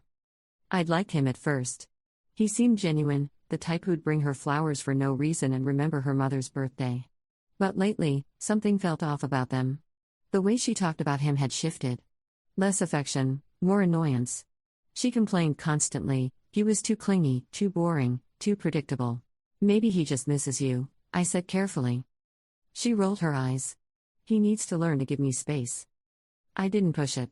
I'd learned over the years that Marissa didn't like to be questioned about her relationships. But then I saw her phone light up on the coffee table while she was in the bathroom. I wouldn't have looked, normally. I respect privacy. But the name on the screen made me freeze. Damien. Her ex-boyfriend. The one she'd dated for 3 years before Marcus. The one she'd sworn she was completely over. The preview of the message made my blood run cold. "Can't wait to see you tomorrow. I miss you so much." I looked away quickly, heart hammering. It could be innocent. Maybe they'd stayed friends. Maybe it was nothing. But I couldn't shake the feeling that I just glimpsed something I wasn't supposed to see. Over the next few weeks, I started noticing more. The way she tilted her phone away when texting. The mysterious work events she had to attend alone. The new lingerie I spotted in her laundry basket when I helped her fold clothes after a girls' night. I told myself it wasn't my business. Told myself I was probably imagining things. Then came her birthday announcement. We were at the coffee shop near my office, the one with the good espresso and the terrible music. I'd picked up her tab, as usual, and we were catching up about her party plans. She'd been talking about this party for months. It was going to be huge, she said. The event of the year. "I've been looking at venues," she said, scrolling through her phone. "There's this gorgeous rooftop space downtown. It's perfect. Great views, can hold 100 people, full bar." "Sounds amazing," I said. "And expensive," I thought. She named the rental price. My coffee suddenly tasted bitter. "Marcus is paying for most of it, obviously," she continued, "but I need help covering the rest. And I want this custom cake from that bakery in the Arts District. You know, the one that did Sarah's wedding cake? It's about $800. $800 for a cake. I couldn't help it, I blinked. That's quite a cake, I managed. It'll be worth it. And I'm thinking instead of presents, guests can just contribute to the honeymoon fund, but obviously, my closest friends will want to get me something personal too. She looked at me meaningfully. I sipped my coffee, trying to keep my expression neutral. Then she dropped it, so here's what I'm thinking. You can come to my birthday party, but only if you pay for the venue, the custom cake, and bring me an expensive gift. The words hung in the air between us like smoke. I stared at her, waiting for the punchline. Surely she was joking. Surely my best friend of 8 years hadn't just asked me to fund her birthday party as the price of admission. But she wasn't laughing. She was looking at me expectantly, like she just asked me to pass the sugar. Something cold settled in my chest. In that moment, I saw our entire friendship from a different angle, like one of those optical illusions where you suddenly spot the hidden image. All the times I'd paid for things, covered for her, put myself out. All the times she'd taken and never once considered what it cost me. I wasn't her best friend. I was her bank account, her safety net, her solution to every inconvenient problem. My heart sank, but my smile didn't waver. That's an interesting proposal, I said, my voice steady and sweet. Let me think about it. She beamed. I knew you'd understand. You always come through for me. I almost laughed. Almost. That night, I went home and pulled out every document related to Marissa. The lease I'd co-signed. The car loan paperwork. Bank statements showing all the times I'd covered her expenses. I spread them across my dining table and just stared at them. The numbers were staggering. Over the course of our friendship, I'd given her, or spent on her, close to $30,000. Some of it in direct loans she'd never repaid. Some in covered expenses. Some in gifts she'd expected as proof of our bond. $30,000. I could have taken 2 incredible vacations. Could have furnished my entire apartment with designer pieces. Could have padded my retirement account significantly. Instead, I'd funded Marissa's lifestyle while she complained about being broke. I sat there until past midnight, something hardening inside me. The anger I'd been pushing down for years was finally surfacing, and it wasn't the hot, explosive kind. It was cold. Calculating. Final. I opened my laptop and went to work. First, I checked her social media, something I hadn't done carefully in months. Her Instagram was a carefully curated museum of her perfect life with Marcus, couple photos, ring selfies, countdown posts to the wedding. But when I looked closer at the timestamps, something didn't add up. Photos supposedly taken on certain dates when I knew she'd told Marcus she was working late. Locations that didn't match her stories. Then I did something I'm not proud of, but I'm not sorry for either. I logged into the Netflix account we shared, my account, my subscription, that she'd been using for 4 years. I checked the viewing history. She told Marcus she didn't like true crime documentaries, that they gave her nightmares, which is why they always watched his preferred genre, boring financial news programs.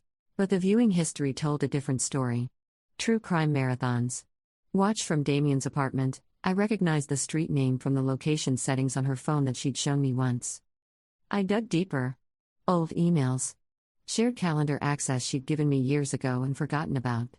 Venmo transactions that were supposed to be private but weren't if you knew where to look. The picture that emerged made me sick. She'd been seeing Damien for at least 8 months. Meeting him every Thursday, the night she told Marcus was her girls' night. The lingerie? For Damien. The mysterious work events? Dinner with Damien. That rooftop venue she wanted for her birthday party? She'd first looked at it 6 months ago when Damien had suggested they get a place together.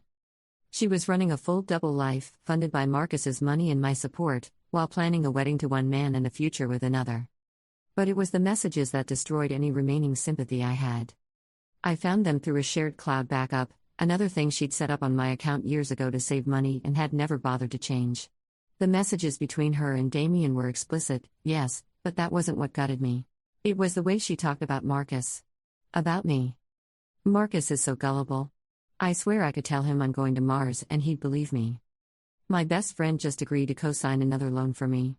She's like a personal ATM that never runs dry. The party is going to cost a fortune, but I've got Marcus covering most of it and my walking wallet handling the rest. She'll do it. She always does. She's so desperate to feel needed. I read those words 3 times. Each time, they hurt more. That should have been the first red flag, years ago. But I'd been too loyal, too willing to see the best in her, too afraid of losing someone I considered family. I wasn't angry anymore. I was done. I picked up my phone and made the first call. Hello? Marcus's voice was warm, friendly. I'd always liked him. Hi, Marcus. It's me. I need to talk to you about something important. There's something you need to know about the woman you're about to marry. There was a long pause. Okay. What is it? I told him everything. The messages. The other man. The lies. I sent him screenshots, forwarded emails, gave him dates and locations. I didn't embellish. Didn't need to. The facts were damning enough. When I finished, the silence on the other end was deafening. Thank you, he finally said, his voice hollow. I need to go. He hung up. I sat there for a moment, my hand shaking slightly. Then I made the second call. Auto Finance Solutions, this is Jennifer speaking. Hi, Jennifer. I'm calling about a car loan I co-signed. Account number. I rattled off the numbers. I'm canceling the car loan, effective immediately. Ma'am, you can't just cancel. I'm invoking the cosigner release clause due to repeated late payments and breach of the agreed upon terms. I have documentation of missed payments and evidence that the primary borrower has been living beyond her means, which puts me at financial risk. I want my name removed from this loan, and if that means the car gets repossessed, so be it. It took an hour, 3 supervisors, and very careful wording, but I made it happen. The car would be repossessed within 72 hours unless Marissa could refinance under her own credit, which we both knew she couldn't. I made one more call that night, this one to my landlord for Marissa's apartment, the one I'd co-signed for. I explained the situation and formally requested to be removed from the lease, effective immediately, citing the same financial concerns. They'd have to verify she could cover the rent on her own or she'd have to move. Then I did something that felt both petty and necessary. I stayed home on her birthday. I didn't go to the party. Didn't send a gift. Didn't explain or apologize. I just vanished from her life like smoke. The first 3 days were quiet. Too quiet. I kept checking my phone, expecting the explosion, but nothing came. Later, I found out why. Marcus had confronted her the night of my first call. It hadn't gone well. There'd been screaming, crying, denials that crumbled under the weight of evidence. He'd walked out with a ring that night, stayed at a friend's place, and filed paperwork to end the engagement within 48 hours. She tried to salvage it, of course. Sent him hundreds of messages, showed up at his office, called his mother. But Marcus was done. He told his entire family, their mutual friends. The humiliation was complete. Then the car thing hit. The repossession notice arrived on day 4. She tried to call the finance company, but there was nothing she could do. Her credit couldn't support the loan alone, and without my signature, the car was gone. The landlord's letter came next. She had 30 days to prove she could afford the rent solo or find a new cosigner. Given her credit and recent financial history, no one would sign for her. And the party? The one she'd been planning for months? It fell apart spectacularly. Without Marcus's money, she couldn't cover the venue. She'd sent out invitations weeks ago, promising this elaborate event, and now she had to send out a mass cancellation. The humiliation was exquisite, I imagine. On day 5, my phone started buzzing. Marissa calling. I didn't answer. She called again. And again. And again. I watched the number climb. 10 calls. 20. 50. The voicemails piled up, each one more frantic than the last. Please pick up. I need to talk to you. I don't understand what's happening. Marcus won't talk to me. Did you say something? My car is being repossessed. Did you do something with the loan? This is crazy. You're my best friend. Why aren't you answering? I know you're angry about the party thing. I'm sorry. I didn't mean it the way it sounded. Please. I'm begging you. I need help. You can't just abandon me like this. We're family. The final count, 113 calls in a single day. I listened to exactly 3 voicemails. That was enough. By the end of the week, the full picture emerged. Marcus had told her he knew everything, that he was done. She pieced together that I was the source. The timing of the loan cancellation and lease issue made it obvious who was responsible. She was desperate, cornered, watching her entire carefully constructed life crumble like a sandcastle at high tide. Part of me wanted to feel guilty. This was the woman I'd considered a sister for 8 years. But every time that guilt threatened to surface, I thought about those messages. Walking wallet. So desperate to feel needed. I didn't cause this. I just stopped enabling it. 2 weeks after her birthday, I got a text. Not a call this time. A text. We need to meet. Please. I'll explain everything. I stared at it for a long time. Then I typed back, no. We don't. Her response came immediately. You destroyed my life. I lost Marcus. I lost my car. I might lose my apartment. And for what? Because I asked you to help with my party? That's what friends do. I almost blocked her right there. Almost. But something made me respond. Friends don't see each other as ATMs. Friends don't mock each other behind their backs. Friends don't lie and manipulate and take until there's nothing left. I read the messages, Marissa. I saw exactly what you think of me. You didn't lose me. You threw me away years ago. You just didn't notice because I was still useful. 3 dots appeared. Disappeared. Appeared again. I never said any of, okay, I said some things I shouldn't have. I was venting. Everyone vents about their friends sometimes. That doesn't mean I don't care about you. I laughed out loud at that. Actually laughed. You spent 8 years using me.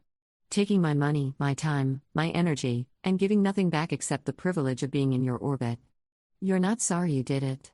You're sorry you got caught. There's a difference. I can pay you back. All of it. Just give me time. I don't want your money, Marissa. I want you to leave me alone. Please. I don't have anyone else. That last message sat on my screen for a long time. I could picture her, alone in that apartment she could barely afford, the walls closing in, finally understanding what it meant to be truly on her own. I thought about all the times I'd rushed to help her, all the times I'd convinced myself that this time would be different, that she'd finally appreciate what I'd done. I thought about who I'd become in that friendship, smaller, quieter, always second to her needs. And I thought about those messages. Walking wallet.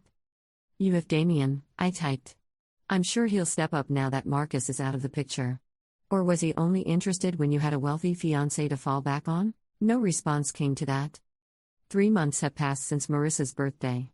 3 months since I systematically dismantled the structures I'd built to support her. She lost the apartment. Had to move back in with her parents, which she'd always said she'd rather die than do. The job at the boutique? She quit after her dramatic personal life became workplace gossip. Last I heard from a mutual acquaintance, one of the few who knew both sides of the story, she's working retail now and living a far quieter life. Marcus is dating someone new, a teacher who seems genuinely kind. I ran into them at a farmer's market last month. He looked happy. Actually happy, not the strained contentment I used to see in photos with Marissa. And Damien? He vanished the moment Marissa's life fell apart. Turns out he was only interested in being the exciting secret, not the actual partner who had to deal with real problems. As for me, I'm learning to recognize the red flags I missed before. Learning to say no without guilt. Learning that loyalty isn't the same as martyrdom. My phone still buzzes sometimes. Marissa tries every few weeks, a text, a call, an email. She's sorry. She understands now. She wants to make it right. She misses me. I never respond. Because here's what I finally understand, some friendships aren't worth saving.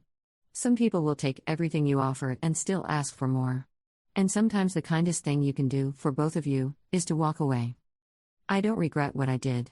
Not the calls, not the loan cancellation, not the public humiliation that followed. She made her choices for years, and I made mine in those few careful hours. The only thing I regret is not doing it sooner. Last week, I got a wedding invitation in the mail. Sarah, a friend from college, the one whose wedding cake Marissa had referenced. I'd fallen out of touch with Sarah years ago because Marissa had slowly isolated me from other friendships, convincing me that other people didn't really understand me the way she did. I called Sarah that night. We talked for 2 hours. She apologized for losing touch, said she'd always felt like I was too wrapped up in Marissa to have room for other friends. She invited me to coffee. We met the next day. It felt like breathing after being underwater for years. I have to tell you something, Sarah said over her latte. I never liked Marissa. I know you two were close, but she always seemed like she was using me? Sarah nodded, relief flooding her face. I didn't know how to tell you. Every time I tried to bring it up, you'd defend her. I know. I see it now. She reached across the table and squeezed my hand. I'm glad you're free of that. Free. That's exactly what it feels like. I've started rebuilding my life without Marissa's shadow looming over it. I'm saving money again, actually keeping what I earn. I'm making new friends and reconnecting with old ones. I'm learning what it feels like to be in relationships where the giving goes both ways. Sometimes, late at night, I think about her. Wonder if she's changed, if she's learned anything from what happened. Wonder if she ever really cared about me at all or if I was always just a means to an end. But then I remember, it doesn't matter. She made me feel small, and I let her. She took, and I gave and gave. That pattern is broken now, and I'm the one who broke it. My phone is buzzing again. I glance at the screen. Marissa calling. 114 calls now. I silence it and set the phone face down on my table. Outside my window, the city is lit up against the night sky, full of possibility and people I haven't met yet. Friends I haven't made. Experiences I haven't had. I make myself a cup of tea and curl up on my couch with a book I've been meaning to read for months. The kind of indulgent evening I used to skip because Marissa needed something. The phone buzzes again. A voicemail notification. I don't listen to it. I don't owe her my attention anymore. Don't owe her my money, my time, my energy. Don't owe her forgiveness just because she finally realized what she lost. Some people will call me vindictive. They'll say I took things too far, that I should have just talked to her, given her a chance to explain or change. But those people weren't the ones reading messages that called them a walking wallet. Weren't the ones sacrificing their own financial security to fund someone else's lifestyle. Weren't the ones slowly erased from their own life story, reduced to a supporting character in someone else's drama. I did what I had to do. I took back my power, my money, and my dignity. And if that makes me the villain in Marissa's story, I can live with that. Because in my story, I'm finally the hero. The tea is perfect. The book is good. The apartment is quiet except for the gentle hum of the heater and the occasional distant sound of traffic below. My phone buzzes one more time, then falls silent. I smile and turn the page. But the peace doesn't last. 2 days later, I'm at work when my assistant knocks on my office door. Her expression is uncomfortable, apologetic even. There's someone here to see you, she says quietly. She doesn't have an appointment, but she says it's urgent. Personal. My stomach drops before she even says the name. Marissa? She nods. I consider having security escort her out. I could do that. I have every right. But something stops me. Maybe it's morbid curiosity. Maybe it's the need to see her face when I tell her no one final time. Maybe I'm not as free of her as I thought. Give me 5 minutes, I say. Then send her in. I use those 5 minutes to steady myself. I close the financial reports on my screen, straighten the papers on my desk, take 3 deep breaths. When Marissa walks through my office door, I'm calm. Controlled. Ready. She looks terrible. The Marissa I knew always looked polished, put together, like she'd stepped out of a magazine spread. This woman is hollow-eyed, her hair pulled back in a messy ponytail, wearing jeans and a wrinkled sweater that looks like it might have been slept in. No makeup. No jewelry except for the small studs in her ears that I'd given her for her 25th birthday. For a fraction of a second, I feel sorry for her. Then I remember. Walking wallet. You can't ignore me forever, she says. Her voice is hoarse, like she's been crying. Or screaming. I can try, I reply, keeping my tone professional. You have 5 minutes. Talk. She moves closer to my desk, and I notice her hands are shaking. I need you to understand. I understand perfectly. You used me. For years. You saw me as a resource, not a person. You mocked me behind my back while smiling to my face. You took $30,000 from me, never intended to pay any of it back. What else is there to understand? That's not, she stops, swallows hard. Okay. Some of that is true. But you don't understand the pressure I was under. The expectations. I lean back in my chair. Explain it to me, then. She sits down without being invited, perching on the edge of the chair like a bird ready to flee. Do you know what it's like to grow up being told you're supposed to be exceptional? That average isn't good enough? My mother raised me to believe that I was destined for a certain kind of life. A certain level of success. And when I couldn't achieve it on my own, when I realized I was just ordinary, I panicked. So you decided to fake it? Using other people's money? I didn't think of it like that, she says, and there's genuine anguish in her voice. You always had everything so together. Good job, good credit, savings. It seemed effortless for you. And I was drowning, constantly drowning, trying to keep up appearances while everything was falling apart inside. That doesn't excuse what you did to me. Or to Marcus. At his name, she flinches. Marcus was safe. Stable. Everything my mother said I should want. But Damien, he made me feel alive. Like I could be someone different. Someone not weighed down by expectations and failures. So you kept them both. The stability and the excitement. And you kept me around to fund the whole operation. It wasn't like that. But her protest sounds weak even to her own ears. What was it like, then, Marissa? Because from where I'm sitting, you orchestrated an elaborate con. You played 3 different people, took what you needed from each of us, and thought you were clever enough to keep all the balls in the air indefinitely. She's crying now, tears running down her face unchecked. I know I messed up. I know I hurt you. But I'm asking, begging, for a chance to make it right. I can pay you back. It'll take time, but I swear. Stop. I hold up a hand. Do you know what the worst part is? It's not even the money. I can recover from that. It's that you made me doubt my own judgment. For 8 years, I thought I had a best friend. Someone who loved me the way I loved her. And finding out it was all a performance? That's what I can't forgive. It wasn't all a performance, she insists. Those early years, in college, those were real. I did love you. I do love you. Things just got complicated, and I made bad choices, and it spiraled out of control. When did it change? I ask quietly. When did I stop being a friend and become a resource? She's silent for a long moment. When she speaks, her voice is barely a whisper. I don't know. It was gradual. You'd help me with something small, and it would feel normal. Then it would be something bigger, and you'd still help, and I'd think, well, if she didn't want to help, she'd say no. It became easier to ask than to fix things myself. And then I resented you for it. You resented me? For helping you? For making me feel inadequate. Every time you solved a problem for me, it reminded me that I couldn't solve it myself. That I needed you. And I hated needing anyone.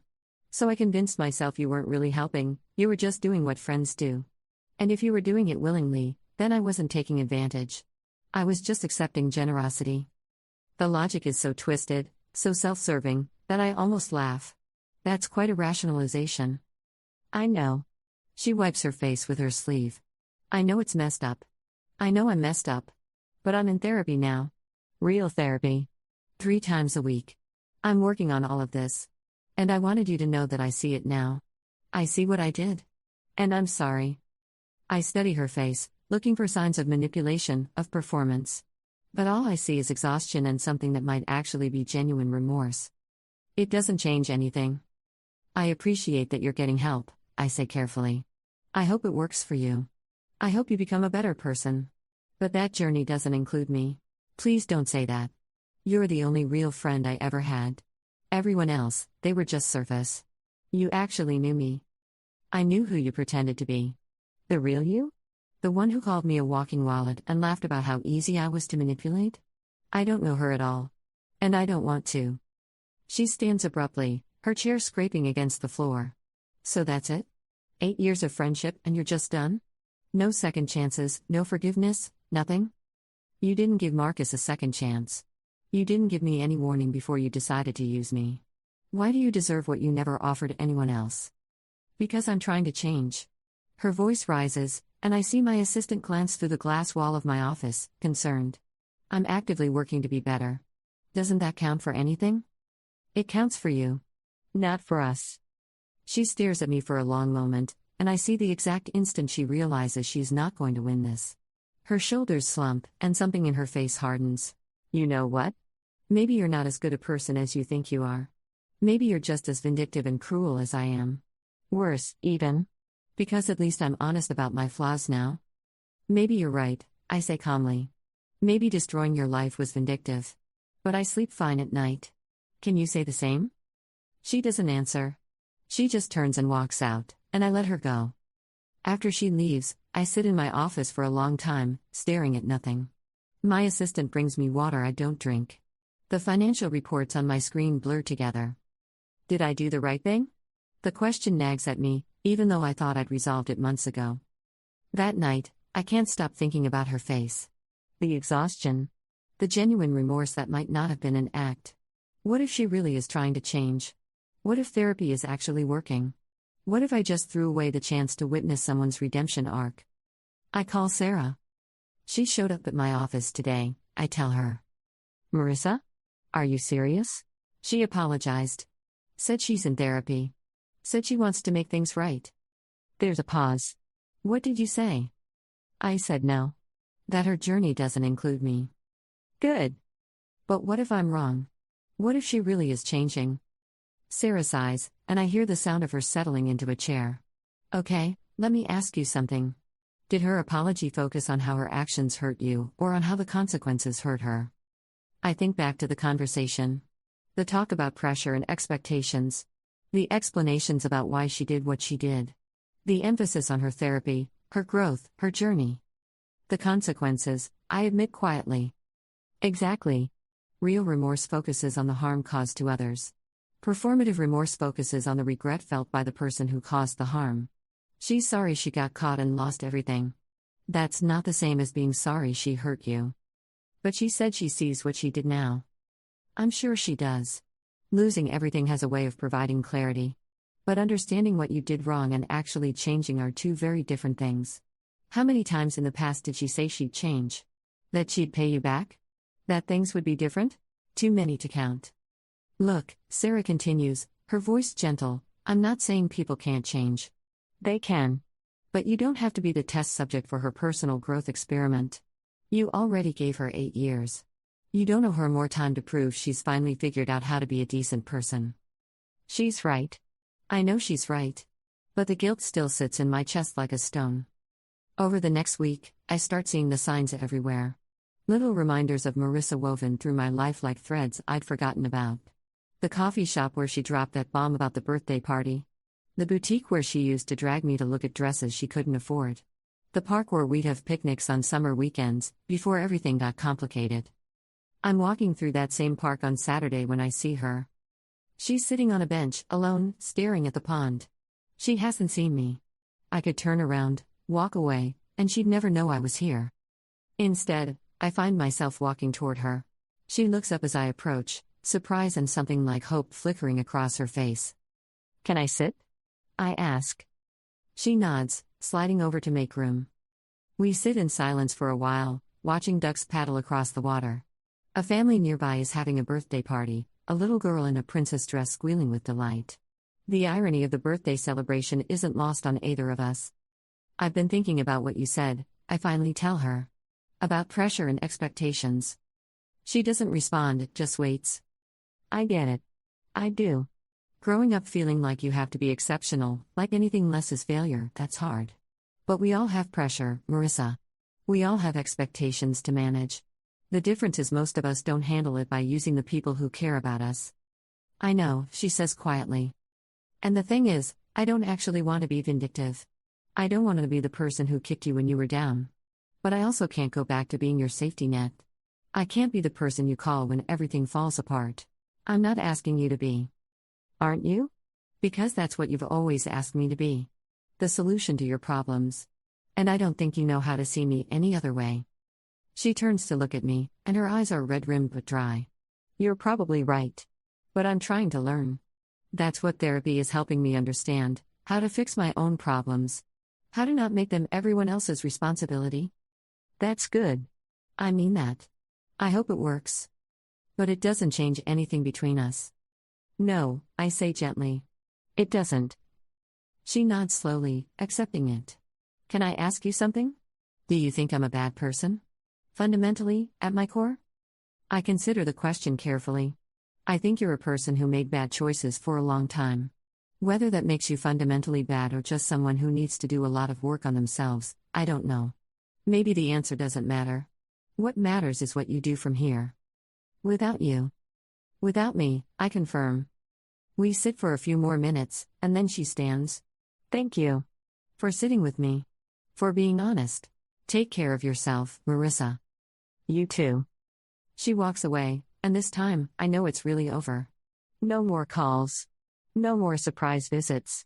No more guilt about whether I did the right thing. She's not my responsibility anymore. She never should have been. I watched the ducks for a while longer, feeling something shift inside me. It's not quite closure, I'm not sure I believe in that. But it's acceptance, maybe. And understanding that some relationships are meant to end, and that's okay. My phone rings. It's Sarah, calling to check in.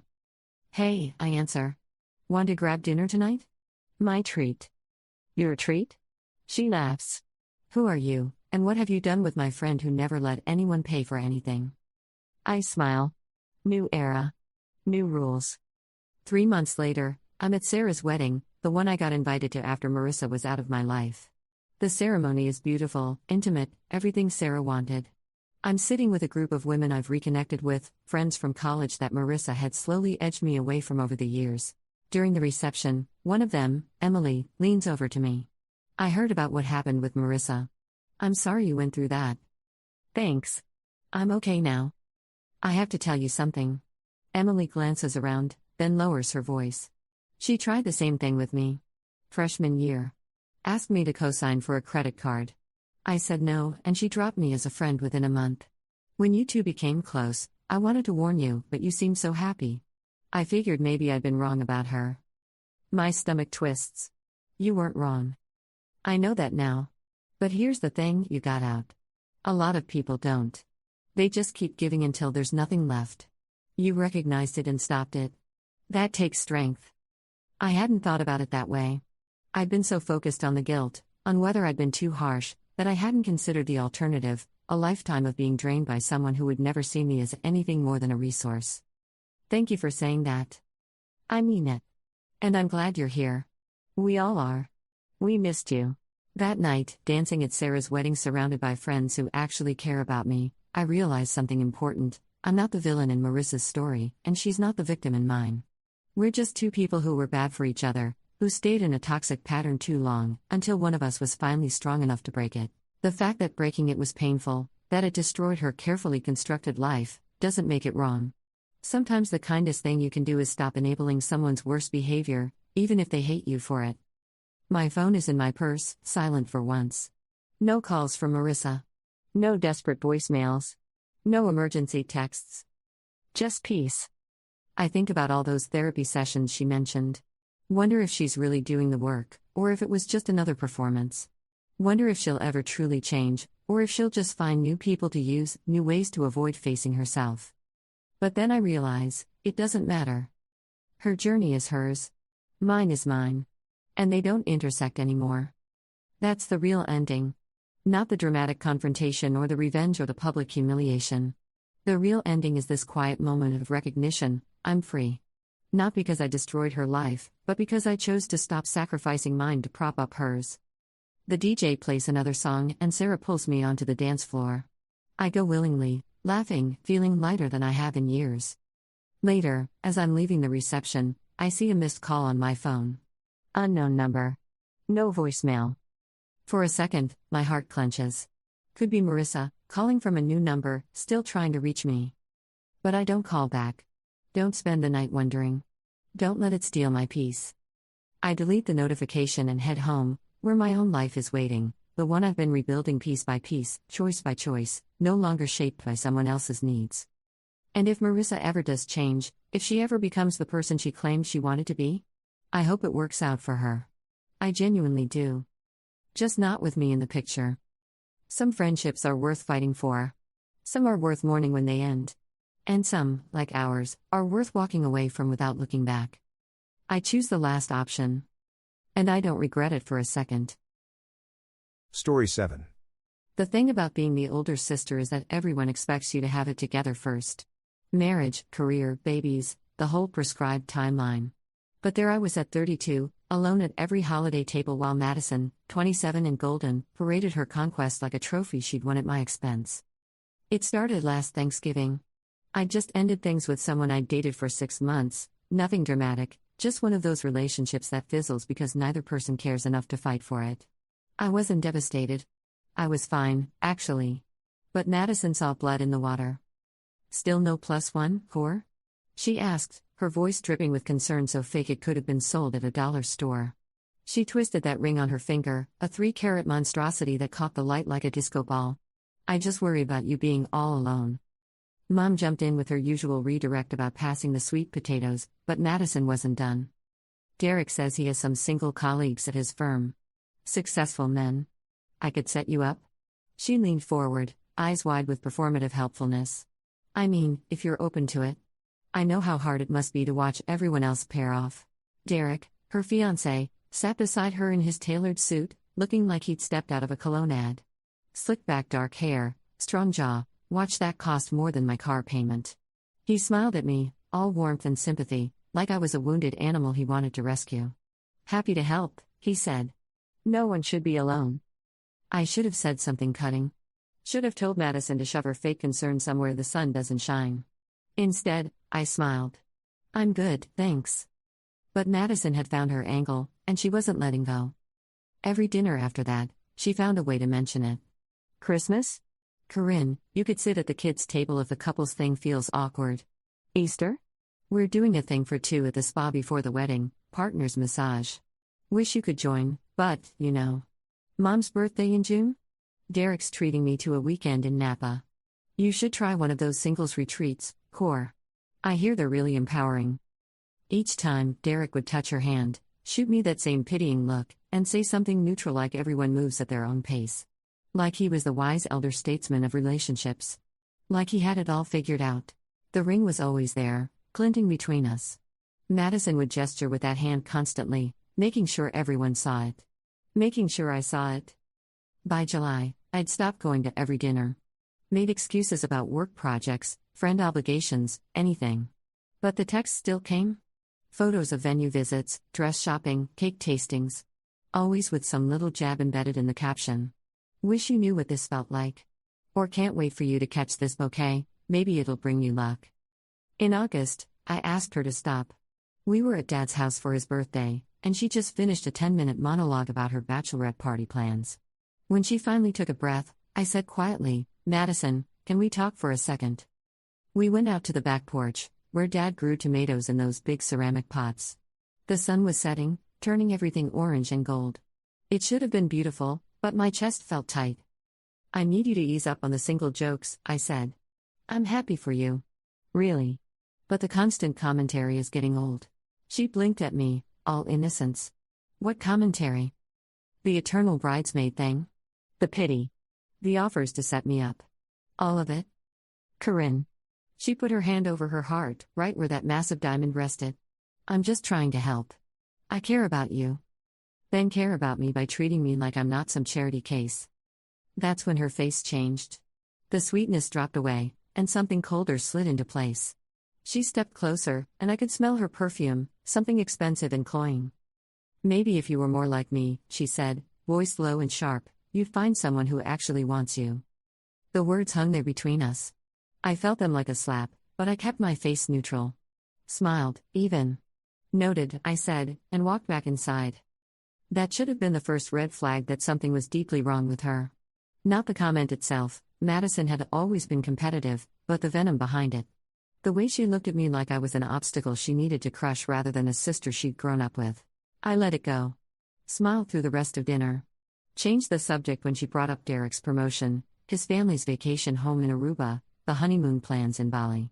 I played the role she'd assigned me, the supportive, slightly pathetic older sister who clapped politely while Madison lived out every dream I was supposedly too flawed to achieve. But something nagged at me. It started small, a feeling I couldn't name. Derek was too perfect. Too smooth. Too eager to play the role of Madison's savior and my benefactor. And there was something about the way he looked at me when Madison wasn't watching. Not attraction, something more calculating. Like he was measuring me for something. I started paying attention. At Mom's Labor Day barbecue, Derek mentioned his firm's recent expansion into international markets. We're opening offices in Singapore and Dubai, he said, flipping burgers with the confidence of a man who'd never questioned his place in the world. It's been intense, lots of travel, but worth it. How do you manage with Madison? I asked. She's not big on long distance.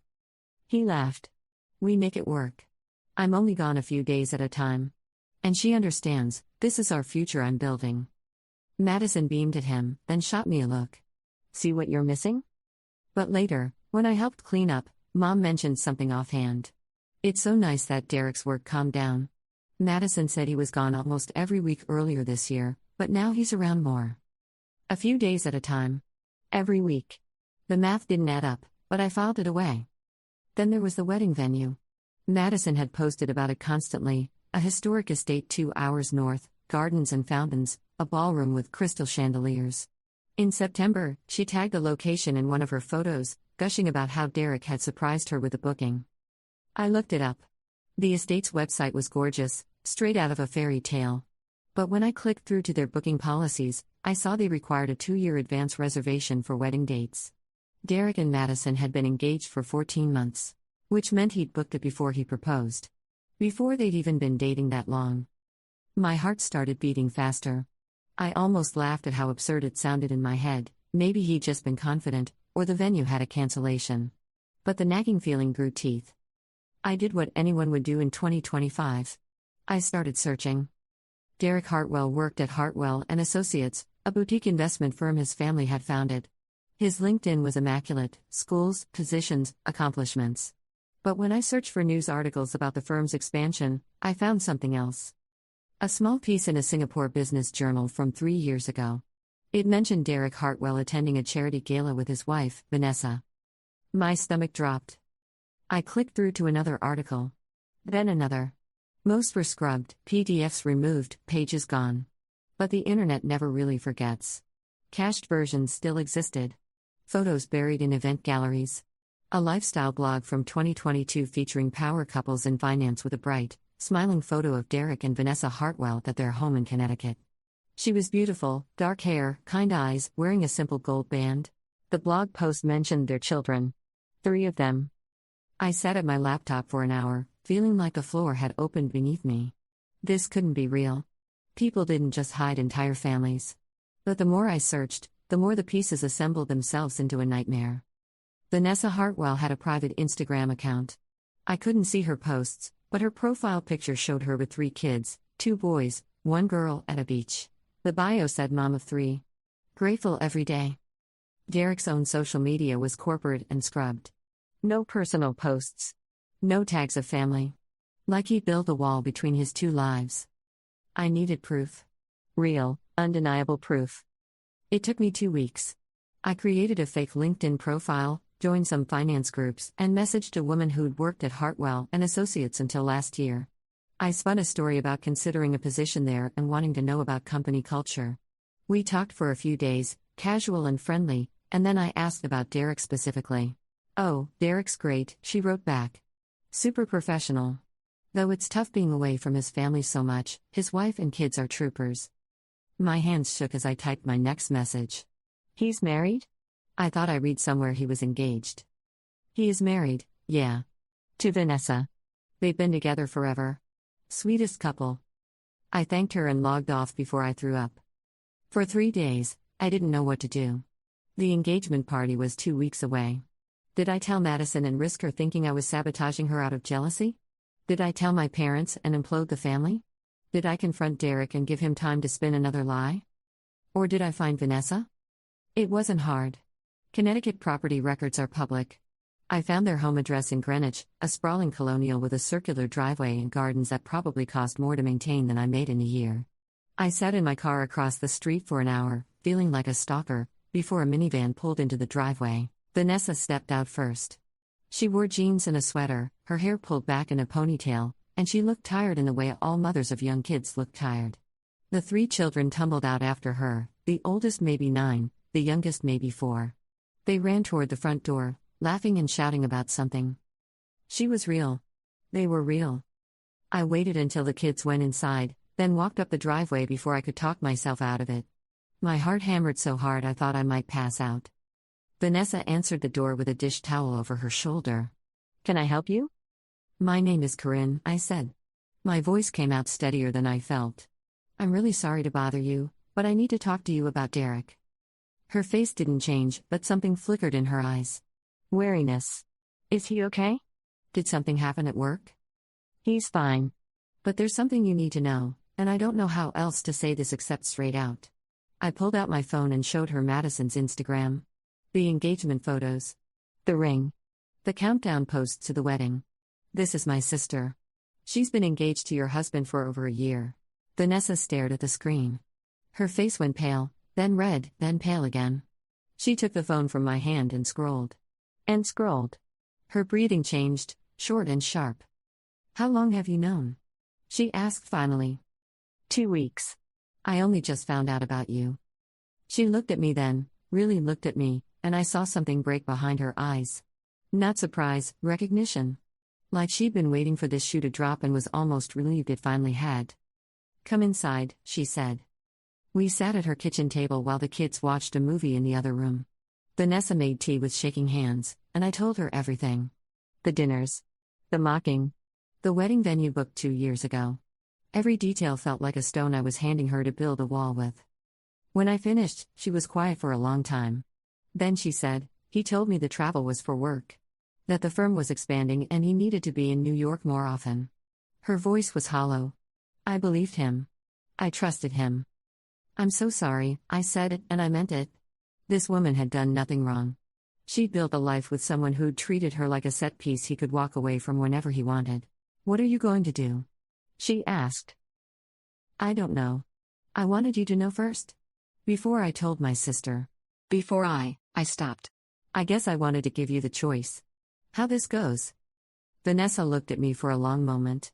Then she straightened her shoulders, and I saw steel slide into place where shock had been. When's the engagement party? This Saturday. What time? I told her. She nodded, pulled out her phone, and started texting someone. My sister can watch the kids, she said. We're coming. We? Me and the kids. He needs to see what he's done. Your sister needs to see who she's marrying. Her voice was ice now. And I need to watch him try to explain this. That night, I didn't sleep. I kept imagining the party, the decorations, the champagne, Madison's face when we walked in. Part of me felt sick with guilt. Part of me felt something darker. Vindicated, maybe. Or just exhausted from carrying Madison's cruelty for so long and finally having a way to set it down. Saturday came too fast and not fast enough. The engagement party was at my parents' house. They'd gone all out, white tent in the backyard, string lights everywhere, tables draped in ivory and gold. A catering company had set up stations with fancy appetizers. A bartender mixed drinks at a mobile bar. It looked like a wedding itself, which I suppose was the point. Madison wanted everyone to see what she'd caught. I arrived alone, 30 minutes late. Madison spotted me immediately, her face pinched with irritation. You're late, Corinne. We're about to do toasts. Sorry, I said. Traffic. She looked beautiful, of course. A white cocktail dress that probably cost more than my rent, hair in perfect waves, makeup flawless. The ring caught the light as she gestured toward the crowd. Derek's family is here. Try not to embarrass me. I smiled. Wouldn't dream of it. Derek stood near the bar, surrounded by people I didn't recognize. He raised his glass to me in greeting, all charm and ease. The perfect groom-to-be. My phone buzzed. Vanessa, we're parking now. I excused myself and walked toward the front of the house, my pulse roaring in my ears. When I reached the driveway, Vanessa's minivan was pulling in. She stepped out first, wearing a simple black dress and heels. She looked elegant. Determined. Terrifying. The kids climbed out next. The oldest boy wore a button-down shirt. The middle girl had a sundress. The youngest boy clutched a stuffed dinosaur and looked confused about why they were getting dressed up. Ready? I asked Vanessa. She nodded. Let's go. We walked through the side gate into the backyard. The party was in full swing, people laughing, glasses clinking, someone giving a speech I couldn't hear over the blood rushing in my ears. I led Vanessa and the kids through the crowd toward the center of the tent. Madison saw me first. Then her eyes moved to Vanessa. To the children. Her face went slack with confusion. Corinne, who? Derek turned. The glass in his hand slipped, tumbling to the ground and shattering. His face drained of color. For the first time since I'd met him, he looked small. Derek? Madison's voice climbed higher. Who are these people? Vanessa stepped forward. The crowd around us went quiet, conversations dying like dominoes falling. I'm Vanessa Hartwell, she said, her voice carrying across the tent. Derek's wife. And these are our children. The silence was absolute. Madison's mouth opened, but no sound came out. She looked at Derek, at Vanessa, at the kids, at me. I watched her brain trying to assemble the pieces, refusing to let them fit. That's not possible, Madison said finally. Derek's not married. We're engaged. We're getting married in 3 months. He's been married to me for 12 years, Vanessa said. She pulled out her phone and held it up, showing photos. Wedding pictures. Family portraits. The kids at different ages. We live in Connecticut. He comes home every weekend. Or at least, that's what I thought until your sister found me. All eyes turned to me. Madison's face twisted with something between betrayal and fury. You did this? I found out 2 weeks ago, I said. My voice didn't shake. I thought Vanessa deserved to know. You're lying. You're making this up because you're jealous. Madison grabbed Derek's arm, shaking him. Tell them. Tell them she's lying. Derek said nothing. He stared at Vanessa and the kids like they were ghosts he tried to bury and failed. The oldest boy, 9, I'd learned his name was James, stepped forward. Dad? His voice was small, confused. Why is that lady calling you her fiancé? That broke something.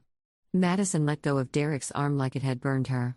She stepped back, and I saw the exact moment the truth crashed through her denial. Her face crumpled. The ring on her finger suddenly looked obscene. Derek. My father's voice cut through the silence. He stepped forward, his face hard. I think you need to leave. Mr. Chen, I can explain, Derek started, but Dad held up a hand. Get out of my house. Derek looked around the tent, at the guests staring in horror, at Vanessa's cold fury, at Madison's devastation, at me. His eyes landed on me last, and I saw something flicker there. Anger. Like this was somehow my fault for uncovering what he'd built. Come on, Vanessa, he said, his voice tight. Let's talk about this at home. There's nothing to talk about, Vanessa said. My lawyer will be in touch. She turned to me. Thank you, she said quietly. Then she took her children's hands and walked back through the gate. Derek followed, but not before shooting me one last look. It sent a chill down my spine, a promise of something unfinished. When they were gone, the tent erupted. Whispers, exclamations, people pulling out phones. My mother started crying. Madison stood frozen in the center of it all, staring at nothing. I walked over to her. Madison. She looked at me, and her face was ravaged. Did you know? She whispered. When I said all those things to you, did you already know? No. I only found out after Labor Day. Then why didn't you tell me sooner? Why did you wait until now? I needed proof. I needed to find Vanessa. I stopped. I thought you deserved to know the truth, even if it hurt. You humiliated me. Her voice broke. In front of everyone. He humiliated you, I said. I just made sure you saw it. She stared at me, and I saw something that might have been understanding flicker through the pain. Or maybe just exhaustion. She pulled a ring off her finger and held it out to me. Here. You wanted this so badly? Take it. I never wanted that, I said softly. I just wanted you to stop treating me like I was worth less because I didn't have it. Madison's hand dropped. She walked away without another word, disappearing into the house. The party dissolved after that. Guests left in clusters, murmuring sympathies and shock. The catering staff packed up in an awkward silence. My parents sat on the porch, looking shell-shocked. I helped clean up the tent, tying trash bags and folding chairs while the sun set and the string lights flickered overhead. My phone buzzed. A message from an unknown number, you have no idea what you've done. I deleted it without responding. That night, lying in bed, I waited for the guilt to hit. For the regret. For the feeling that I'd gone too far, destroyed too much. It didn't come. What came instead was a memory of Madison's face across all those dinners. The smirk. The ring. The casual cruelty wrapped in concern. And I realized she'd never actually wanted me to find someone. She'd wanted me to stay alone so she could feel superior. She'd needed me to be the failure in her story. Derek had been perfect for her in that way. A man who made her feel chosen, special, elevated above the sister who couldn't get it right. The fact that he was alive just made the story cleaner. Simpler. A fairy tale where she was the princess and I was the pauper. But fairy tales don't survive contact with the real world. In the days after, Madison moved back in with our parents. She stopped posting on social media. Stopped answering texts. I heard through Mom that she'd taken a leave from work, that she spent most days in her old room with the curtains drawn. Part of me wanted to reach out. To apologize, even though I wasn't sure what I'd be apologizing for. But every time I thought about calling her, I remembered her voice on the porch. Maybe if you were more like me, you'd find someone who actually wants you. She'd wanted me to feel small. She'd succeeded for months. I wasn't sure I had the energy to help her feel big again. 3 weeks later, I got a call from Vanessa. Her voice was steady, almost cheerful. I wanted to thank you again. Properly. The divorce is moving forward. Derek's firm is investigating some financial irregularities. Apparently, he'd been funneling money into accounts I didn't know about. Probably to fund his double life. I'm sorry, I said. That's a lot to deal with. It is. But I'd rather deal with it now than find out in 5 years, or 10. You gave me that chance. She paused. I also wanted to ask, and feel free to say no, but the kids and I are going to Connecticut Science Center next weekend. If you're free, we'd love for you to join us. James especially. He keeps asking about the detective lady who found his dad. I almost laughed. I'd like that. We went. It was strange and lovely. The kids were funny and smart and obsessed with dinosaurs. Vanessa was warm and open, still hurting but determined to move forward. We walked through exhibits, ate overpriced ice cream, and for a few hours, I felt like part of something uncomplicated. Something real. When I got home that night, there was a letter waiting in my mailbox. No return address. Inside was a single piece of paper with a typed message: some secrets are better left buried. Watch your back. My stomach clenched. I thought about Derek's face at the party, the cold promise in his eyes. The deleted text from an unknown number. I threw the letter away, but it rattled me more than I wanted to admit. Madison finally called 2 days later. Her voice was flat, exhausted. Can we talk? We met at a coffee shop halfway between our places. She looked thinner, hollowed out. The confidence that had always radiated from her was gone, replaced by something fragile. I've been in therapy, she said, stirring her latte without drinking it. Trying to figure out how I didn't see it. How I ignored every red flag. You didn't want to see it, I said gently. He told you what you wanted to hear. I know. She looked up at me, eyes red-rimmed. But I also think part of me didn't want to see you, either. Who you actually are. I made you into this sad character in my head because it made me feel better about myself. I said nothing. The things I said to you, Corinne, I'm so sorry. You didn't deserve that. No, I agreed. I didn't. She nodded, accepting it. Are we okay? Will we ever be okay? I thought about it. About the year of dinners, the mocking, the cruelty. About Derek's letter. About the fact that even now, sitting across from her broken and apologizing, I wasn't sure I trusted her not to find another way to make herself feel bigger by making me feel smaller. I don't know, I said honestly. But I'm willing to try. It wasn't forgiveness. Not yet. But it was something. We finished our coffee and left separately. Driving home, I thought about Vanessa and her kids, about Madison and her therapy, about Derek and whatever consequences were catching up to him. I thought about the letter in my trash can, the unspoken threat hanging over me. And I realized something strange: I wasn't afraid. For a year, I'd let Madison make me feel like I was failing at something fundamental. Like my singleness was a character flaw, a deficit I needed to fix. But watching her world collapse around a lie had shown me the truth: there are worse things than being alone. There are worse things than waiting for something real instead of settling for something shiny.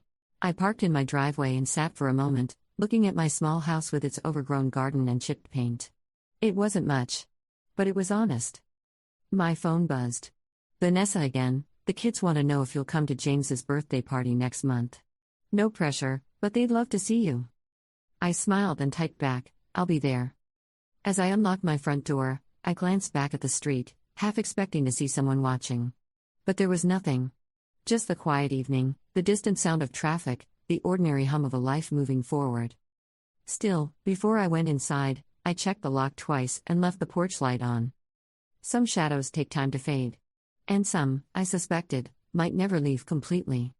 But I'd learned something over the past few weeks: I could live with that. I could look my sister's cruelty in the eye and not flinch. I could expose a liar and survive his anger. I could be alone and not feel like I was losing. That had to count for something. Inside, I made tea and settled onto my couch with a book I'd been meaning to read. The house was quiet, just me and the soft tick of the clock on the wall. It should have felt lonely. Instead, it felt like peace. And if Derek wanted to send more letters, more threats, more shadows, well, he'd already lost everything that mattered. I'd made sure of that. I smiled to myself and turned the page, letting the story pull me in. Outside, the porch light burned steady against the dark. The first week after the coffee shop meeting with Madison, things felt almost normal. I went to work, came home, made dinner for one. Vanessa texted occasionally with updates about the divorce proceedings. Mom called twice, trying to sound cheerful but failing. Dad didn't call at all, which somehow felt more honest. Then Derek's lawyer contacted me. The letter arrived on a Thursday, certified mail, thick and official. I held it for a full minute before opening it, my hands trembling slightly. Inside was a cease and desist notice claiming I had interfered with Derek's business relationships, damaged his reputation, and caused emotional distress to his family. The language was dense and threatening, full of phrases like actionable defamation and potential liability. At the bottom, a handwritten note in pen, "This is your only warning." I called Vanessa immediately. She answered on the second ring, and I heard kids shouting in the background. "Hold on," she said, and then the noise faded. "Sorry, dinner chaos." "What's up? Did Derek's lawyer contact you?" "About what?" "About me.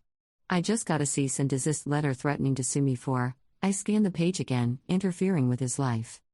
Vanessa was quiet for a moment. Then she laughed, sharp and bitter. "Of course he did. He's panicking. His firm put him on administrative leave yesterday while they investigate the missing money. He's trying to control whatever he can." "Should I be worried?" "No. He has no case?" "You told the truth. I'm his wife, there's no defamation in revealing a fact." She paused. "But Corinne, be careful. When men like Derek lose control, they get dangerous. Not always physically, but they find ways to hurt you." After we hung up, I sat with the letter in my lap, reading it over and over. The threat felt real even if it wasn't legal.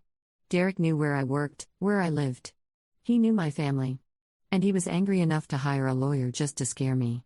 I thought about calling the police, but what would I say? A man sent me a legal letter? There was nothing actionable in it, just intimidation wrapped in official language. Instead, I did something I probably shouldn't have. I started digging into Derek's background more thoroughly. If he wanted to threaten me, I wanted to understand exactly who I was dealing with. What I found made my blood run cold. Derek Hartwell wasn't just a successful investment banker with a secret family. He had a pattern. In 2018, a woman named Jennifer Moss had filed a harassment complaint against him at his previous firm in Boston. The case was settled privately, records sealed. But I found her through a professional networking site and sent her a careful message explaining who I was and what had happened. She responded within an hour. We arranged a video call for that evening. Jennifer was in her 40s, composed and professional, but I could see the wariness in her eyes when my face appeared on screen. "Thank you for reaching out," she said. "I've been waiting 6 years for someone to ask about Derek Hartwell." "What happened?" I asked. She took a breath. "I worked with him briefly in Boston. He was charming, attentive, made me feel special. We started dating. He told me he was divorced, that his ex-wife lived in California with their daughter and he only saw her a few times a year." She looked away. "After 4 months, a woman showed up at my apartment. His wife. Very much not divorced, very much still living with him in their home 30 minutes away. With 2 daughters, not one." My stomach twisted. "What did you do?" I broke it off immediately. "Told HR. They launched an investigation, but Derek's father was on the board of directors. The whole thing got buried under an NDA and a settlement payment." Her jaw tightened. "They paid me to go away and keep quiet. I took the money because I needed it, but I've regretted it every day since. He got away with it completely." "Did he ever threaten you?" "Not directly.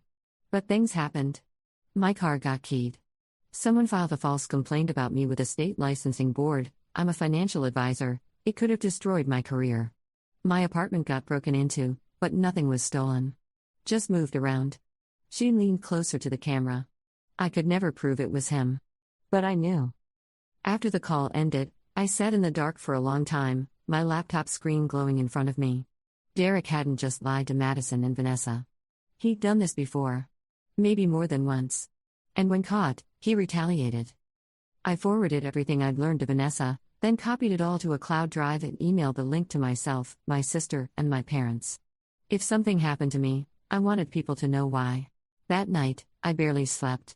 Every sound in the house felt amplified: the creak of settling wood, the whisper of wind against windows, the distant bark of a neighbor's dog. I kept my phone on the nightstand with 911 ready to dial. Nothing happened. But the fear had burrowed under my skin. The next morning, exhausted and jittery from too much coffee, I went to work and tried to act normal. I was a project manager at a mid-sized marketing firm, and we had a major client presentation that afternoon. I needed to focus, to be professional, to not let Derek's threats turn me into someone who jumped at shadows. But during lunch, my boss called me into her office. Sandra was in her 50s, sharp and fair, someone I respected deeply. She gestured for me to sit, and I noticed she looked uncomfortable. "Corinne, I need to ask you about something, and I want you to be honest with me." My heart sank. "Okay.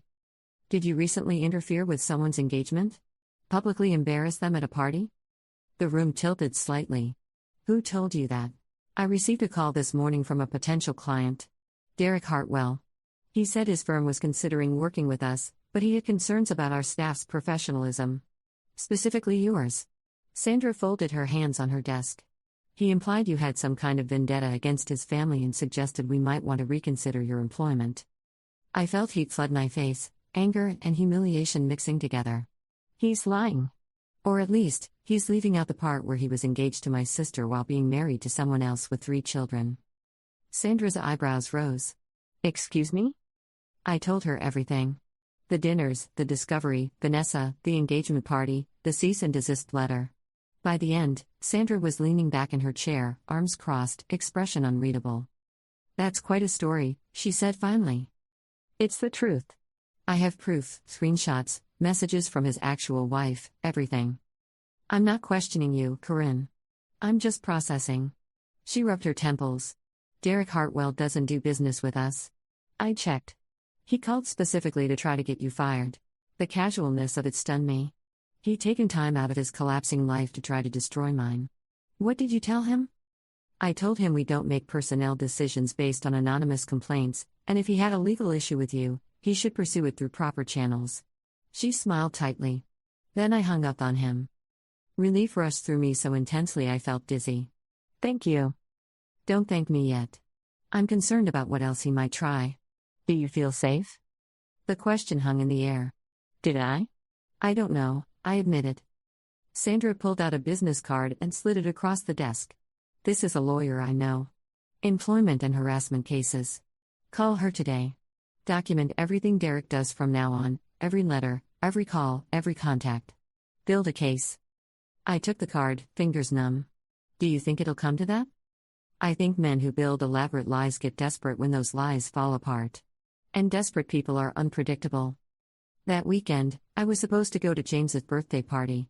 Vanessa had planned it at a trampoline park, and I bought James a book about paleontology he'd mentioned wanting.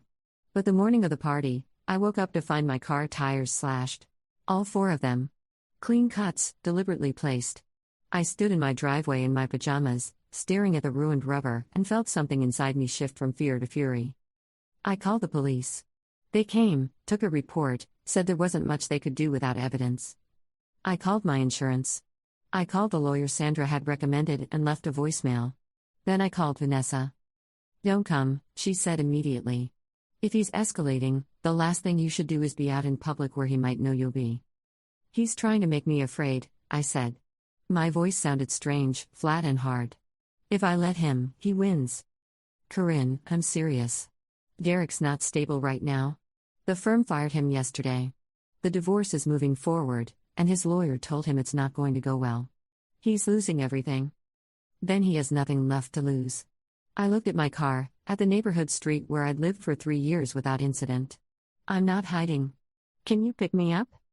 She was quiet for a long moment. "You're sure?" "I'm sure." Vanessa arrived an hour later with the kids in the minivan. James bounced in his seat when he saw me, waving excitedly. "Corinne, did you bring my present?" I held up the wrap book. "Wouldn't miss it." The trampoline park was chaos in the best way: screaming kids, bouncing bodies, exhausted parents sitting in the cafe area with coffee. I tried to relax, to be present, to not constantly scan the entrance for Derek's face. But halfway through the party, Vanessa pulled me aside. Her face was pale. "Derek texted me. He knows we're here. My blood went cold. How? I don't know. Maybe he tracked my phone somehow or saw something on social media. But he said, she showed me her phone. The message read, "Enjoy the party. We'll talk soon." "We need to leave," I said. "No."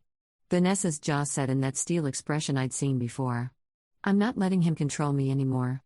There are 50 people here, security cameras, staff. He's not going to do anything." But I couldn't shake the feeling of being watched. Every adult man who walked past made my pulse spike. Every time the door opened, I looked up expecting to see Derek's face. The party ended without incident. We loaded the tired kids into the van, and Vanessa drove me home. When we pulled up to my house, she put a hand on my arm. "Stay with us tonight. Please. I can't run from my own house." "It's not running. It's being smart." Her eyes were pleading. "Corinne, I already feel responsible for what he's doing to you. If something happens, it won't," I said, with more confidence than I felt. "I'll be fine." Inside, I locked every door and window, drew all the curtains, turned on every light. Then I sat on my couch with my phone in one hand and a kitchen knife in the other, feeling ridiculous and terrified in equal measure.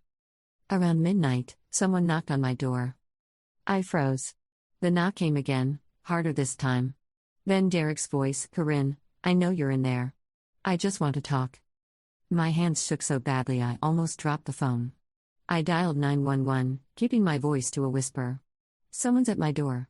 He's threatening me." "My address is?" "I'm not threatening you," Derek called through the door. "I just need you to understand what you've done to my life." 5 minutes. "That's all I'm asking." The 911 operator told me to stay on the line, that officers were on their way. I crept to the window and peered through a gap in the curtains. Derek stood on my porch, hands in his pockets, looking almost casual. But there was something wrong with his posture, something wound too tight. "You destroyed everything," he said, louder now. "My marriage, my career, my reputation." "For what?" "Because your sister's feelings got hurt?" I said nothing, barely breathing. "I know you're listening." His voice turned sharp. "You think you're some kind of hero? You're just a bitter, lonely woman who couldn't stand to see someone else happy. Jennifer told me you contacted her. That's harassment, Corinne. That's stalking." In the distance, I heard sirens. Derek heard them too. He stepped back from the door, looked around, then walked quickly to a car parked at the curb. By the time the police arrived, he was gone. The officers were kind but not particularly helpful. They took my statement, noted the slashed tires from earlier, said I could file for a restraining order but would need documented proof of ongoing harassment. They'd do a drive-by patrol for the next few nights, but beyond that, there wasn't much they could offer. After they left, I called Vanessa back. "You were right. I'm coming to stay with you." I threw clothes into a bag, grabbed my laptop and important documents, and was out the door in 10 minutes. Vanessa lived 45 minutes away, and I spent the entire drive checking my rearview mirror, convinced I'd see Derek's car following me. I didn't. But the fear had settled into my bones now, heavy and cold. At Vanessa's house, she set me up in the guest room and made tea neither of us drank. We sat at her kitchen table in the dark, listening to the quiet sounds of her children sleeping upstairs. "I'm filing for the restraining order tomorrow," I said. "And I'm going to see if Jennifer will testify about what happened to her. If Derek has a pattern of this, maybe they'll finally do something about him," Vanessa finished. Her face was hard in the dim light. "I've been documenting everything too. His threats, his financial manipulation, the way he's using the kids as leverage. My lawyer says we're building a strong case." "I'm sorry," I said. "None of this would be happening if I hadn't." "Don't." Vanessa's voice was sharp. "Don't apologize for telling the truth. Derek did this. Not you." But lying in the guest bed that night, staring at the unfamiliar ceiling, I couldn't help but wonder if she was right.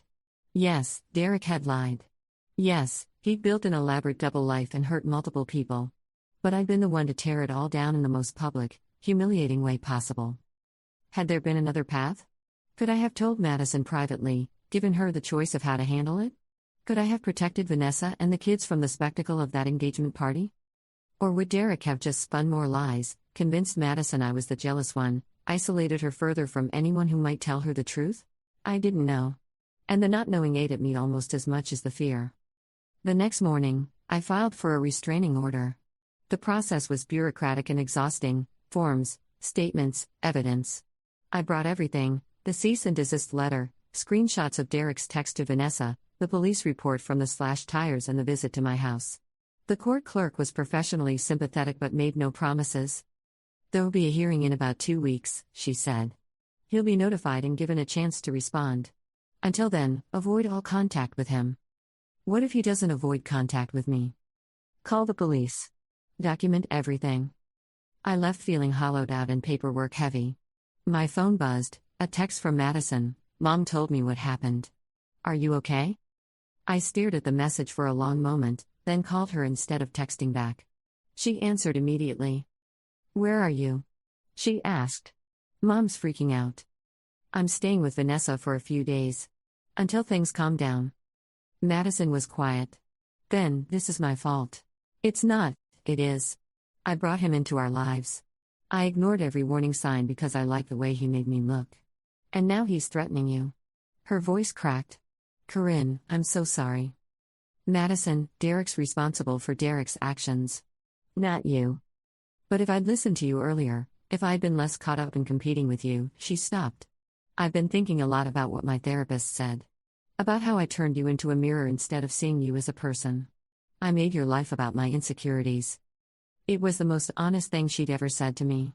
"Yeah," I said softly. "You did. I want to help. Whatever you need: money for a lawyer, somewhere to stay, someone to sit in court with you. Anything." "I need you to heal," I said. "And I need time to figure out if we can have a real relationship instead of whatever we've been doing." "Okay." She sounded small, young. "But I'm here. When you're ready." We hung up, and I sat in my car in the courthouse parking lot, crying harder than I had in weeks. Not from fear or anger, but from something more complicated. Relief, maybe. Or grief for all the years Madison and I had spent hurting each other in small ways that accumulated into something neither of us knew how to fix. The restraining order hearing came 2 weeks later. I sat in the courtroom with Vanessa on one side and the lawyer Sandra had recommended on the other. Derek sat across the aisle with his own attorney, looking polished and calm. When our eyes met, he smiled slightly, like we were old friends catching up. It made my skin crawl. The hearing was quick and clinical. My lawyer presented the evidence: the letters, the texts, the slashed tires, the late-night visit. Derek's lawyer argued it was all circumstantial, that Derek had only been trying to protect his privacy and had a right to visit someone's home to discuss matters peacefully. The judge, a tired-looking woman in her 60s, listened to both sides with an expression that gave nothing away. Then she granted a temporary restraining order. Derek was to stay at least 500 feet away from me, my home, and my workplace for 6 months, with a review hearing after 90 days. Derek's face darkened, but he said nothing. As we filed out of the courtroom, I felt him watching me, but I kept my eyes forward.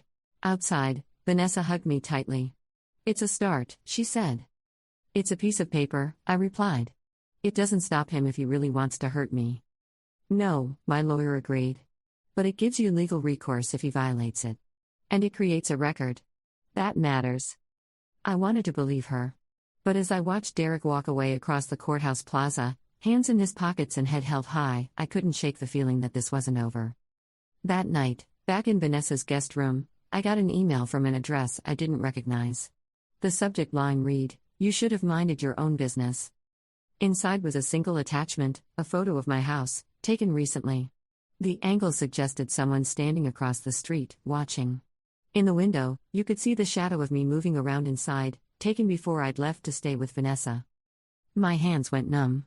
I forwarded it immediately to my lawyer, to the police, to Vanessa. Then I sat on the edge of the bed, staring at the image, and realized something cold and clarifying. Derek wasn't going to stop. The restraining order, the divorce, the career implosion, none of it mattered to him as much as making me pay for exposing him. And he was patient enough, angry enough, to wait for the right moment. I couldn't live like this forever. Couldn't stay in someone else's house, looking over my shoulder, jumping at every notification. Eventually, I'd have to go home. And when I did, he'd be waiting. Unless I found a way to end this myself. The thought scared me almost as much as Derek did. Because I wasn't sure what ending it looked like, or how far I was willing to go to protect myself and the people I cared about. But as I sat there in the dark, staring at that photo of my own window, my own shadow, I knew one thing for certain: I was done being afraid. Whatever came next, I'd be ready. Story 8. The phone was still warm in my hand when the reality settled over me like ice water. 10:30 at night.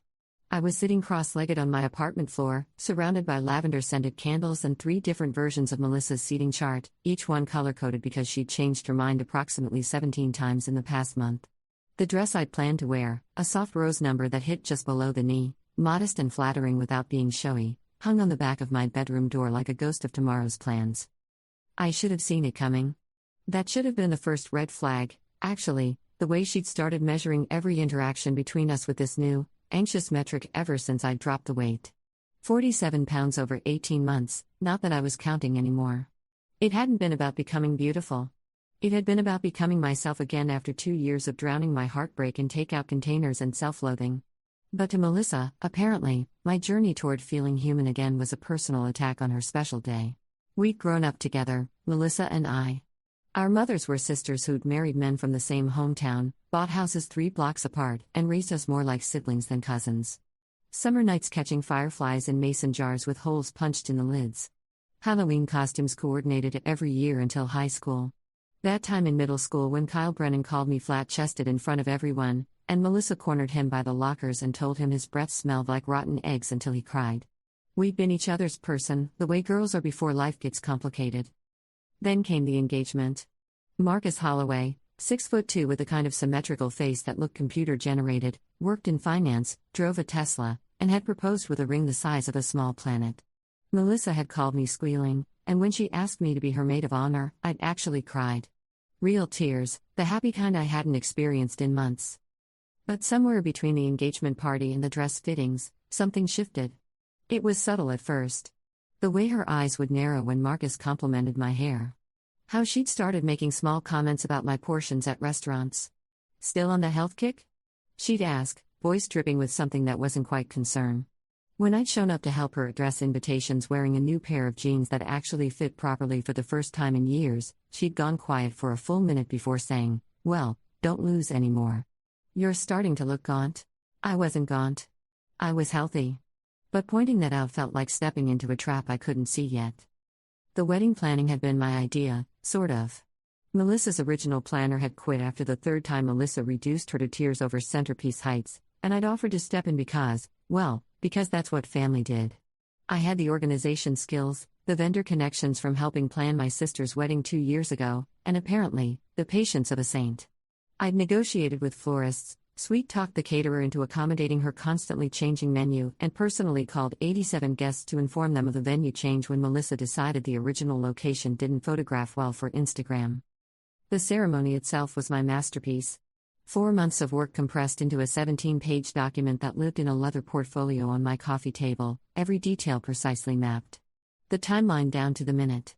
The vows Melissa had written and rewritten 12 times. The music cues. The lighting changes. The exact moment when the doves would be released. Marcus's grandmother's antique handkerchief that would be wrapped around the bouquet. Even the backup plans for the backup plans, because with Melissa, you needed contingencies for your contingencies. I looked at that portfolio now, its edges worn from constant handling, and felt something dark and electric move through my chest. My phone buzzed. A text from my mother, so excited for tomorrow. "You must be exhausted from all the planning. Your cousin is so lucky to have you." I almost laughed. The sound died in my throat. Here's what you need to understand about Melissa's wedding: it wasn't just a ceremony. It was a theatrical production designed to extract maximum attention from every possible source. The venue alone, the Ashworth Estate, a renovated Victorian mansion with gardens that looked like they'd been borrowed from a Jane Austen adaptation, cost more than my annual salary. The guest list had swelled to 300 people, half of whom Melissa barely knew but who had important social media presence. The flowers were being flown in from Ecuador. The cake had 7 tiers and a sugar sculpture of the couple on top that the baker had needed 3 weeks to create. And the ceremony itself was a carefully choreographed performance. Melissa had insisted on writing personalized vows that she'd made me listen to no fewer than 20 times, each reading accompanied by her asking, "Does this make me sound too vulnerable? Not vulnerable enough? Should I mention the thing about his mother?" The processional music was a string quartet playing a custom arrangement of some song from a movie I'd never seen. She'd even hired a professional to train her how to walk down the aisle, apparently, There's a technique to gliding in a dress with a 15-foot train while maintaining the perfect angle for photographers. I opened the portfolio. Ran my fingers over the title page, The Wedding of Melissa Catherine Hartwell and Marcus James Holloway. My handwriting, precise and careful. Below it, in smaller print, coordinated by Emma Hartwell. That was me. The threat. The prettier girl who might steal attention. Never mind that Marcus barely looked at me like a person, I was just his fiancée's cousin, the helpful one who kept everything running smoothly. Never mind that I'd spent 6 months ensuring every single element of this wedding would be perfect for her. My laptop sat open on the couch, the ceremony document pulled up on the screen. I'd been doing a final review, checking for typos, making sure the timing would flow smoothly. The cursor blinked at me, patient and non-judgmental. I could just not show up. Let her panic when she realized her wedding planner had vanished. But that felt too passive, too much like letting her win by simply removing myself from the equation. Besides, I'd signed a contract with a venue. Legally, I was obligated to be there, coordinating with the vendors, managing the timeline. No, if I was going to do this, and I was, something hard and certain had crystallized in my chest, I needed to be surgical about it. Precise. The kind of revenge that would make her feel exactly what she'd made me feel, small and disposable, a problem to be eliminated. I pulled up the document and started reading through it with new eyes. The ceremony began at 4 p.m, golden hour lighting carefully calculated for optimal photographs. Guests would be seated by 3:45. The processional would start at 4:03 exactly. Melissa had timed it so the sun would hit her face at the perfect angle as she entered. The wedding party would enter first, 6 bridesmaids in dusty blue, 6 groomsmen in charcoal gray. Then the maid of honor, a position that had been silently reassigned to Melissa's college roommate 3 weeks ago without anyone officially telling me, though I'd figured it out when I wasn't included in the bachelorette party group chat. I scrolled to the vows. Melissa's were lengthy, poetic, designed to make people cry. She'd practiced the cadence, the pauses for emotional effect. Marcus's were shorter, more straightforward, but sweet in their simplicity. After the vows came the ring exchange, then the unity candle ceremony, which Melissa had insisted on despite it being kind of outdated because it photographed well. Then the pronouncement. The kiss. The recessional. The receiving line, which I'd organized down to where each family member would stand. My finger hovered over the trackpad. The reception timeline was equally precise. Cocktail hour while the wedding party took photos. Grand entrance at 6:15. First dance at 6:30. Toasts at 7. Dinner service beginning at 7:20. Cake cutting at 8:30. Bouquet toss at 9. Last dance at 10:30, then sparkler exit at 10:45. Every single moment choreographed, rehearsed, perfect. I saved a backup copy of the original document, renamed it original_ceremony_backup, and tucked it into a hidden folder on my hard drive. Then I returned to the main document and let my fingers rest on the keyboard. The changes needed to be subtle enough that no one would notice during the ceremony itself, or at least, not until it was too late to stop. Nothing illegal, nothing cruel to Marcus or the guests. Just small redirections, tiny alterations that would transform Melissa's perfect day into something memorably off-script. I started with the music. Melissa had chosen Pachelbel's canon for the processional, traditional and elegant. I opened my vendor contact list and pulled up the string quartet's information. They'd been incredibly accommodating throughout the planning process, and I'd saved their leader's personal cell phone number for emergency day of coordination. I drafted an email, time delayed to send at 6 a.m. Hi Stefan, Emma here with a last-minute change from Melissa. She's decided she wants something more unique for the processional. Please substitute the Imperial March from Star Wars for Pachelbel's canon. I know it's unconventional, but she's going for a powerful entrance vibe. Thanks for being flexible. I hesitated for only a moment before hitting schedule. Stefan would think it was weird, but he'd do it. The day of coordinator, me, was the final authority on changes, and vendors knew that brides often made erratic last-minute decisions. Next, the vows. This needed to be more careful. I couldn't change the words themselves, but I could change who delivered them. I scrolled to the ceremony script that the officiant would be following and found the section where he introduced the vows. Original text: Melissa has prepared personal vows to share with Marcus. Marcus will then share his vows with Melissa. New text: Marcus has prepared personal vows to share with Melissa. Melissa will then share her vows with Marcus. A simple reversal. Marcus would go first, unprepared, probably stumbling through something unrehearsed while Melissa seethed at the deviation from her plan. Then her carefully rehearsed performance would feel like an overcompensation, like she was showing him up rather than sharing a tender moment. The officiant script went into the same folder as the ceremony timeline. I'd print fresh copies in the morning and hand them out to the relevant parties before anyone had time to cross-reference with earlier versions. I moved on to the seating chart. This was where I could have the most fun. Melissa had been ruthlessly strategic about seating: important people near the front, less important people progressively farther back, anyone she considered difficult hidden behind structural columns. She placed Marcus's ex-girlfriend, Taylor, at table 18, practically in a different zip code, despite Taylor being perfectly cordial and mature about the whole situation. I pulled up the seating spreadsheet and started making swaps. Marcus's mother, a lovely woman named Patricia whom Melissa found overbearing, moved from table 4 to table 2, directly in the line of sight from the head table. Melissa's Aunt Karen, notorious for loud commentary during ceremonies, relocated from table 20 to table 3. And Taylor? Taylor got moved to table 8, close enough to be visible in wedding photos, positioned where she'd be included in the background of the cake-cutting shots. But the real artistry came with the place cards themselves. I'd been planning to print them tomorrow morning at the venue's business center. Instead, I'd print them tonight, with a few creative additions. Nothing obvious enough to be noticed during the chaos of setup, just small insertions that would cause maximum confusion. I created 3 extra place cards for people who didn't exist: Dr. Raymond Fitzgerald and guest at table 12, the Hendersons at table 7, and Priscilla Vaughn at table 15. Let Melissa and her team try to figure out why there weren't enough chairs, why people were standing around confused, why the catering count would be off.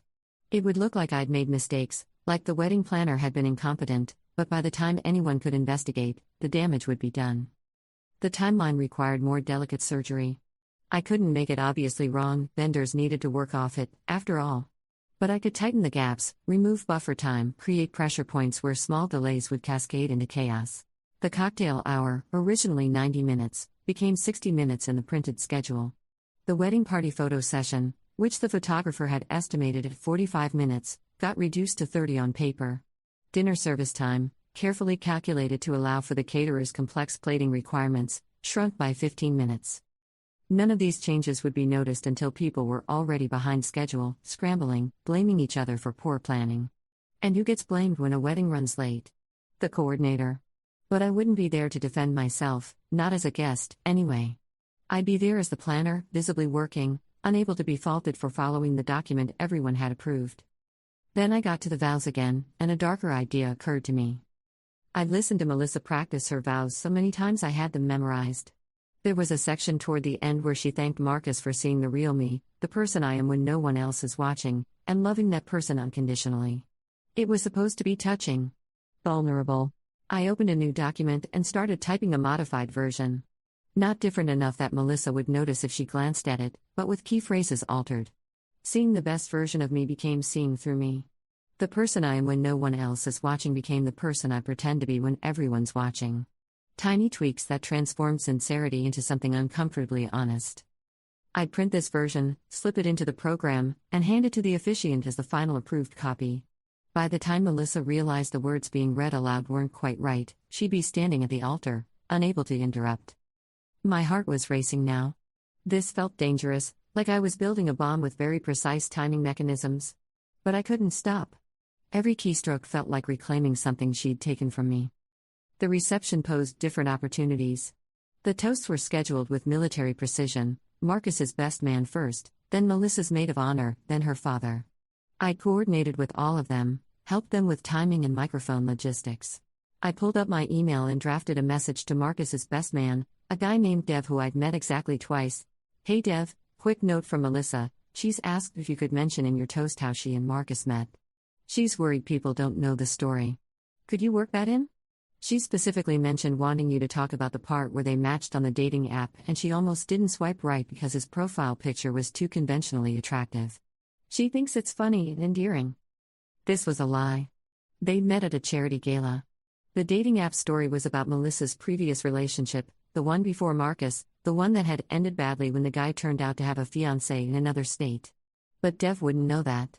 He'd include the story, and Melissa would be blindsided by the implication that she'd fabricated their origin story. I scheduled that email for 7 in the morning. The cake posed an interesting problem. Melissa had obsessed over the design for months: 7 tiers, fondant flowers hand-painted in watercolor style, gold leaf accents, topped with a custom sugar sculpture. She'd specified that the cake cutting would happen exactly at 8:30, positioned so the sunset through the garden windows would provide backlighting for photos. I couldn't change the cake itself, that would be obvious sabotage, potentially dangerous if I messed with the structure. But I could change what happened during the cutting. I pulled up my notes from the meeting with the venue coordinator and found the section about cake service. Original plan: Marcus and Melissa cut the first slice together, feed each other a small bite. Melissa had been very specific: small, elegant, no smashing. Then the catering staff would wheel the cake back to the kitchen for slicing and plating. I added a note to the venue coordinator's instructions: Melissa has requested that after the ceremonial first bite, the cake be brought back out for a second cutting photo op with both sets of parents. Please coordinate with a photographer for this additional moment at 8:35. This second cutting didn't exist in anyone's plans. The photographer wouldn't know about it. The parents wouldn't know. And Melissa would be forced to either awkwardly improvise or look rigid and controlling when she refused to participate in this planned moment. The bouquet toss was scheduled for 9 o'clock. Simple, traditional. Melissa had a special breakaway bouquet made just for tossing. But I could make it interesting. I drafted an announcement script for the DJ, and now, Melissa has a special surprise. Instead of the traditional bouquet toss, she'll be giving the bouquet directly to someone who's been waiting for love to find them, her cousin Emma, who she wanted to honor tonight. The DJ would read it, everyone would look around for me, Melissa would be furious, and I wouldn't be there to receive the bouquet because I'd been uninvited. The moment would hang there, confused and uncomfortable, before someone had to awkwardly explain my absence. I scheduled the instruction email to the DJ for 8 in the morning. By 2 in the morning, I'd rewritten 17 different documents, scheduled 14 emails, and created 3 different versions of the ceremony timeline that would be distributed to different vendors, ensuring no 2 people were working off the same information. The changes were individually small, but together they formed a web of tiny disasters, each one designed to make Melissa's perfect day just slightly, persistently wrong. My final edition was the most subtle. I'd been managing Melissa's wedding website, the one where she'd posted photos, stories, and constant updates for guests. I logged into the back end and found the ceremony details page. At the very bottom, in small print, I added a single line. Please note, Melissa has requested that guests refrain from photographing or filming during the ceremony, as she wants everyone to be present in the moment. Professional photographers will capture the memories. This was a complete fabrication. Melissa wanted every phone out, every angle captured, maximum social media saturation. But by the time the guests saw this note, most would check the website the morning of the wedding. It would create confusion. Some would put their phones away, ruining her vision of a ceremony bathed in the glow of dozens of recording devices. Others would ignore it and film anyway, making them look like they couldn't follow simple instructions. I published the change and closed my laptop.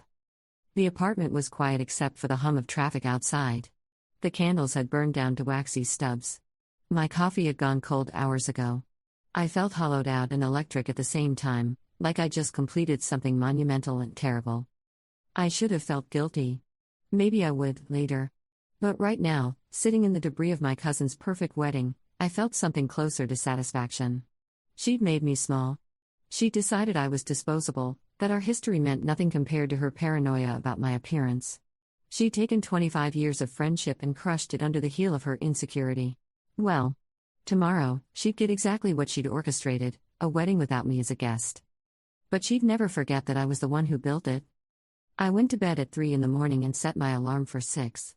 The wedding would start in 13 hours, and I had programs to print, vendors to coordinate, and a ceremony to run exactly according to the plan. My plan. The morning of the wedding arrived with aggressive sunshine, the kind of weather that felt personally insulting after 3 hours of sleep.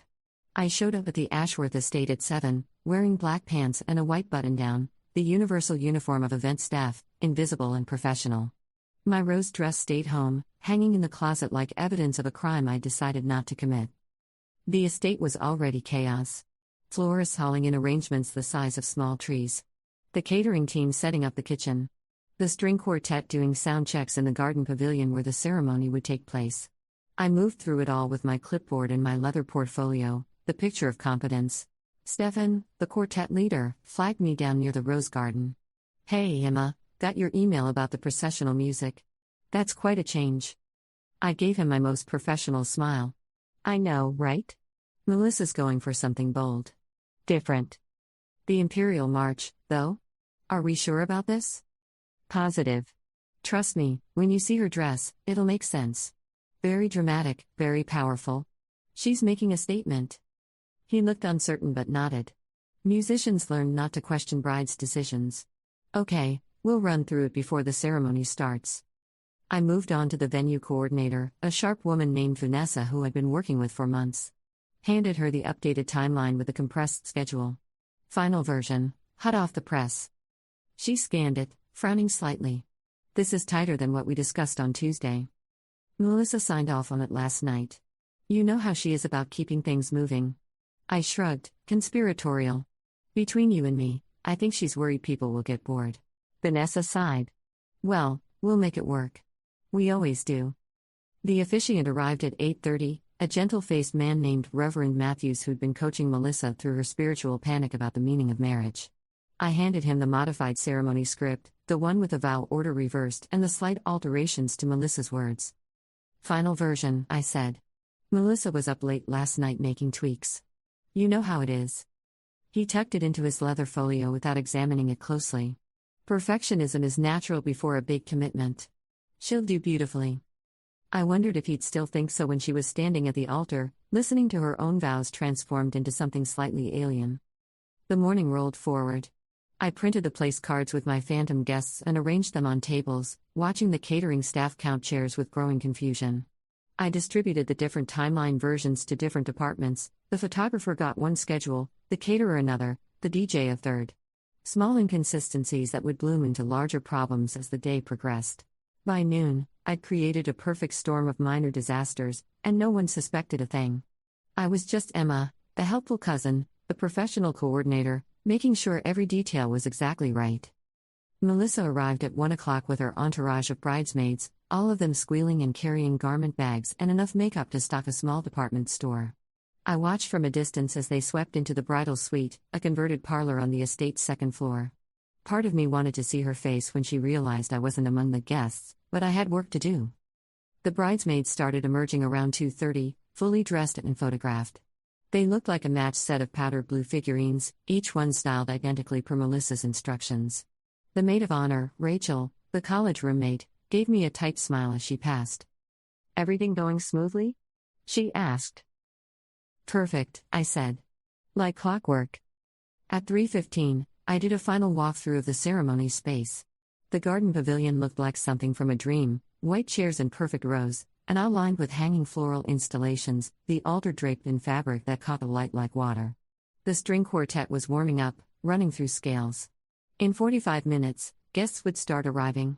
In exactly 1 hour, Melissa would walk down the aisle to the Imperial March while her guests tried to figure out if this was intentional or a catastrophic mistake. I felt a flutter of doubt. This was real now. I was really going to do this.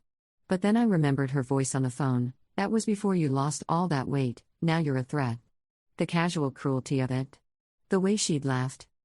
The doubt evaporated. Guests started arriving at 3:30.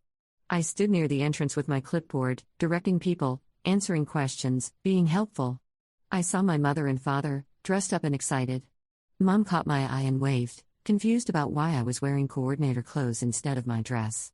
I gave her a small shrug and a smile that I hoped conveyed "I'll explain later." By 3:55, the pavilion was packed. 300 people murmuring in anticipation, phones already out despite the website's instructions, the golden afternoon light turning everything warm and cinematic. The quartet began playing something soft and preparatory. Stefan caught my eye from across the space, and I nodded. 4 o'clock. The processional was supposed to start in 3 minutes. I watched from the back, partially hidden behind a floral installation, as the wedding party lined up. The bridesmaids smoothed their dresses. The groomsmen adjusted their ties. Marcus stood at the altar with his best man, looking nervous and happy and completely unaware of what was about to unfold. 4:03. The moment arrived. The string quartet launched into the Imperial March. It took about 3 seconds for people to recognize it.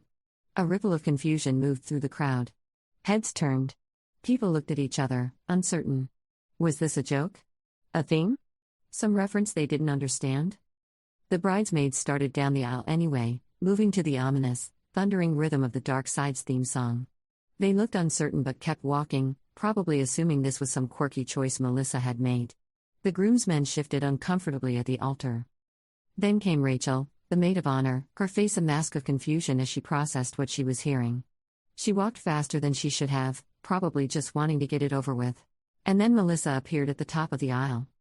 Even from a distance, I could see her face go through several rapid transformations: confusion, horror, fury, then a forced smile as she realized 300 people were watching her.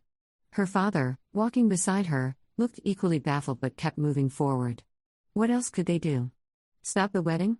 Make a scene? She had to walk down that aisle to the Imperial March, her perfect entrance transformed into something somewhere between comedy and catastrophe, while her guests tried desperately not to laugh. I almost felt bad. The look on her face was so raw, so genuinely distressed. Then I remembered, I'm uninviting you because I don't want any prettier girls there. I watched as she reached the altar, the music finally ending, the crowd settling into uncertain silence. Reverend Matthews stepped forward with his modified script, and the ceremony began. The vow reversal hit exactly as I'd planned. Reverend Matthews announced that Marcus would share his vows first, and I watched Melissa's spine go rigid. Marcus, unprepared, stumbled through something unrehearsed and sweet but undeniably off the cuff. Melissa, I love you. You're the most beautiful, determined person I've ever met, and I can't wait to spend my life with you. I promise to support your dreams, to make you laugh, and to always remember to put the toilet seat down. Light laughter from the crowd. Melissa's smile looked carved from ice. Then came her turn. She pulled out her carefully prepared vows, but Reverend Matthews began reading from his script instead, his voice gentle and measured. The words were almost right, but not quite. The subtle changes transformed her vulnerable confessions into something that sounded oddly accusatory, like she was admitting to deception rather than declaring love. When he got to the modified line, the person I pretend to be when everyone's watching, Melissa's face went pale. She tried to interrupt, to correct him, but you don't interrupt a reverend mid-ceremony without looking unhinged. She had to stand there and let him finish reading vows that weren't quite hers, painting her as someone performing love rather than feeling it. Marcus didn't seem to notice the difference. Neither did most of the guests. But Melissa knew. And I could see her frantically trying to calculate who had changed her words, how it had happened, whether she could fix it. The ceremony continued, stumbling forward on its altered rails. The ring exchange happened without incident. The unity candle lighting went smoothly.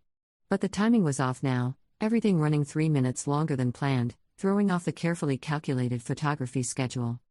When Reverend Matthews finally pronounced them married and they kissed, the crowd erupted in applause. Melissa smiled for the cameras, but her eyes were scanning the crowd, searching. For a moment, I thought she was looking for me. Then I realized she was probably trying to figure out which of her vendors had betrayed her. The recessional music played, I'd left alone, and the wedding party filed out. I melted into coordinator mode, directing guests toward cocktail hour, checking with catering about the compressed timeline, watching everything start to fray at the edges. The cocktail hour revealed my seating chart chaos. Guests wandered around looking for their tables, discovering the phantom names, asking staff about the mysterious Dr. Fitzgerald and the Hendersons. Vanessa found me near the bar, looking stressed. Emma, we have a problem with the seating. There are place cards for people who aren't here, and we're missing cards for people who are here. I feigned surprise. That's impossible. I triple-checked the list. Well, something's wrong. Can you help me sort this out? I spent the next 20 minutes appearing to help while actually making the problem worse, redirecting confused guests, suggesting they just sit anywhere, watching the carefully planned table arrangements dissolve into chaos. Patricia, Marcus's mother, ended up at table 2 as planned, directly in Melissa's line of sight. Taylor, the ex, found herself prominently positioned at table 8, smiling and gracious while Melissa glowered from across the room. The speeches started during dinner, following the compressed timeline that had everyone rushed and stressed. Dev, Marcus's best man, took the microphone and launched into his toast. He was charming, funny, well-prepared. Then he got to the story. And I love the story of how they met, he said, grinning. Melissa almost didn't swipe right on Marcus because his profile picture was too conventionally attractive. She thought he had to be a fake account. The room went quiet. Marcus's face showed confusion. Melissa's showed horror. That's not, she started, but Dev kept going, warming to his story, embellishing it with details I'd invented in my email to him. I watched from my position near the kitchen, arms crossed, as Melissa's origin story, carefully crafted to make them sound like a fairy tale, got replaced with something casual and modern and completely fabricated. When Dev finished and sat down, Marcus leaned over to Melissa and said something I couldn't hear, but her tight headshake and forced smile told me enough. The cake cutting arrived at 8:30, exactly on schedule.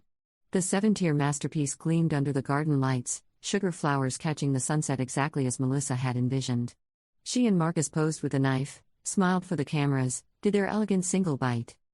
Then the venue coordinator appeared with a bright smile. "Okay, now if we can get both sets of parents up here for the second cutting photo." Melissa's face went blank. "The what?" "The second cutting, with the parents. It's on the coordinator's timeline." Vanessa pulled out her copy, showed Melissa the note I'd added. "That's not supposed to happen," Melissa said, her voice tight. The parents were already moving forward, excited to be included, the photographer positioning them. Melissa had no choice but to smile and pretend this was planned, enduring another round of photos while everyone watched and she seethed internally. The evening deteriorated from there. The compressed timeline meant dessert service started before dinner was finished at several tables. The DJ's announcements were slightly off because he was working from a different schedule than everyone else. Small fires everywhere, each one requiring Melissa's attention, pulling her away from her perfect night. At 9 o'clock, the bouquet toss announcement began. The DJ's voice boomed across the garden, and now, Melissa has a special surprise. Instead of the traditional bouquet toss, she'll be giving the bouquet directly to someone who's been waiting for love to find them, her cousin Emma, who she wanted to honor tonight. The confusion was immediate. Guests looked around. My mother stood up, searching. Melissa stood frozen at the center of the dance floor, holding her breakaway bouquet, her face cycling through emotions too quickly to track. The DJ, realizing something was wrong, tried to recover. Is Emma here?" "She couldn't make it," someone finally said. "I think it was my father," his voice confused and slightly embarrassed.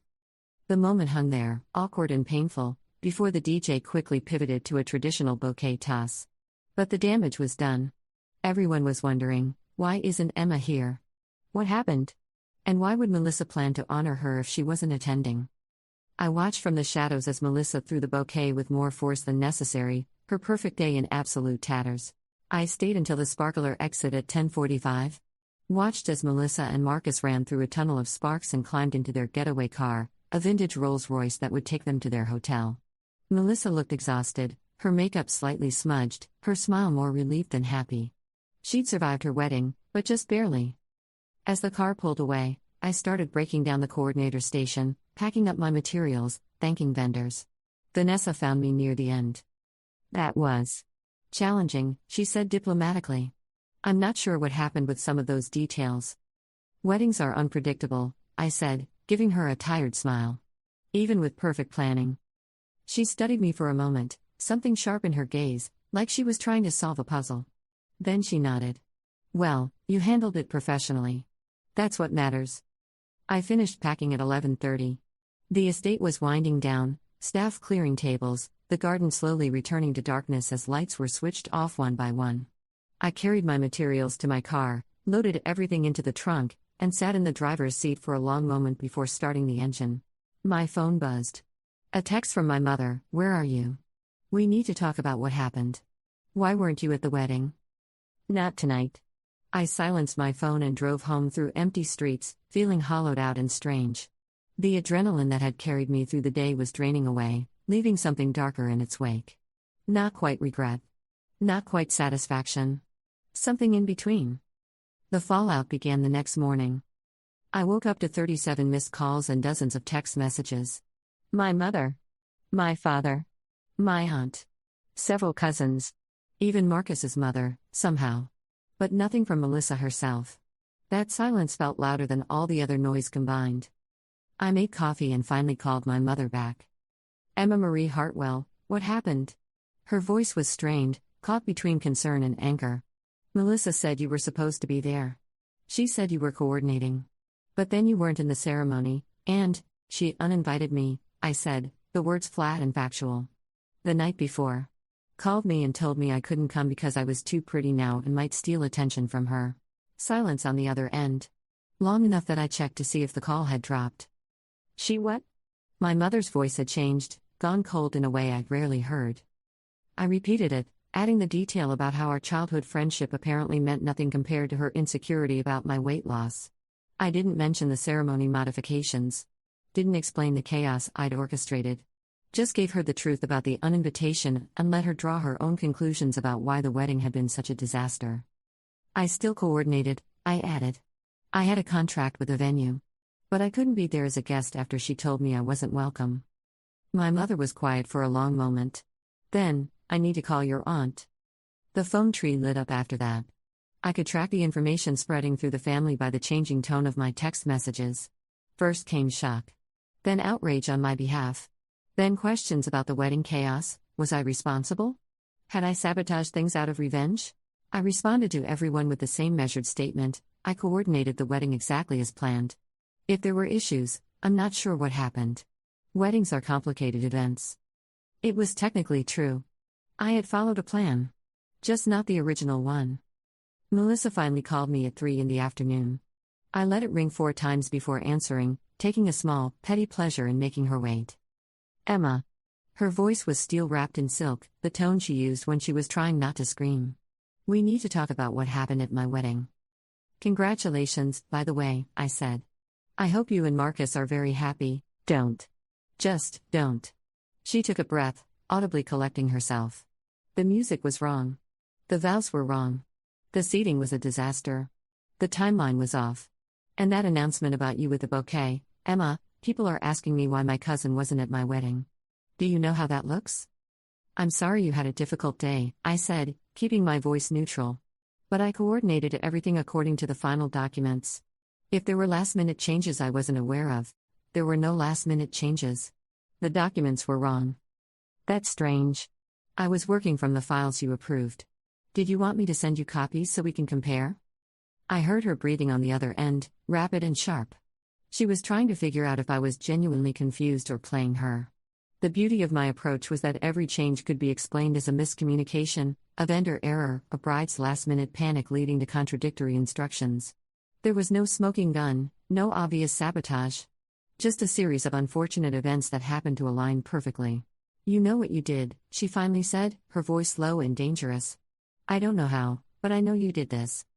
I don't know what you're talking about, I said. But I do know that you called me the night before your wedding and told me I was too pretty to attend. So if people are asking questions about my absence, maybe you should answer them honestly. I was stressed. Look, I shouldn't have said that, okay? But you don't ruin someone's wedding over a stupid comment. A stupid comment. 25 years of friendship, dismissed and destroyed over my appearance, reduced to a stupid comment. I didn't ruin your wedding, Melissa. I coordinated it professionally and made sure every detail was executed. What happened during the ceremony and reception, that's between you and your vendors. Maybe life was just reminding you that not everything can be controlled. This isn't over, she said. I think it is, actually. I hope your honeymoon is beautiful. I really do. Goodbye, Melissa. I hung up before she could respond. My hands were shaking. Not from fear, from the pure, crystalline clarity of having finally said what needed to be said. I'd been carrying her weight for months, accommodating her demands, absorbing her anxiety and cruelty because that's what family did. But family was supposed to go both ways. She'd forgotten that. And now she'd remember. The weeks that followed were complicated. The family fractured along predictable lines. My mother and father were firmly on my side, furious with Melissa for the uninvitation. My aunt, Melissa's mother, was defensive and hurt, caught between her daughter and her niece. Several cousins reached out privately to tell me they'd always thought Melissa was difficult, that I'd done the right thing by standing up for myself. But no one except Melissa seemed to suspect I'd orchestrated the wedding chaos. The vendors, when questioned, all reported receiving instructions from me as the coordinator, but those instructions had seemed legitimate at the time. The documents existed, time-stamped and saved, each one a breadcrumb trail that led back to nothing conclusive. Stefan from the string quartet thought it was weird but figured it was a bride's quirky choice. The officiant had simply read from the script I provided. Dev had responded to an email he thought came from Melissa's account but had actually been sent from my carefully worded message. I'd covered my tracks so thoroughly that even if someone wanted to investigate, there was nothing to find. Just a series of unfortunate miscommunications and the kind of minor disasters that plague every wedding. Marcus, surprisingly, reached out to me 3 weeks after the wedding. We met for coffee at a quiet place downtown, and he looked tired in a way that had nothing to do with physical exhaustion. "Melissa told me what she said to you," he began, stirring his coffee without drinking it. "About uninviting you? I didn't know until after the wedding." "It's fine," I said, which was a lie, but I wasn't sure what else to say to him. "It's not fine. It was cruel, and it wasn't fair to you." He looked up, his conventionally attractive face drawn with something like guilt. "I've been thinking a lot about the wedding. About how everything went wrong. And about how stressed Melissa's been since then, convinced you somehow sabotaged it." My stomach tightened. "I coordinated the event professionally. I know. I've looked at the contracts, the emails, the documentation. Everything you did was technically correct." He paused. "But I also know Melissa. I know how obsessive she was about every detail. And I know that the version of the wedding that happened wasn't the version she planned." We sat in silence for a moment. He wasn't accusing me. Just observing.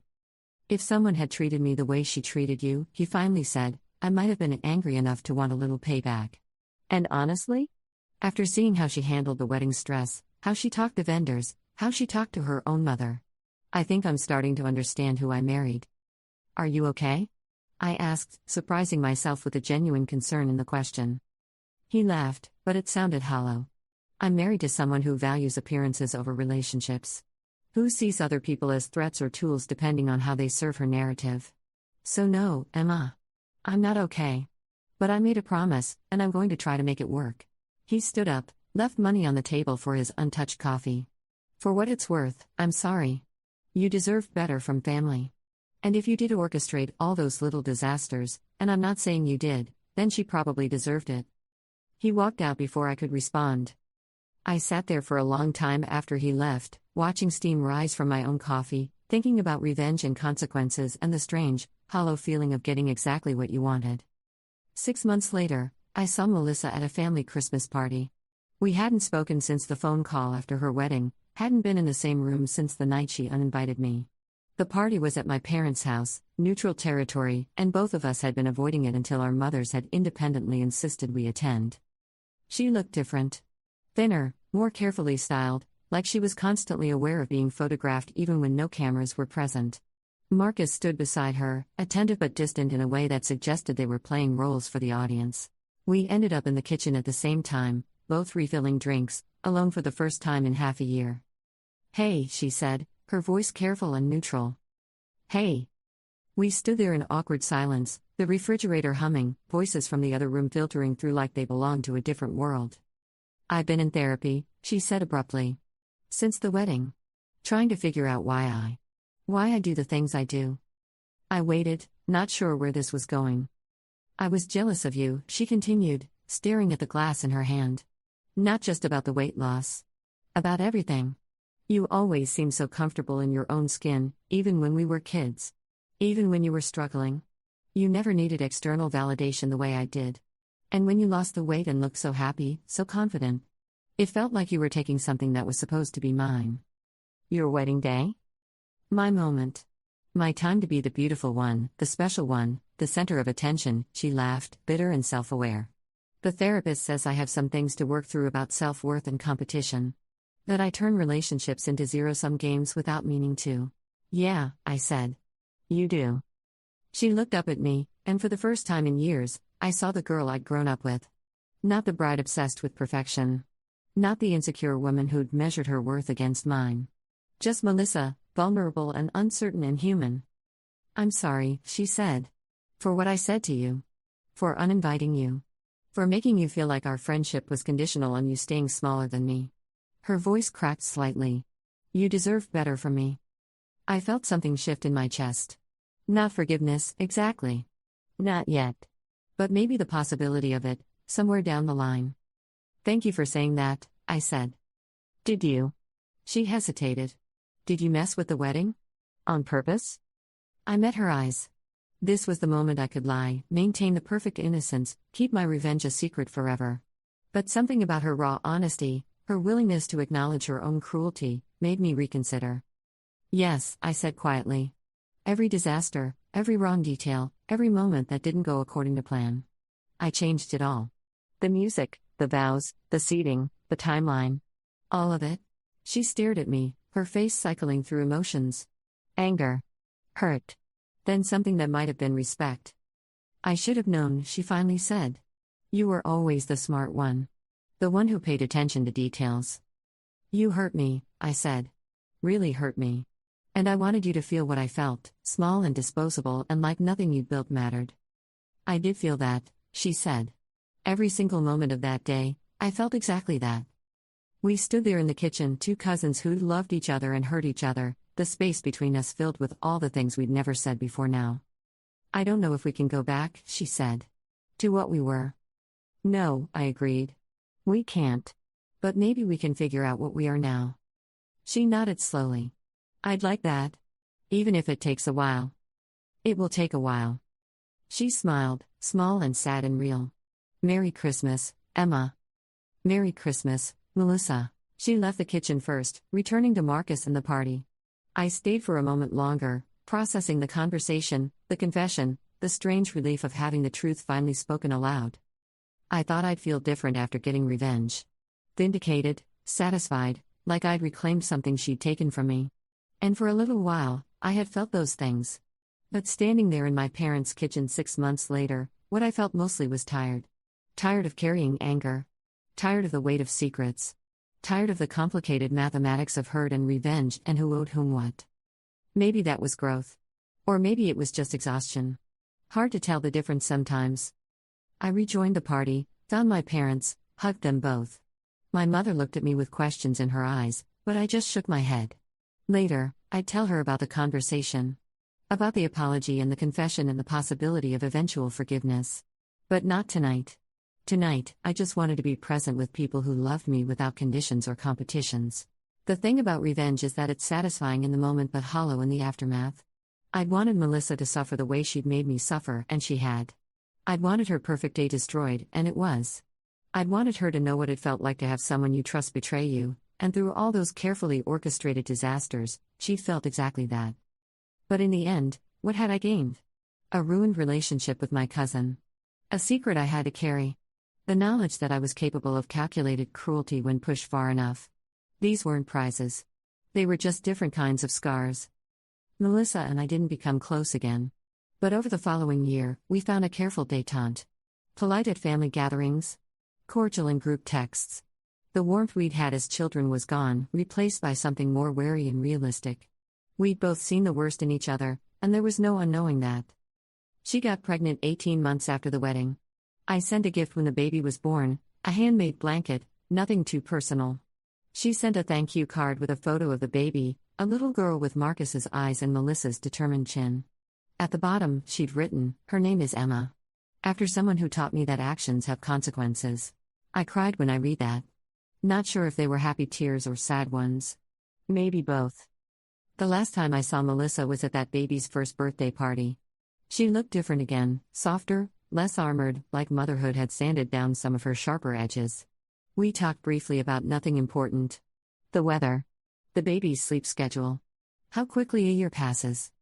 As I was leaving, she walked me to my car. "I'm still in therapy," she said. "Every week. Working through things." "That's good. That's really good. I think about the wedding sometimes. About what you did." She looked at me steadily. "And I think about what I did to make you do it. I don't know if I'd have the courage to face myself that way if everything had gone perfectly. So maybe it needed to happen." "That's a very generous interpretation," I said. "Maybe. Or maybe I'm just trying to find meaning in the disaster." She smiled, and it reached her eyes for the first time in years. "Either way, I'm grateful. For the hard lesson. For the second chance. For you being willing to show up here today even after everything. I'm trying to," I admitted. "To be better than my worst moment." We all are, I think. That's the work, right? Being better than our worst moments. I drove home that evening thinking about vengeance and forgiveness, about the weight we carry and the weight we choose to put down. I'd gotten my revenge, perfect and devastating and exactly calibrated to hurt. And it had felt good, right up until it didn't. Right up until I realized that hurting her hadn't actually healed anything in me. But maybe this careful rebuilding, this choice to show up and try again, maybe this was the real victory. Not the destruction. The reconstruction. My phone buzzed with a text from Melissa. Thank you for coming today. It meant a lot. P.S. Emma's middle name is Grace. I thought you'd like to know. I smiled despite myself. Typed back, it's a beautiful name. And for the first time since that phone call the night before her wedding, I meant it completely. The story doesn't end with perfect reconciliation or restored friendship. Some things, once broken, stay broken. But we can choose how we live with the pieces. We can choose whether to keep cutting ourselves on the sharp edges or to carefully, slowly, reshape them into something new. I chose the latter. So did she? And maybe that's enough. Maybe that has to be enough. Because in the end, the real revenge isn't destroying someone's perfect day. It's choosing to become someone who no longer needs revenge at all. And that's the hardest work there is, but also the most important. I still think about that wedding sometimes. About the Imperial March playing while she walked down the aisle. About the look on her face when she realized something was wrong. About the satisfaction I felt in those moments, sharp and bright and ultimately hollow. But I think more often about the baby named Emma Grace, and the second chances we give each other, and the long, difficult road toward becoming the people we want to be instead of the people our worst moments made us. That's the story I prefer to tell now. Not about the revenge, but about what came after. Though I'll admit, sometimes late at night when I can't sleep, I still smile remembering the Imperial March.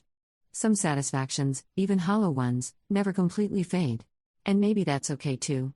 Maybe we're allowed to be both the person who got revenge and the person who chose forgiveness. Maybe we contain multitudes, and the work is just learning which version of ourselves to feed. I'm trying to feed the better one now. Most days, I succeed. Most days. Story 9. The words hung in the air between us like poison. I could feel my fingers tightening around the coffee mug I'd been holding, the ceramic warming my palms while everything else in me went cold. Vanessa stood there in my kitchen, wearing one of those expensive athleisure sets that cost more than my monthly utilities, her freshly manicured nails tapping against the granite countertop I'd saved 2 years to install. She had that look on her face. The one that said she'd already won the argument before it started. "You're not serious," I said, keeping my voice level even though my heart was doing that thing where it felt like it might punch through my ribs. "I'm completely serious, Maya." She crossed her arms, and I noticed she'd rearranged my fruit bowl. Again. That animal is disruptive. He barks at night. He sheds everywhere. And frankly, I don't feel safe with such a large dog in the house. Ghost was a husky. A 70-pound husky with ice blue eyes and a tendency to howl at sirens, sure, but he'd never hurt anyone in his 8 years of life. He was the dog I'd adopted right after my divorce, the one who'd laid his head on my lap through every crying session, every panic attack, every night I couldn't sleep because the silence in the house was too loud. He was the reason I got up some mornings. "This is temporary, Vanessa," I reminded her, setting my mug down carefully because I didn't trust my hands not to shake. "You and Marcus are staying here until you find your own place. We talked about this. 3 months, maybe 4. Ghost has lived here for 6 years." She laughed. Actually laughed, this high tinkling sound that made my teeth ache. "Family accommodates family, Maya. That's what your brother always says. And now we're going to be family." She wiggled her left hand, showing off the engagement ring Marcus had given her 2 months ago, a ring I suspected he'd bought with money he borrowed from our parents. I walked away. I literally turned around and walked out of my own kitchen because the alternative was saying something I couldn't take back. I could hear her calling after me, something about me being dramatic, but I just kept walking until I reached my bedroom and shut the door. That was 3 weeks ago. I should back up. Marcus is my younger brother by 4 years, which makes him 28 to my 32. We'd been close growing up, the kind of siblings who had inside jokes that lasted decades, who could communicate entire conversations with just a look across the dinner table. But something had shifted when he met Vanessa 8 months ago.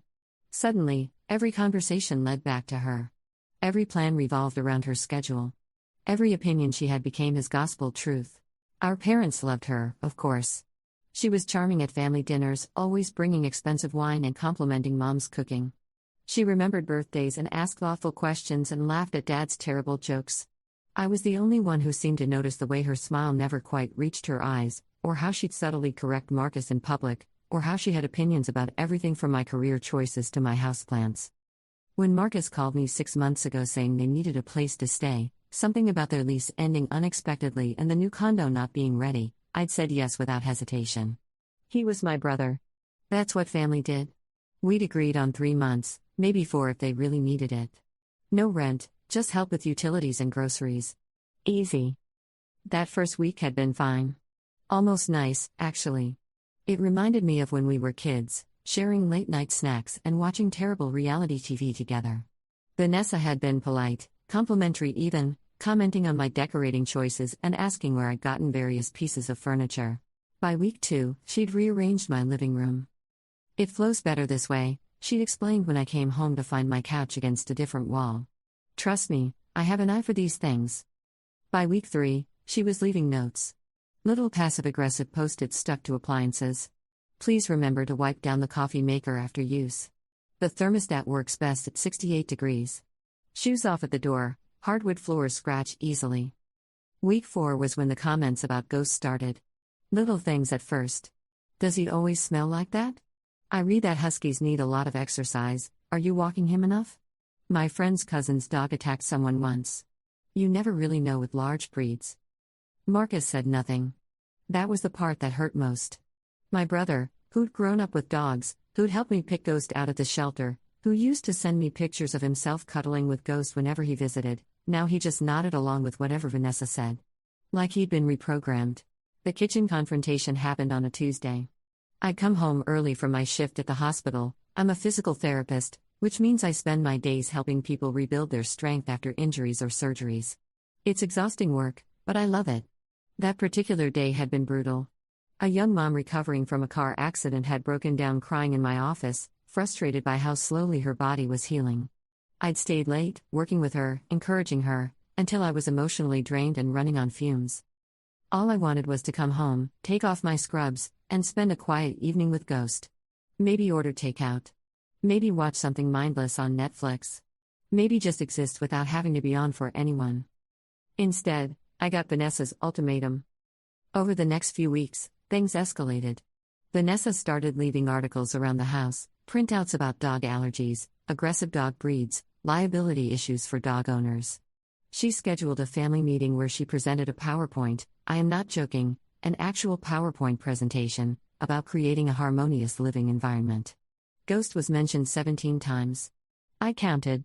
Marcus sat there on my couch, in my house, nodding along like she was presenting the cure for cancer instead of a list of reasons why I should get rid of my dog.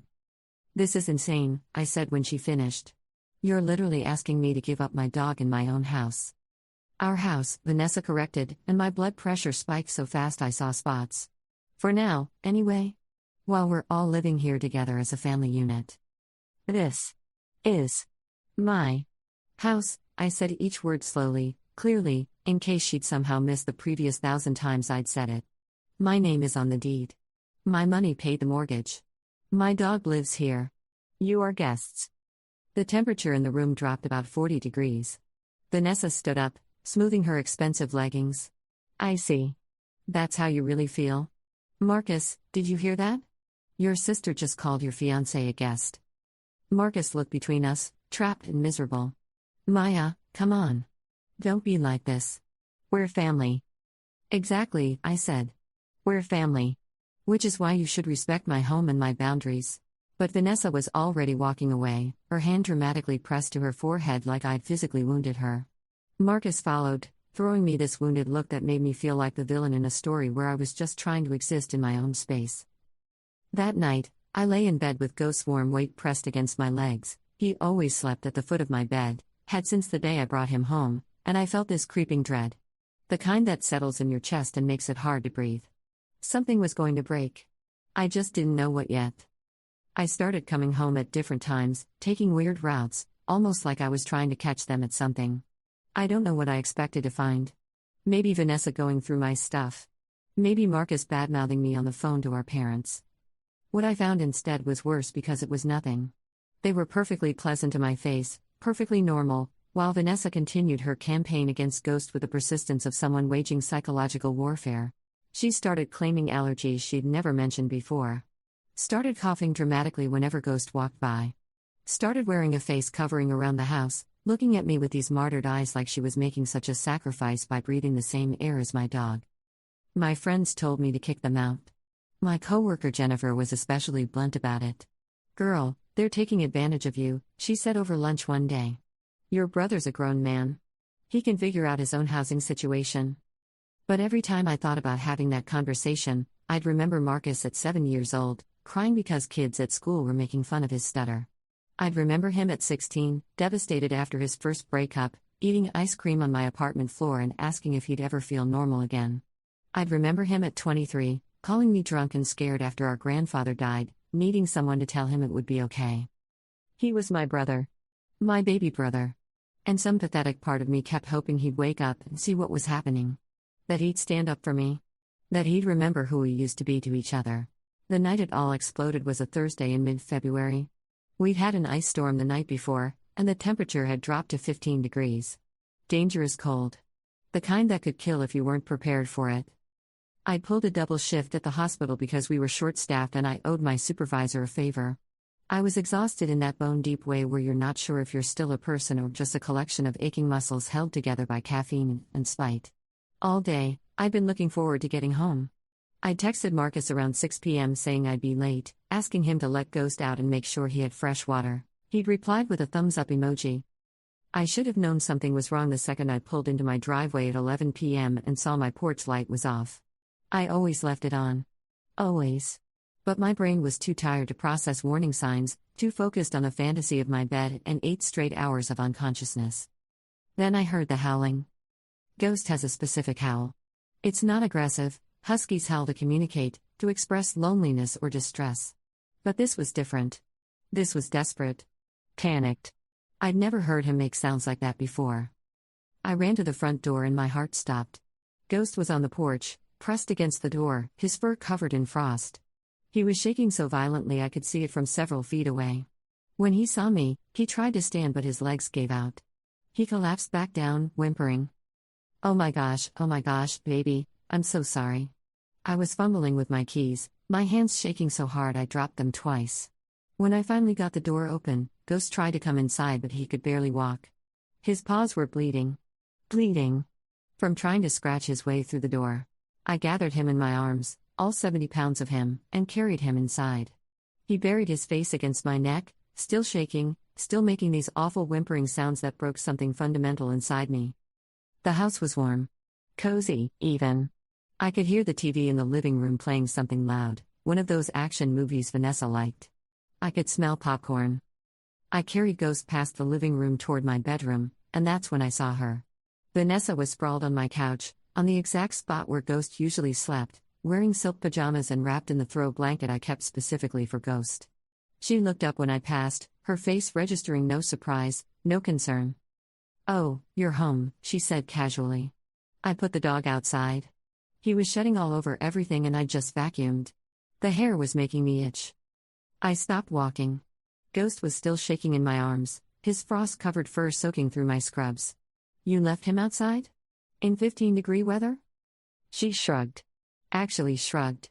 "Dogs have fur coats for a reason, Maya. He's fine. Little dramatic, maybe, with all that howling, but fine. His paws are bleeding. Well, maybe if you trimmed his nails properly." I don't remember making the decision to speak. The words just came out, cold and clear and absolutely final.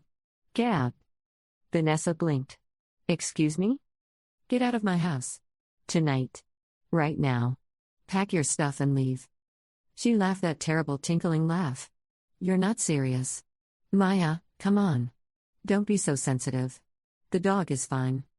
He was outside for hours in sub-freezing temperatures because of you. His paws are bleeding. He's hypothermic. If I'd been any later, he could have died." My voice was shaking now, but not from fear. From rage. Pure, incandescent rage. "I want you out. Now. Marcus." She called, her voice sharp. "Marcus, come here. Your sister is having some kind of episode." Marcus emerged from the guest bedroom, looking sleepy and confused. "What's going on?" "I'm kicking her out," I said flatly. She locked Ghost outside in a blizzard. He could have died. Marcus's face went pale. "What? Vanessa, you didn't." The dog was being disruptive. Vanessa stood up, her face flushing. "I have just as much right to comfort in this house as that animal does. More, actually, since I'm family." Mai is being completely unreasonable. "Family?" I heard myself say, and I almost laughed except nothing was funny. You want to talk about family? Family doesn't try to kill each other's pets. Family doesn't issue ultimatums about who gets to exist in someone else's home.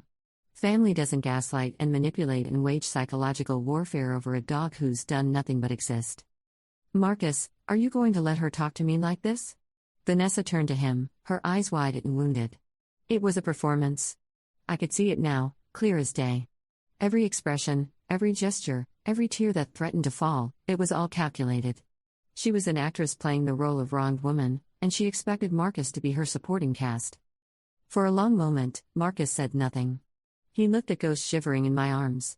He looked at Vanessa standing there in her silk pajamas, angry and entitled. He looked at me, and I saw something flicker across his face. Recognition, maybe. Or shame. You left her dog outside? He said quietly. In this weather? Our temporary living space was being disrupted. You left her dog outside to freeze, Marcus said again, louder this time. Vanessa, what the heck? Don't you dare take her side. Vanessa's mask was cracking now, her voice rising to a shriek. After everything I've done for you, everything I've put up with in this house with that animal and your sister's constant attitude, get your stuff, Marcus said, and I almost dropped Ghost in shock.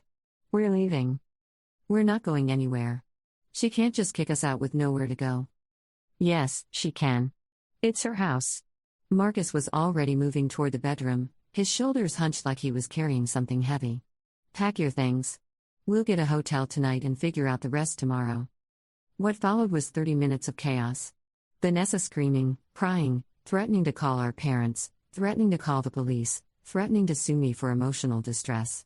She threw things into suitcases while Marcus moved through the house like a ghost, not meeting my eyes, not speaking. I sat on my bedroom floor with Ghost wrapped in towels, checking his paws, trying to warm him up, listening to the storm happening in my living room and feeling absolutely nothing.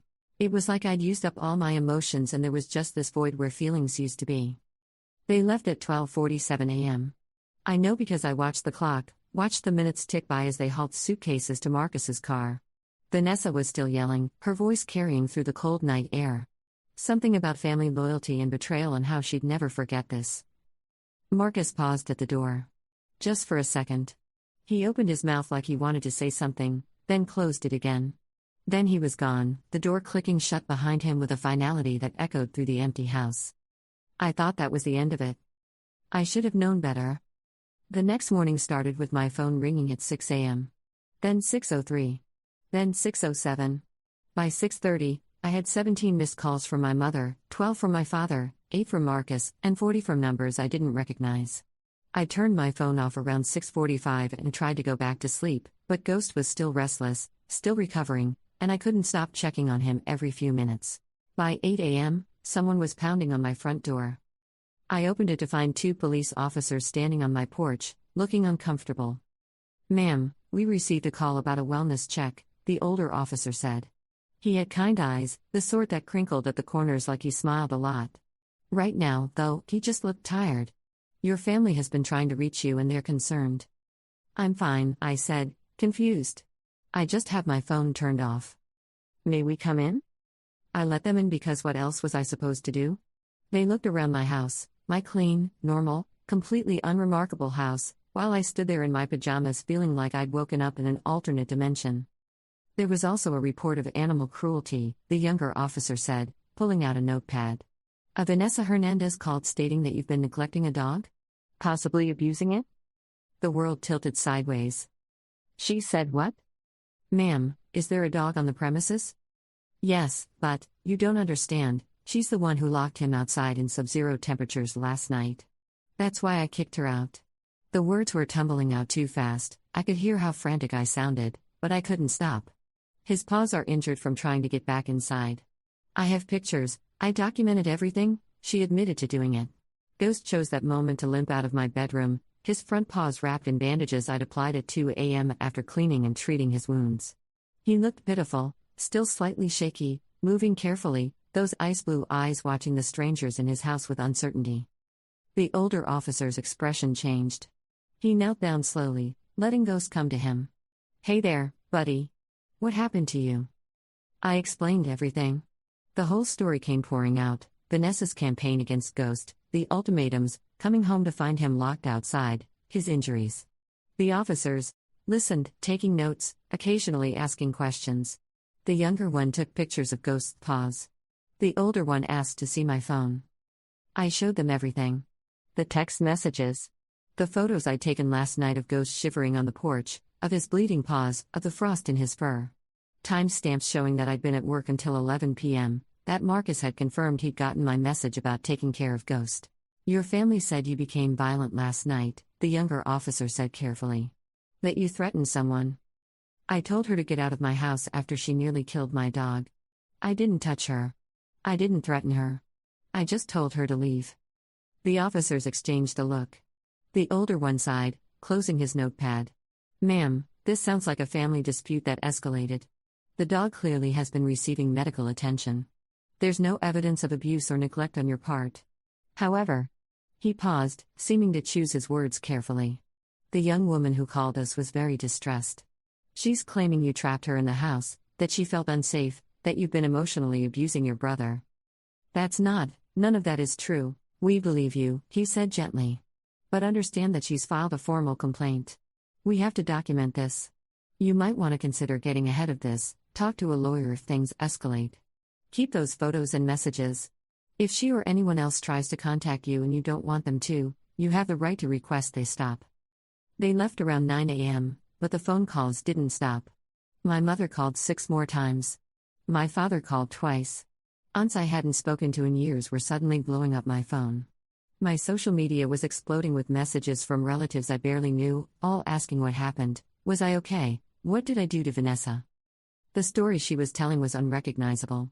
According to the messages I was getting, I'd become unhinged over my brother's engagement. I was jealous of Vanessa. I'd been cruel to her for months. I'd abused my dog and then blamed her to cover my tracks. I'd physically threatened her and forced her out of the house in the middle of the night in dangerous weather. It was like watching someone rewrite reality in real time. Marcus wasn't answering my calls. My parents weren't listening to my explanations. Every attempt I made to tell my side was met with accusations that I was being defensive, that I needed to apologize, that family was supposed to stick together no matter what. She could have died of hypothermia wandering around in the middle of the night because of you. My mother sobbed over voicemail. How could you do this to your brother? To this family?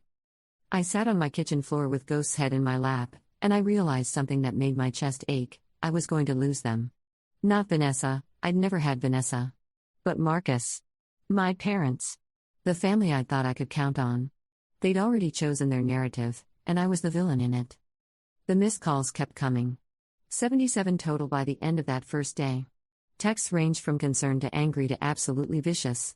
Someone sent me a message saying I should be reported to my employer for having violent tendencies. Someone else said they hoped I ended up alone with only my stupid dog for company. A cousin I'd been close with as a kid sent a long paragraph about how disappointed she was, how she'd always looked up to me. How could I have changed so much? I didn't change. I wanted to scream at all of them. I'm the same person I've always been. You just never saw me before because I was always accommodating everyone else. That night, I sat at my kitchen table with a glass of wine I didn't drink and my phone face down because I couldn't look at it anymore. Ghost was sleeping at my feet, his bandaged paws twitching occasionally in dreams. The house was quiet. My house. The one I'd worked so hard to buy, to make into a home, to fill with the kind of peace I'd never had growing up in our chaotic family. I'd done the right thing. I knew I'd done the right thing. So why did I feel like I'd lost everything? The next few days were a blur. I took Ghost to the vet, who confirmed he had mild frostbite on his paw pads but would make a full recovery. She asked how it happened. I told her the truth. She wrote it all down in his medical records, unprompted, and gave me a sympathetic look that made me want to cry. Document everything, she advised. I've seen situations like this before. Sometimes people will do anything to control a narrative. I went back to work and pretended everything was normal. Jennifer took one look at me and pulled me into the supply closet. Spill, she demanded. So I did. All of it. When I finished, she was quiet for a long moment. Your family is choosing to believe a woman they've known for 8 months over you, she finally said. Think about that. Really think about what that means. I had been thinking about it. That was the problem. I couldn't stop thinking about it. Marcus finally called me on day 4. I was in my car, parked outside the grocery store, staring at my phone like it might explode. "Maya," he said when I answered, and his voice sounded wrecked. "I need to talk to you." "Okay." "Not over the phone. Can I come over?" "Does Vanessa know you're calling me?" Silence. "Then, please. Just let me come over." He arrived an hour later, alone. He looked terrible, dark circles under his eyes, his clothes rumpled, like he hadn't slept since he left. We sat in my living room, the space between us feeling like a canyon. "She's been calling everyone," he said finally. "Making posts on social media. Telling people you attacked her." "I know. I've seen them." "Maya, He ran his hands through his hair, a gesture so familiar from our childhood it made my throat tight. "I don't know what to do. She's saying if I don't cut ties with you, she'll leave me. She says you're toxic. That you tried to sabotage our relationship from the start." "And you believe her?" "I don't know what to believe." His voice cracked. "Everyone is telling me different things. Mom and Dad are furious with you. Vanessa's crying all the time. You seem fine but you're not answering anyone. I feel like I'm going crazy." "Marcus." I waited until he looked at me. "She locked Ghost outside in 15-degree weather. You saw him. You saw what condition he was in. That happened. That's not a narrative or a story or a misunderstanding. That's a fact. She says she didn't realize how cold it was. That she thought he'd be fine for a few minutes. His paws were bleeding from trying to scratch through the door. How long does that take?" He flinched. I know, okay? But Maya, she's my fiancée. I'm supposed to marry her. Everyone loves her. Maybe she just made a mistake. Maybe if you apologized. Apologized?" I felt something cold settle in my chest. "For what?" "For saving my dog's life. For how you handled it. For kicking us out in the middle of the night. For making her feel unsafe. She was unsafe. From consequences of her own actions. Marcus, she tried to kill my dog and then lied about it to everyone we know. And you want me to apologize?" "I want my family back," he shouted, and there it was. The real issue. I want my sister and my fiancé to get along. I want Mom and Dad to stop calling me crying. I want to stop feeling like I have to choose between everyone I love. Why does it have to be like this?" "Because your fiancé made it like this," I said quietly. "Not me. I opened my home to you. I helped you. I asked for nothing except respect for my space and my dog. She couldn't give me that. She escalated and manipulated and nearly killed Ghost, and now she's playing victim because I wouldn't let her continue. This isn't on me, Marcus. This is on her. And on you for letting it get this far." He stood up, his face crumpling. "So that's it? You're just done with all of us?" "I'm done being blamed for someone else's cruelty. If that means I lose you, I'll have to live with that." He left without another word. I watched through the window as he sat in his car for 10 minutes before driving away. My phone buzzed with a text from my mother. "Marcus said you refused to apologize. I didn't raise you to be this selfish." I blocked the number. Then I blocked my father's number. Then I went through and blocked or muted every family member who'd sent me hateful messages over the last 4 days. The sudden silence was deafening. A week passed. Then 2. The calls stopped. The messages stopped. I heard through Jennifer, who apparently had a friend who knew someone who knew Vanessa's hairdresser, because the world is ridiculously small, that Vanessa and Marcus were planning a spring wedding. That they'd moved into an apartment across town. That they were telling people I'd had a mental breakdown and they were praying for me. I went to work. I came home. I spent evenings with Ghost, watching him gradually return to his normal self. His paws healed. He stopped startling at sudden movements. He started howling at sirens again, that ridiculous husky sound that made me laugh despite everything. I should have felt relieved. The crisis was over. They were gone. My house was mine again. But instead, I felt hollow. I'd lost my brother. Maybe I'd never really had him, not the version of him I'd thought existed, but the loss still ached like a physical wound. Then, 3 weeks after that horrible night, my doorbell rang at 10 p.m. I looked through the peephole and my heart stopped. Marcus was standing on my porch, and he was crying. I opened the door. "What's wrong? Can I come in?" His voice was barely a whisper. I stepped aside. He walked past me into the living room and just stood there, swaying slightly like he might fall over. Ghost approached cautiously, sniffed him once, then retreated to my side. "Smart dog." She's been stealing from me, Marcus said finally. Money from my accounts. She opened credit cards in my name. I found out yesterday when a bill collector called. $30,000 in debt, Maya. $30,000 I didn't know about. I felt something twist in my stomach. Marcus, I confronted her and she laughed. She laughed and said I owed her for putting up with my pathetic family drama. She said the money was compensation for how you treated her. She said if I reported it, she'd tell everyone I was abusive. That she has texts and recordings that prove it. He finally looked at me, and the devastation in his eyes was terrible to see. You were right. About all of it. She's been lying this entire time. About the dog, about you, about everything. And I chose her. I chose her over you, and now I've lost everything and I don't know how to fix it. I should have felt vindicated. Triumphant, even. I'd been right, and now he knew it. But all I felt was tired.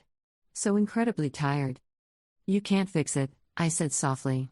Not tonight, anyway. But you can start by filing a police report.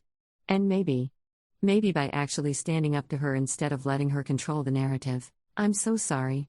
He was full on sobbing now. Maya, I'm so sorry. I should have believed you. I should have protected you. Instead, I let her into your home and she nearly killed Ghost, and I just stood there and. Stop. I held up my hand. Marcus, I need you to understand something. I forgive you. Eventually, I'll forgive you because you're my brother and I love you. But right now? Right now, I need space. I need time. You hurt me. You chose someone who is actively cruel to me and my dog over me. That's not something that just goes away because you finally see the truth.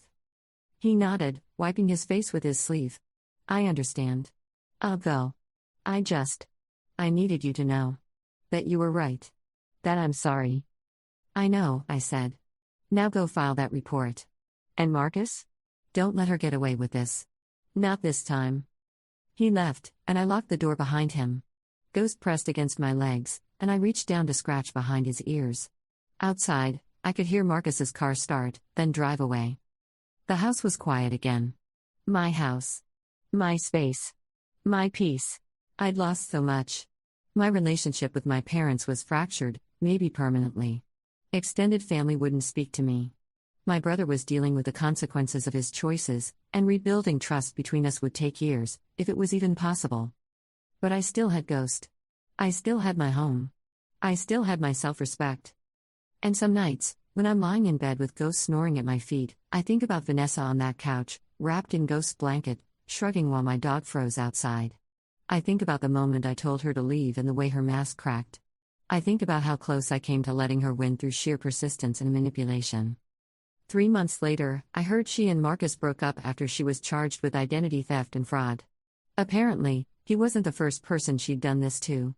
Apparently, there was a whole trail of victims, ex-boyfriends, former roommates, a previous employer.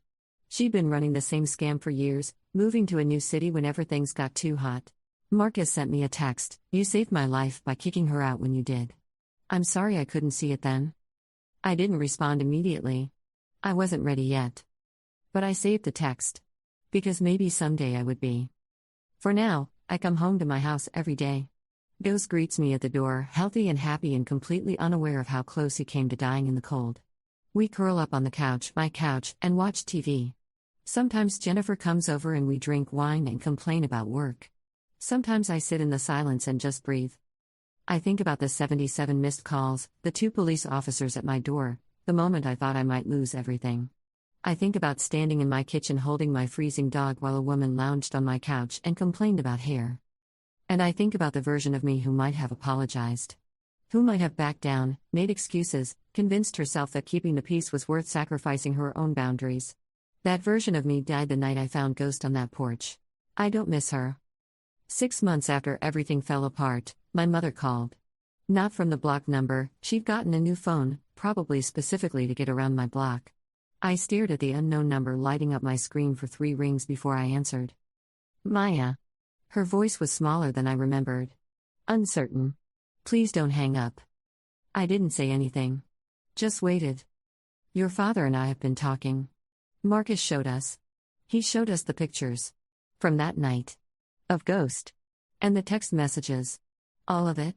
She was crying now, that particular sound of someone trying to talk through tears. We didn't know. We only heard Vanessa's side and she was so convincing and we thought you were just being difficult about the engagement. I told you what happened, I said, and my voice came out flat. Empty. Multiple times. You chose not to believe me. I know, and Maya, I'm so sorry. We were wrong.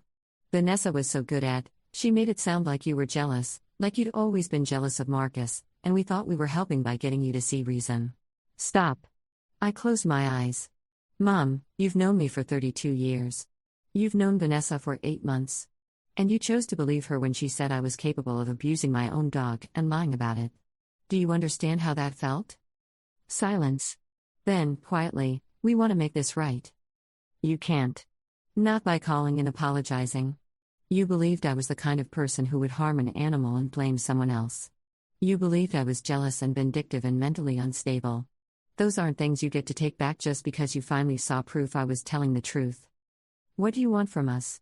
Now there was frustration bleeding into her voice, that familiar edge that meant I was being unreasonable. We're trying to apologize. We made a mistake. Why can't you just accept that and move on?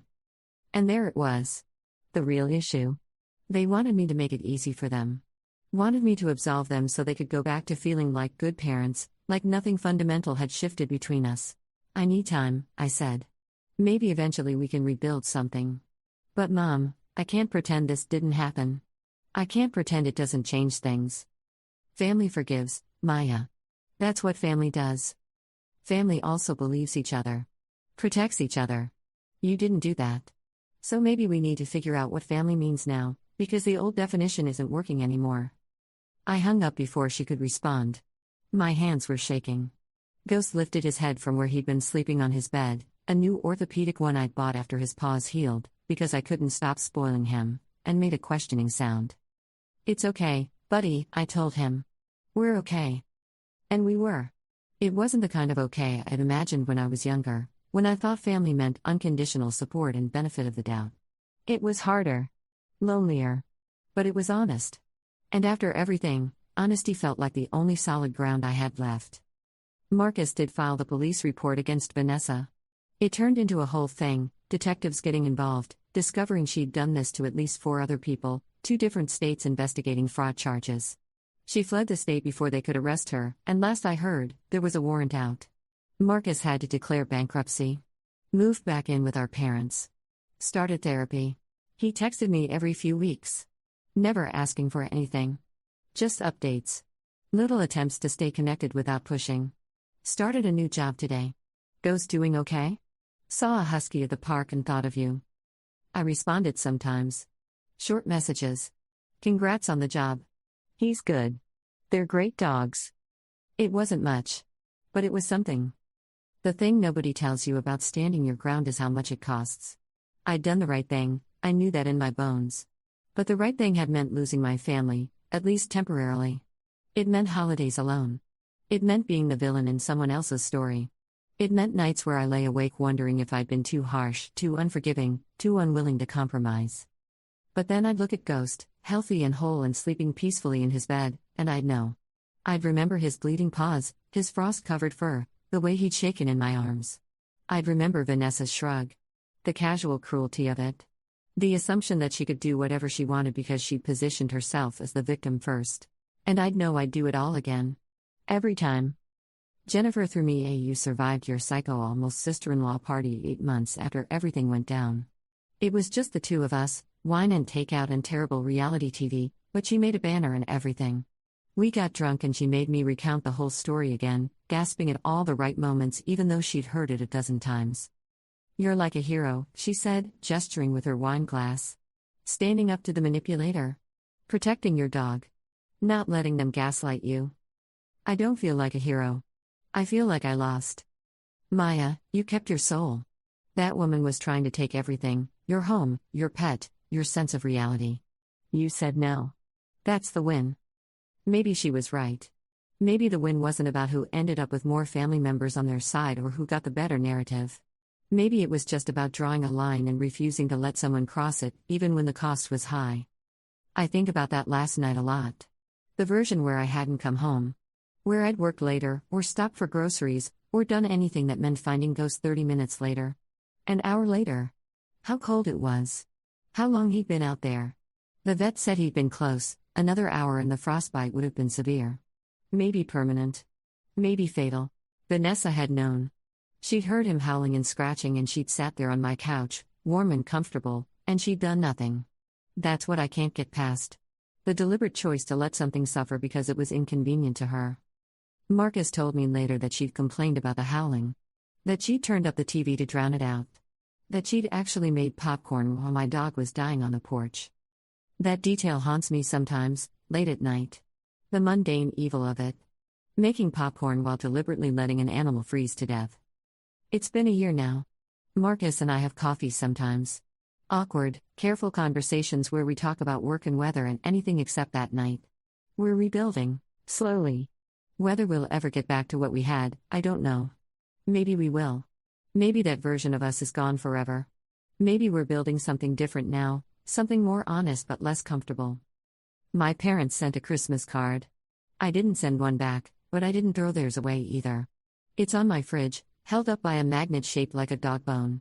Baby steps. Ghost is better than ever. He howls at sirens and sheds everywhere and occasionally steals food off the counter when he thinks I'm not looking. He sleeps at the foot of my bed every night, and sometimes I wake up at 3 a.m. in a panic, needing to check that he's still there, still warm, still breathing. The therapist I finally started seeing says that will fade eventually. The trauma response. The hypervigilance.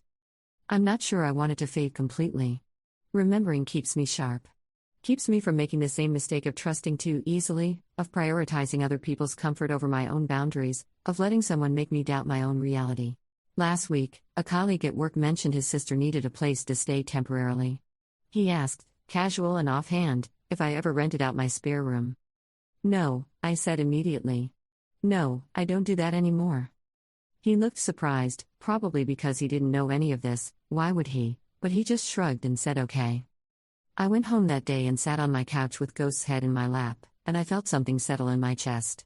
Relief, maybe. Or just certainty. This was my space. Mine. I defended it once at great cost, and I'd do it again if I had to, and I'd never apologize for that. The story spread, though. Somehow it always does. Months later, I ran into a distant cousin at the grocery store, one of the ones who'd sent me hateful messages that first week. She looked uncomfortable when she saw me, like she wanted to pretend she hadn't, but we were in the same checkout line and there was nowhere to go. Maya, she said finally. Hi. Hi. I heard. About what really happened. With Vanessa. Marcus told everyone. She was picking at her grocery bag, not meeting my eyes. I'm sorry. For what I said. I should have listened to your side. Yes, I agreed. You should have. She winced. Are we okay? I thought about it. Really thought about it. This person who'd called me unstable and cruel and said I deserved to be alone. Who'd believe the worst of me without question because someone else's story was more dramatic? We're not enemies, I said carefully. But we're not going back to how things were either. That's done. That seems harsh. Maybe. But you showed me who you were when things got hard. I'm just believing you. I paid for my groceries and left. Drove home to my house, where Ghost was waiting by the door, tail wagging, perfectly safe and warm and alive. Fed him dinner. Made myself tea. Existed in my space without anyone demanding I change it or compromise it or apologize for it. And I realized something. I wasn't waiting for everything to go back to normal anymore. This was normal now. This smaller, harder, more honest version of family and life. It wasn't what I'd planned for. It wasn't what I'd wanted. But it was mine. And I'd fought for it. And every night when I lock my doors and turn off the lights and Ghost follows me to bed, I know I made the right choice. Even if it cost me almost everything. Some mornings, I still have that dream. Ghost on the porch, but this time I don't make it home. This time I'm stuck at work, or in traffic, or somewhere else, and I can't get to him. I wake up gasping, reaching for him in the dark, and he's always there. Always warm. Always safe. The fear never fully goes away. But neither does the certainty that I did what I had to do. That I protected what mattered. That when someone tried to make me choose between my peace and their comfort, I chose myself.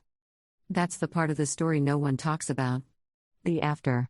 The cost of standing your ground isn't just about what you lose, it's about learning to live in the space that's left. Learning to be okay with being the villain in someone else's narrative because you're the hero in your own. I'm still learning. Maybe I always will be. But Ghost is alive. My house is mine. And when I look in the mirror, I recognize the person looking back. That's worth something. That's worth everything. Story 10. The laugh wasn't planned. It just erupted out of me, this ugly, sharp bark that made my daughter Emma look up from her cereal with wide eyes. I covered my mouth, but it kept coming, tears streaming down my face while Marcus's voice crackled through the phone speaker like broken glass. You manipulated her, he'd shouted. She was sick, confused. You brainwashed a dying woman. I'd hung up without another word, my hands shaking so badly I nearly dropped my phone into my coffee. That was 45 minutes ago. Now they're here, and I'm watching them through the gap in my living room curtains like some paranoid suburban cliché. Marcus is gesticulating wildly, his face that particular shade of red that used to mean he was about to punch a wall. Sienna, because of course her name is Sienna, has her arms crossed, blonde hair whipping around as she shakes her head. They're fighting. About me. About the money. About how their perfect little escape plan somehow ended with them broke and me holding all the cards. My heart is hammering, but there's something else underneath the fear. Something darker and more satisfying. I almost want to go outside and wave. Mom? Emma's voice pulls me back. She's 10, old enough to sense when something's wrong but young enough to still believe I can fix anything. Is that Dad's car? Don't worry about it, sweetie. I let the curtain fall and turn back to the breakfast table where my 3 kids are frozen mid-bite, watching me with identical expressions of concern. Emma, Noah who's 8, and little Lily who just turned 5. Finish eating. We need to leave for school in 10 minutes. But Mom, 10 minutes. I use my no arguments voice, the one I've perfected over the past 18 months since Marcus walked out. The one that means I'm barely holding it together and they need to trust me. They go back to their cereal, but Emma keeps glancing toward the window. I should probably feel guilty for not telling them about the money yet. About their grandmother's will. About the fact that everything just changed yesterday at 3:15 in the afternoon when Charlotte Brennan's lawyer read those words in his dry, careful voice, to my daughter-in-law, Rebecca Brennan, who showed me more love and devotion in my final year than my own son showed in a lifetime. I bequeath my entire estate. But I don't feel guilty. I feel vindicated. And terrified. And so angry I could scream. Let me back up. Charlotte Brennan was diagnosed with stage 4 pancreatic cancer 2 years ago. The prognosis was grim, maybe a year, the doctor said, if she was lucky. She wasn't the warm, cookie-baking grandmother from a greeting card. She was sharp-tongued, particular about everything from how her tea was brewed to how the hospital corners on her bed were folded. She'd been a corporate lawyer before retirement, the kind of woman who could fillet you with a single raised eyebrow. I was honestly a little afraid of her when Marcus and I first got married. But when she got sick, something shifted. Marcus, her only child, couldn't handle it. He'd visit for 20 minutes, sit in the corner of her hospital room scrolling through his phone, then leave claiming he had work emergencies. The smell bothered him, he said. The beeping machines gave him headaches. Watching her deteriorate was too painful. You're better at this stuff anyway, he told me after her 3rd round of chemo, when she'd been vomiting for 6 hours straight and needed someone to hold her hair back. You're more nurturing. What he meant was, I don't want to do this, so you do it. So I did. I took her to appointments. I learned to administer her medications, to recognize the signs of when her pain was getting bad, to advocate for her when doctors talked over her like she wasn't there. I moved her into our guest room when she got too weak to live alone. I bathed her when she couldn't bathe herself, fed her when she couldn't keep anything down, sat with her through the long, dark nights when the morphine made her see things that weren't there. The kids helped. Emma would read to her grandmother terrible fantasy novels about dragons that Charlotte pretended to hate but secretly loved. Noah would draw her pictures, misshapen flowers and stick figure families that she taped to her nightstand. Even Lily, barely 3 at the time, would toddle in and pat Charlotte's hand with her tiny palm. Marcus visited twice a month, if that.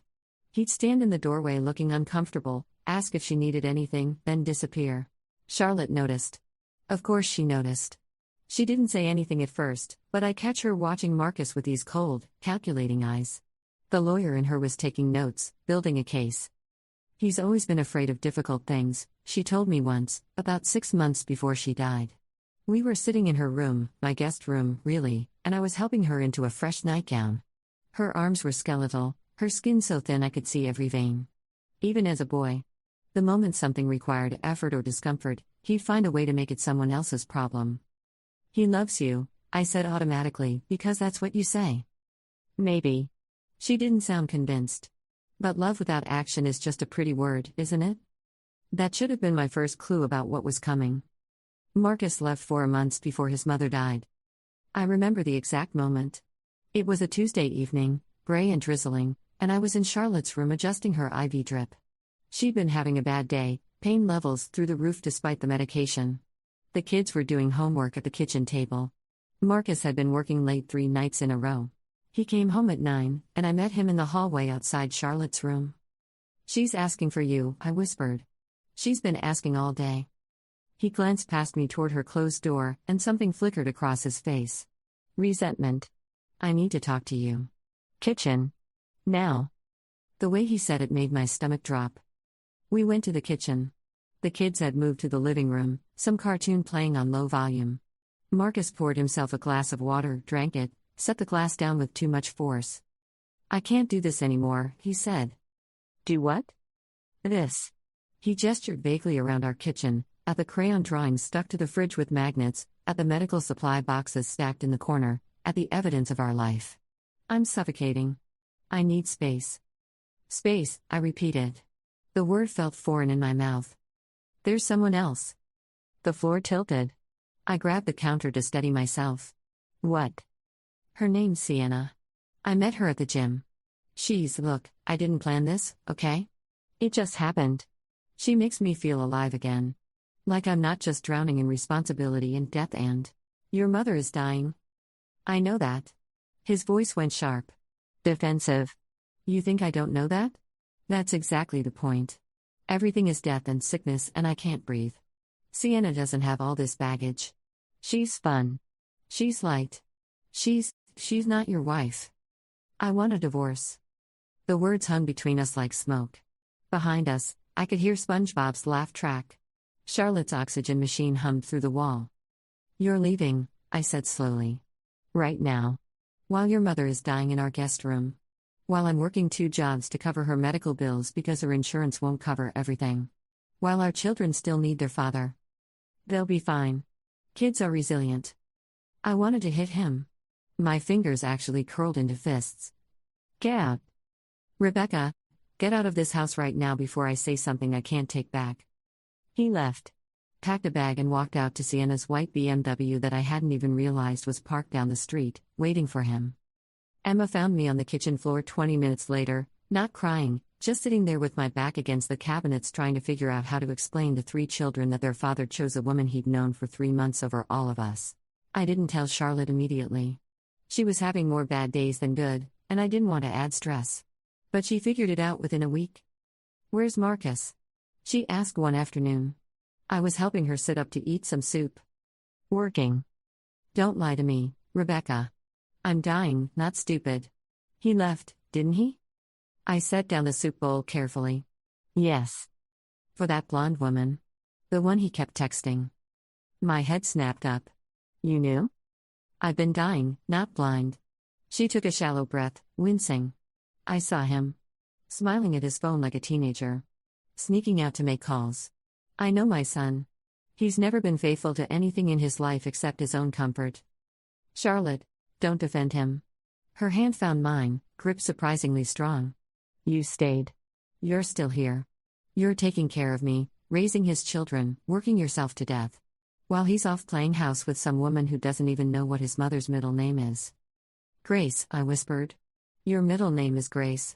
"Exactly." She leaned back against the pillows, exhausted from the short conversation. "I'm changing my will. I want you to call my lawyer." "You don't need to do that." "Yes, I do. Marcus gets nothing. Everything goes to you. You'll need it. To raise those babies, to rebuild. To tell him exactly what he threw away." I started crying then. Not pretty crying, ugly, heaving sobs that I'd been holding back for weeks. Charlotte let me cry into her shoulder, this dying woman comforting me when it should have been the other way around. "You're stronger than he ever was," she whispered. "And you're about to be very rich. Make it count. The next 4 months were the hardest of my life. Charlotte declined rapidly. The pain got worse. The lucid moments became rarer. I took a leave of absence from my teaching job and picked up overnight shifts at a grocery store so I could be home during the day. My sister helped with the kids when she could. I slept maybe 3 hours a night. Marcus sent child support, the bare minimum required by law, and visited the children exactly twice. He didn't come to see his mother once. Charlotte's lawyer, a stern man named Frederick Porter, visited once a week to update documents. He'd sit in her room going over paperwork while she drifted in and out of consciousness. I signed as witness. She'd squeeze my hand every time. "This is what strength looks like," she told me during one of her last clear moments. "Not his performance. Not his running. This. What you're doing right now." She died on a Tuesday morning, 3 days after her 68th birthday. I was holding her hand. Emma was at school. Noah had drawn her a picture of a rainbow that I'd propped up where she could see it. Her last words were, "Tell Marcus I forgive him. But I don't forget." I didn't call Marcus until 3 hours later. He showed up that night, cried appropriately, hugged the kids. Sienna waited in the car. At the funeral, he sat in the front row looking devastated, accepting condolences like the devoted son he'd never been. I sat in the back with the kids and said nothing. The will reading happened 2 weeks later. I wasn't expecting anything. Charlotte had mentioned changing her will, but she'd been heavily medicated near the end. I assumed it was morphine talk, wishful thinking from a dying woman who felt abandoned. Frederick Porter's office was downtown, all dark wood and leather chairs. Marcus showed up in a black suit, Sienna by his side in a tight dress that was wildly inappropriate for the occasion. They sat across from me like we were all friends here to divide up the spoils. "Thank you all for coming," Frederick began. He had Charlotte's will in front of him, thick with legal language. Charlotte Brennan's last will and testament, updated 4 months before her passing, witnessed and notarized, completely sound. Marcus leaned forward, fingers steepled, ready to claim his inheritance. Frederick cleared his throat. "To my son, Marcus Brennan, I leave my collection of family photographs and my grandfather's pocket watch. May they remind him of what family means." The silence was deafening. Marcus's face went white, then red. "That's it? Photographs?" "Let me continue," Frederick said calmly. "To my daughter-in-law, Rebecca Brennan, who showed me more love and devotion in my final year than my own son showed in a lifetime, I bequeath my entire estate. This includes my home and all its contents, valued at approximately $1.8 million, my investment portfolio worth approximately $3.4 million, my savings accounts totaling $900,000, and all remaining assets. Total estate value, approximately $6 million. The room spun. "What?" Marcus stood up so fast his chair fell backward. "That's impossible." "She wouldn't, she was my mother. She was very clear about her wishes," Frederick said. "And entirely sound of mind when she made these changes.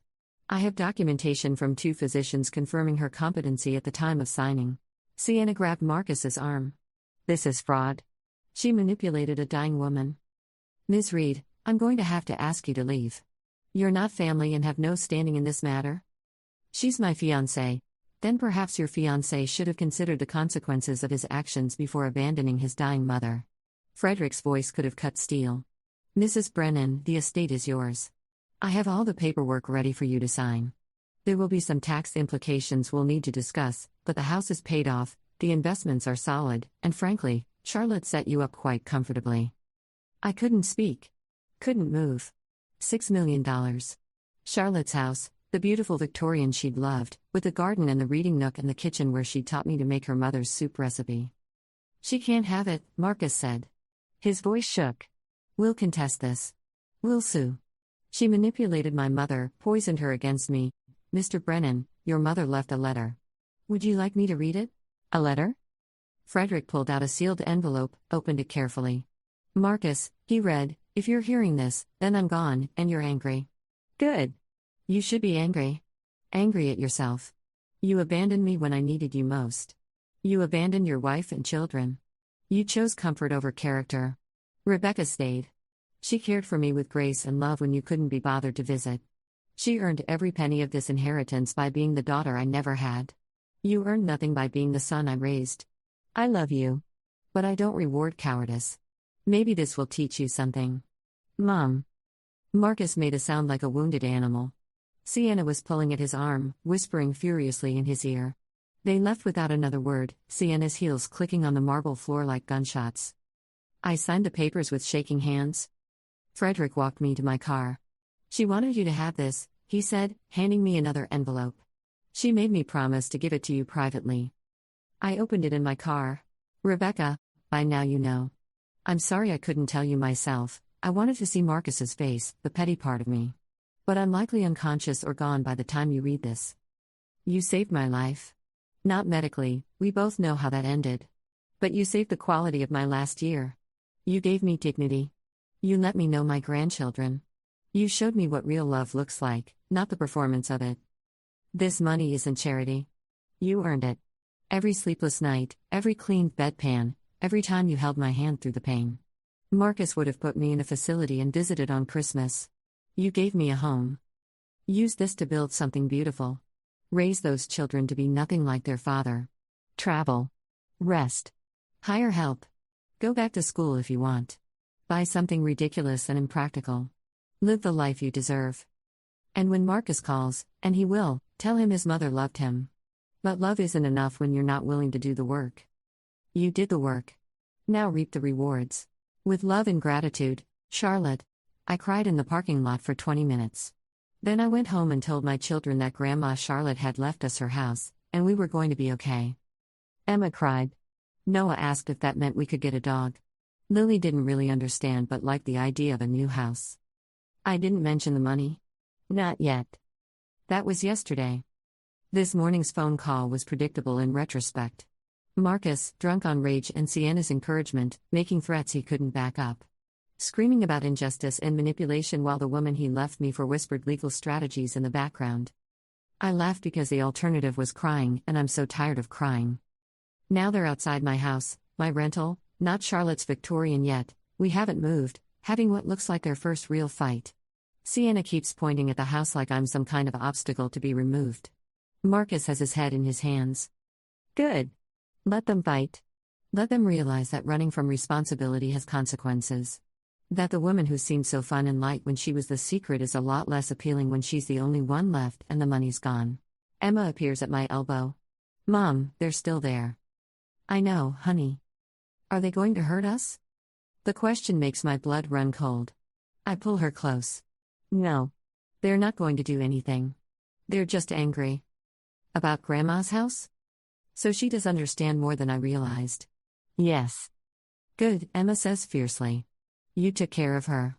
You should get the house. Dad didn't even visit. Out of the mouths of babes.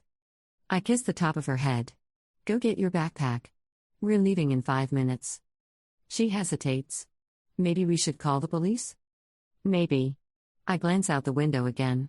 Sienna is crying now, actual tears streaking her makeup. Marcus is yelling, slamming his hand on the steering wheel.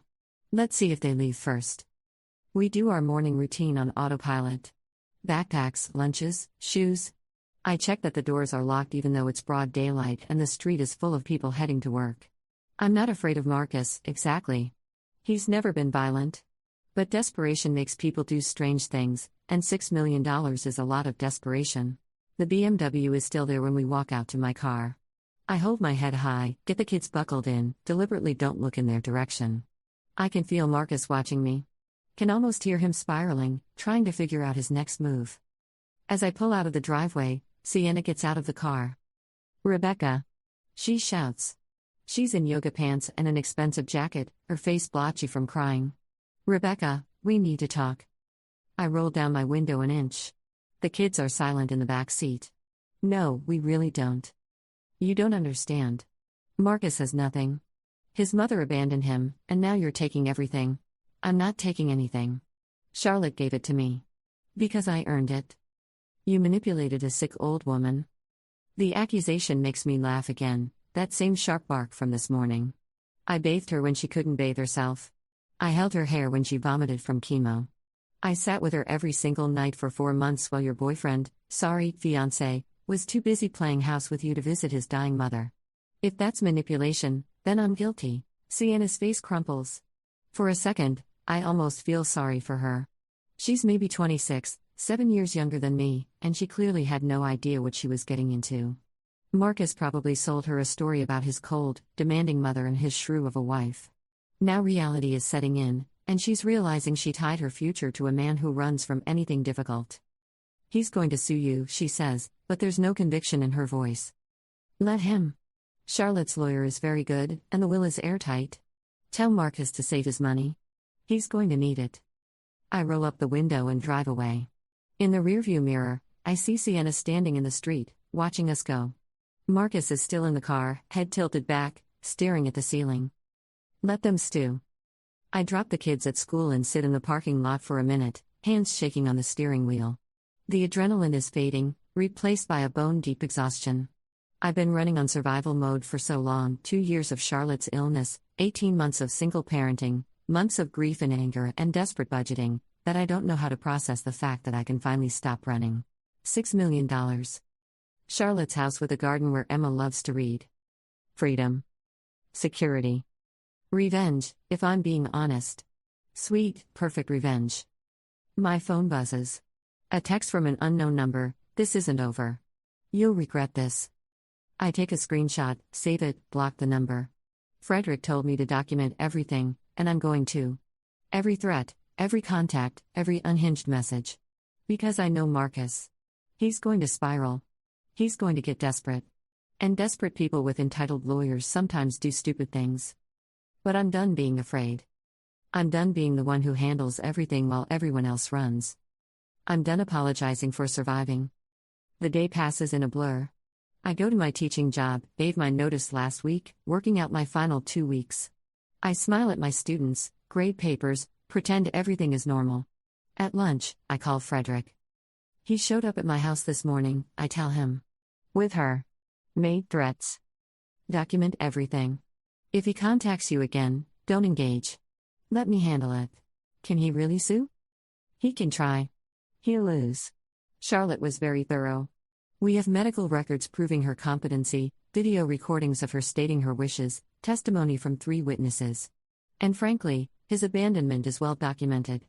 Hospital staff kept records of his visits, or lack thereof. You have nothing to worry about legally. What about emotionally? Frederick's laugh is dry.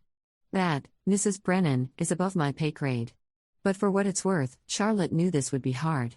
She knew Marcus would react exactly like this. She did it anyway because she believed you could handle it.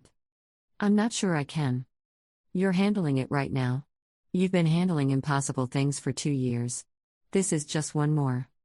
He's right, but it doesn't make it easier. That evening, I pick up the kids and we go to Charlotte's house, my house now, though it still doesn't feel real. Frederick gave me the keys yesterday. The kids run through the rooms like it's Disneyland, exclaiming over the big backyard and the tower bedroom and the library with built-in shelves. Can this be my room? Emma asks, standing in what used to be Charlotte's reading room. Windows on 3 sides, perfect light. Sure, sweetie. When can we move in? Soon. A few weeks maybe. We need to pack up our stuff, and I need to clean this place out first. Charlotte's things are everywhere. Books, clothes, photos, a lifetime of accumulation. I'll need to go through it all, decide what to keep, what to donate, what might be valuable. It feels overwhelming and intimate, like sorting through someone's memories. In her bedroom, I find a photo album on the nightstand. Pictures of Marcus as a baby, a toddler, a sullen teenager. Charlotte smiling, younger, less worn down by life. Her husband, Marcus's father, died when Marcus was 12. Heart attack? Maybe that's where it started, Marcus's fear of difficult things. Losing his father suddenly, traumatically. But then I find pictures from later. Marcus's wedding to his first wife, I'd almost forgotten he'd been married before me.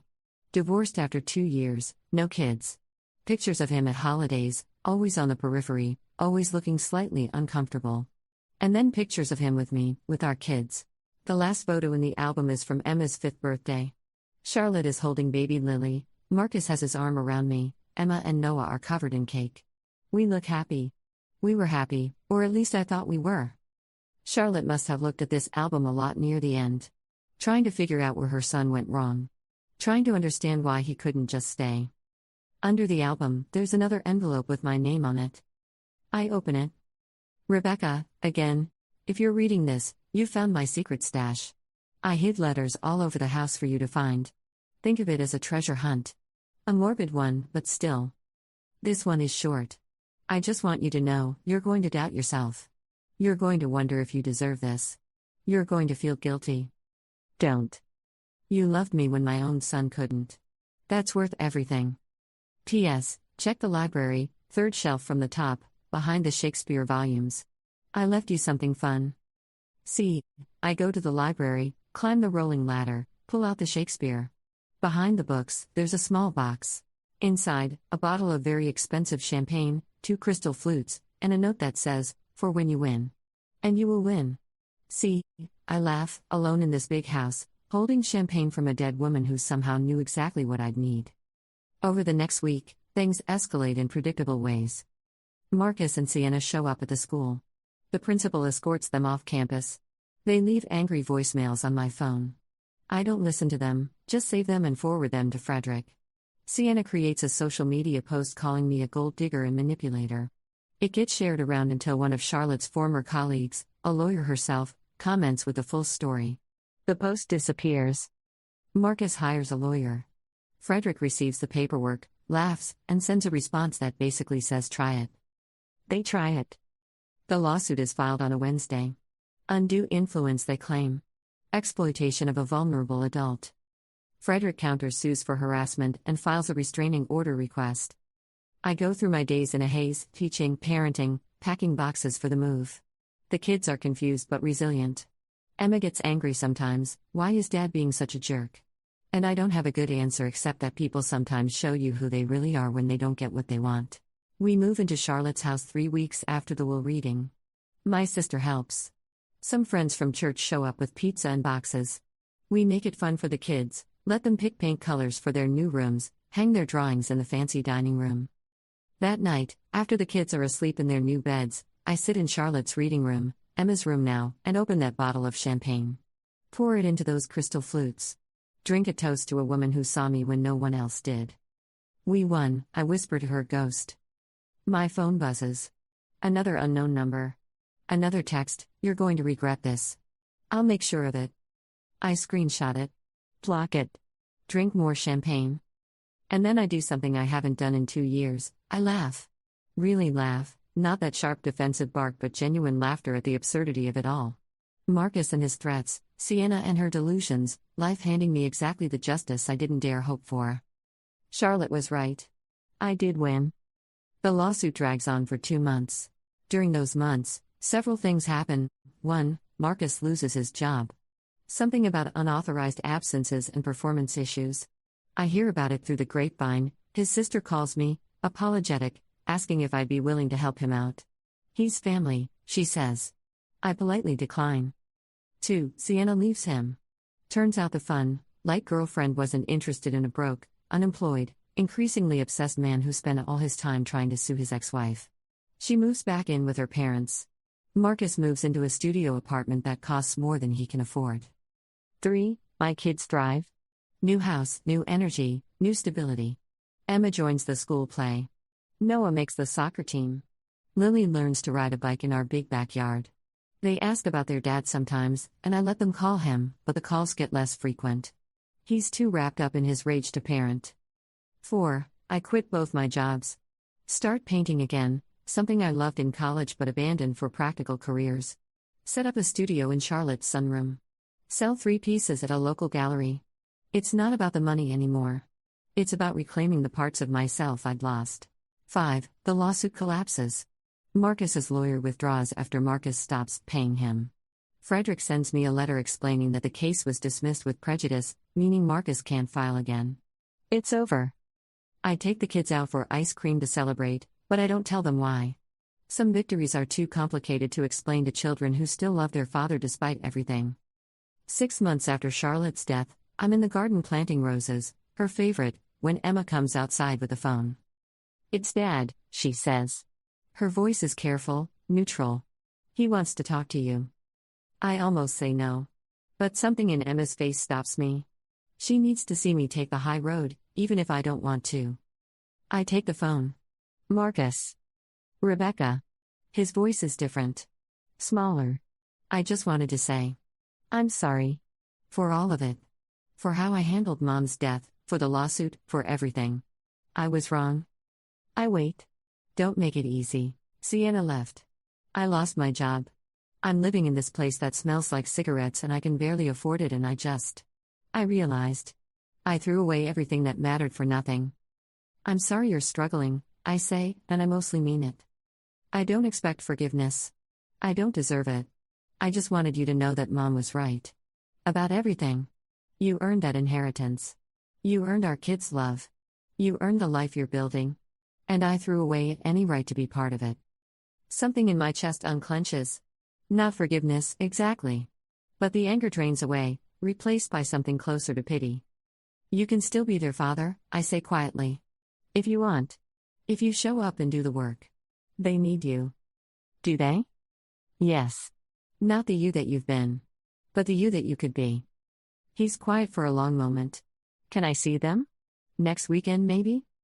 Let me think about it. I glance at Emma, who's pretending not to listen while obviously listening. I'll call you. Thank you. And Rebecca? My mom. She knew, didn't she? What I was. What I'd become. Yes. Did she hate me?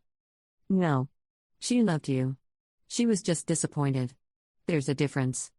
He makes a sound that might be a sob. I'm so sorry. I know. And surprisingly, I believe him. Take care of yourself, Marcus. I hang up and hand Emma back the phone. She looks at me with those wise, too old eyes. Are you going to let him visit? Do you want me to? She thinks about it. Maybe. He's still my dad. Even if he's kind of a mess. Yeah. I pull her into a hug. Even if he's kind of a mess. The thing about dramatic endings is that real life doesn't usually provide them. There's no moment where everything resolves perfectly, where villains get their comeuppance and heroes live happily ever after. There's just the slow, steady work of building a life, day by day, choice by choice. Marcus does visit. Once a month at first, supervised, awkward. He brings the kids small gifts he can't really afford and tries too hard to be fun dad. But gradually, painfully, he starts to do the actual work. Shows up on time. Asks about homework and friends. Apologizes to them, in his way, for leaving. I don't forgive him. Not fully. Maybe I never will. But I make space for him to be their father because they need him, even a flawed version of him. The money, Charlotte's money, my money, sits in investments mostly.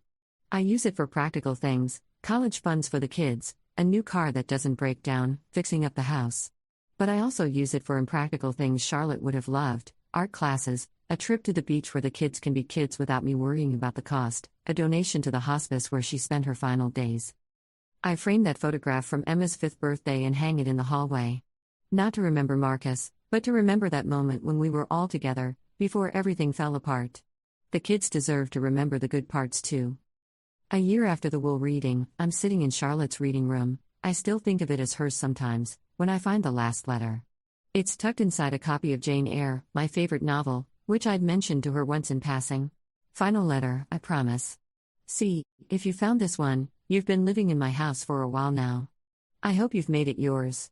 I hope you've let the kids hang their artwork on the walls and track mud through the kitchen and fill it with noise and life. I hope you've forgiven yourself for whatever guilt you're carrying. For taking the money. For rebuilding while Marcus falls apart. For protecting your children first. Here's what I learned in 68 years: some people rise to meet hard things. Some people run. Marcus ran. You rose. And the people who rise deserve to be rewarded. You asked me once, near the end, why I was doing this. Why I was giving you everything. You thought it was punishment for Marcus. It wasn't. It was recognition of you. In my entire life, very few people have loved me without expecting something in return. My husband did. My parents did. And you did. You saw a difficult, dying old woman and you chose kindness anyway. Not for inheritance, you didn't know about that. Not for gratitude, I wasn't always gracious. Just because it was the right thing to do. That's rare. That deserves everything I could give you. So live, Rebecca. Paint your paintings. Raise those beautiful children. Fall in love again if you want or don't. Travel. Rest. Build something new from the ashes of what Marcus burned down. And when you doubt yourself, and you will, remember this: you held my hand in the dark. You made death less lonely. You gave me dignity when I was at my most undignified. You earned every penny. Every single one. Now stop reading letters from dead people and go live your life. With all my love, Charlotte Grace Brennan. P.S. I lied. There's one more surprise. Check the attic, northwest corner, under the floorboards. You'll need a crowbar. Worth it, I promise. I recruit Emma for the attic expedition. She's 13 now, tall and confident in ways I'm still getting used to.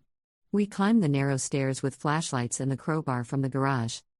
The attic is dusty, full of boxes I haven't gotten around to sorting. Northwest corner. I tap the floorboards until I find one that sounds hollow. Emma helps me pry it up. Inside, a small metal box, locked. And a key taped to the lid. I open it. Inside are letters. Dozens of them. Letters from Charlotte to her husband, from him to her. Love letters from the 1970s, full of poetry and promises. Letters from Marcus's father to Marcus, written before he died. Be brave, son. Be kind. Don't let fear make your choices. At the bottom, a journal. Charlotte's handwriting, neat and precise.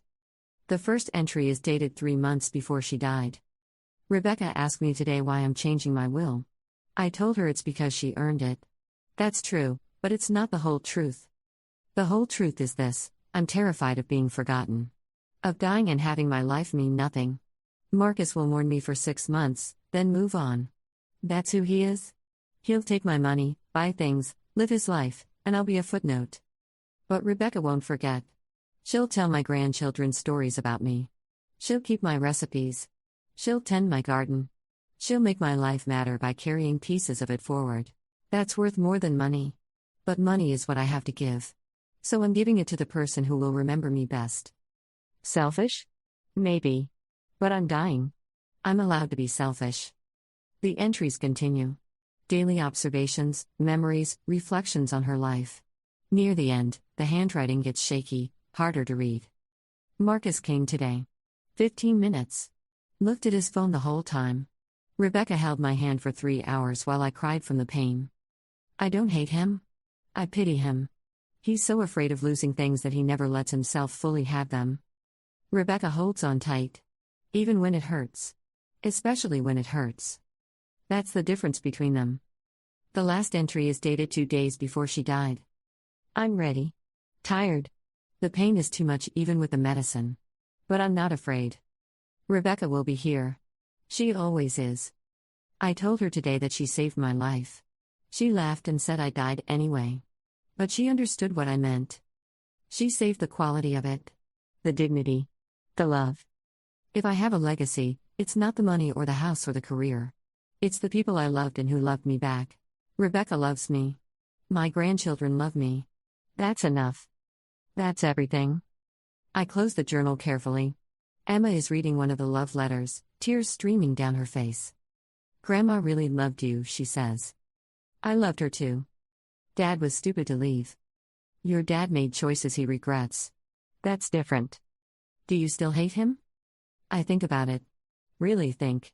Marcus is remarried now, not to Sienna, someone else, someone steadier. He sees the kids regularly. He's trying. Not perfectly, but genuinely. No, I say. I don't hate him. I'm just sad for him. For what he missed. For who he could have been. Does he hate you? For getting the money? I don't know. Maybe. But that's his problem, not mine. Emma nods, wise beyond her years. Grandma would be proud of you. For not hating him. Maybe. I stand up, brushing dust off my jeans. Come on. Let's get out of this creepy attic. We carry the box downstairs. I'll read through everything eventually, but right now I need air, light, life. That night, after the kids are asleep, I sit in the garden with a glass of wine, Charlotte's expensive wine, from the cellar I'm slowly working through, and think about revenge. Because that's what everyone assumes this story is about. Wronged wife gets revenge on cheating husband through convenient inheritance. Justice served, villain punished, fade to black. But it's not that simple. Charlotte didn't leave me everything to punish Marcus. She left it to me because I earned it. Because I showed up. Because love without action is just a pretty word, and I gave her action every single day. Marcus didn't lose his inheritance because he cheated on me. He lost it because he abandoned his mother when she needed him most. That's separate. Related, maybe, but separate. And I didn't win because I was better than Sienna or more deserving than Marcus. I won because I was there. Present. Willing to do the hard, uncomfortable work of loving someone through their worst moments. That's not revenge. That's just consequences. 2 years after Charlotte's death, Marcus shows up at my door unannounced. The kids are at school. I almost don't let him in, but something in his face stops me. Coffee? I offer. Please. We sit at Charlotte's, my, kitchen table. The one where she used to do crossword puzzles while I cooked dinner.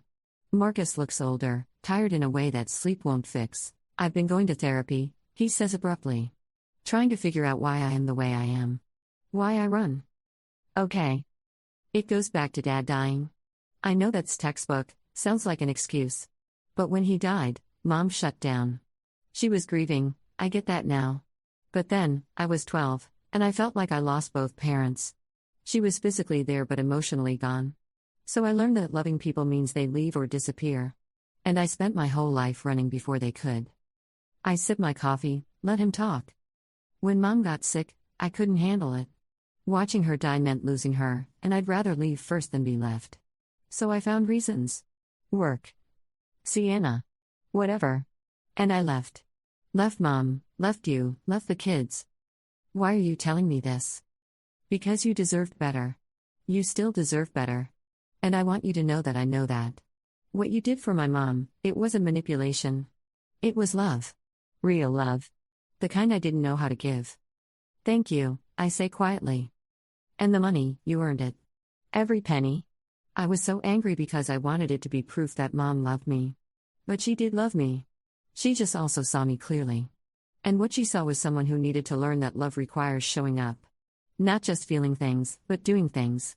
He pulls out an envelope, slides it across the table. I wrote her a letter. I know she's gone, but my therapist said it might help. I wanted you to read it. You knew her better than anyone at the end. I open it carefully. Dear Mom, I'm sorry. For everything. For not being there. For choosing comfort over character.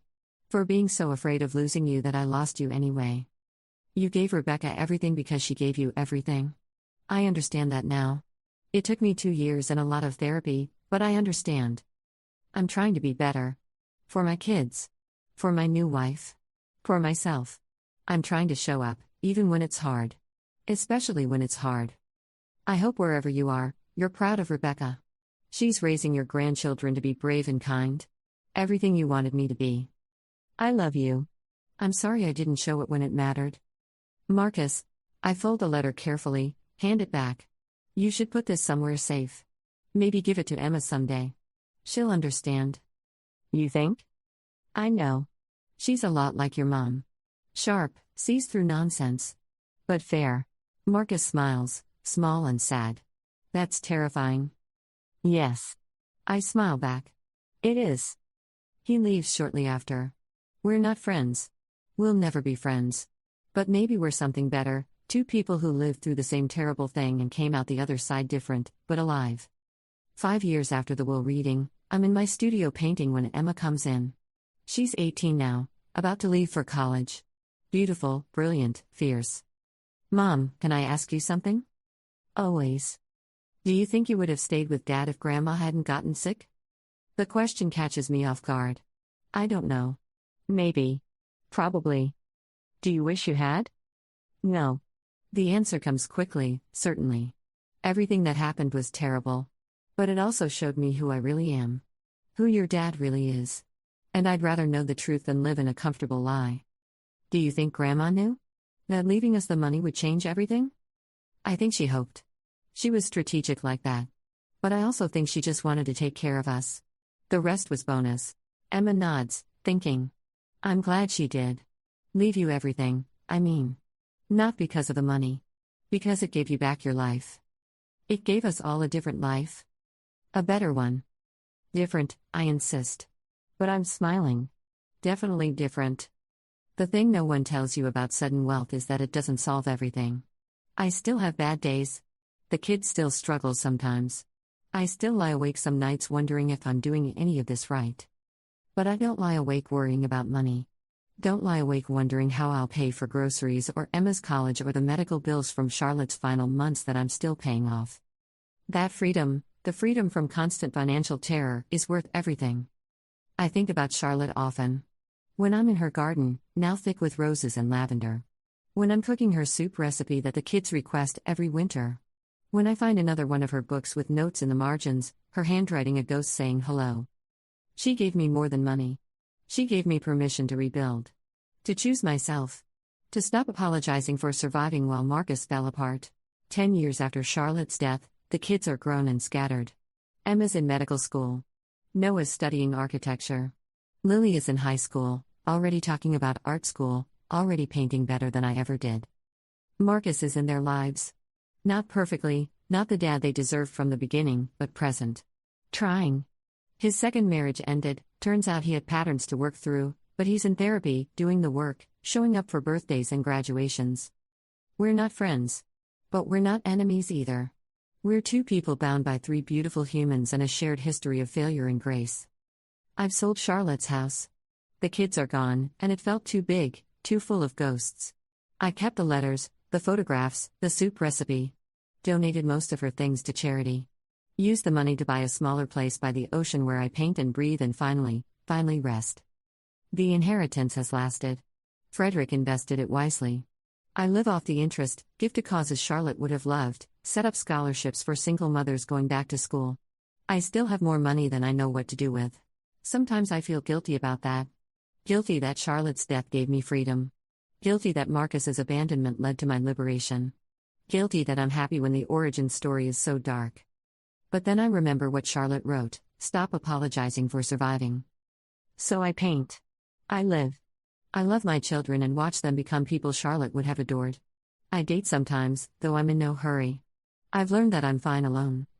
Better than fine. Whole. Last week, Emma called. She's engaged now, planning a wedding for next summer. I want to do something to honor Grandma, she said. Maybe wear her pearls? Or use her favorite flowers? She'd love that. Do you think she'd be happy? With how everything turned out? I think about Charlotte in those final days. The pain, yes, but also the peace. The way she'd hold my hand and smile when the kids came to visit. The way she'd made her choice deliberately, strategically, lovingly. Yes, I say. I think she'd be thrilled. Even about Dad? About how messy it all got? Especially about that. She knew exactly what she was doing. She was giving him a chance to grow up. Giving me a chance to breathe.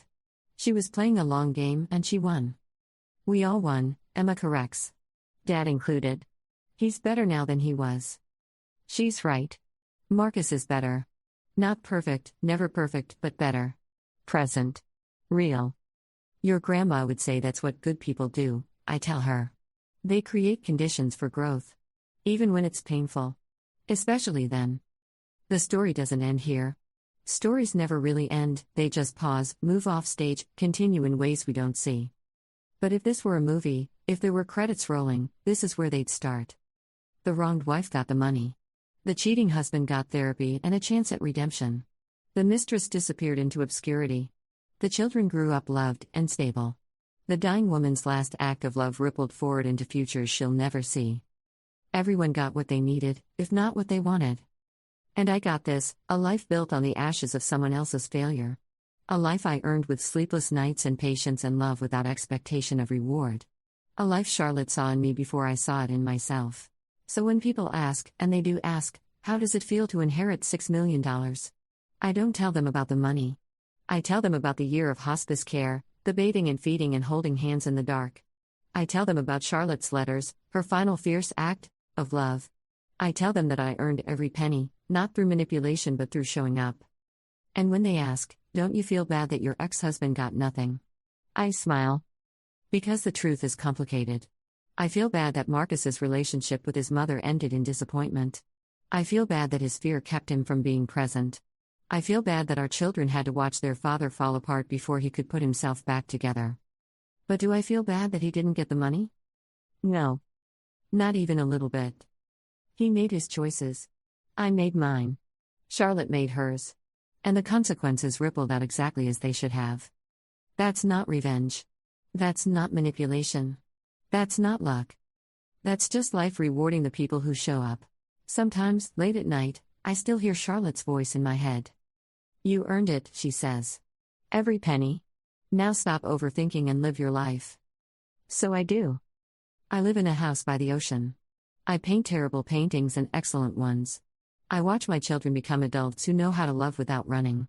I'm building something new from the ruins Marcus left behind.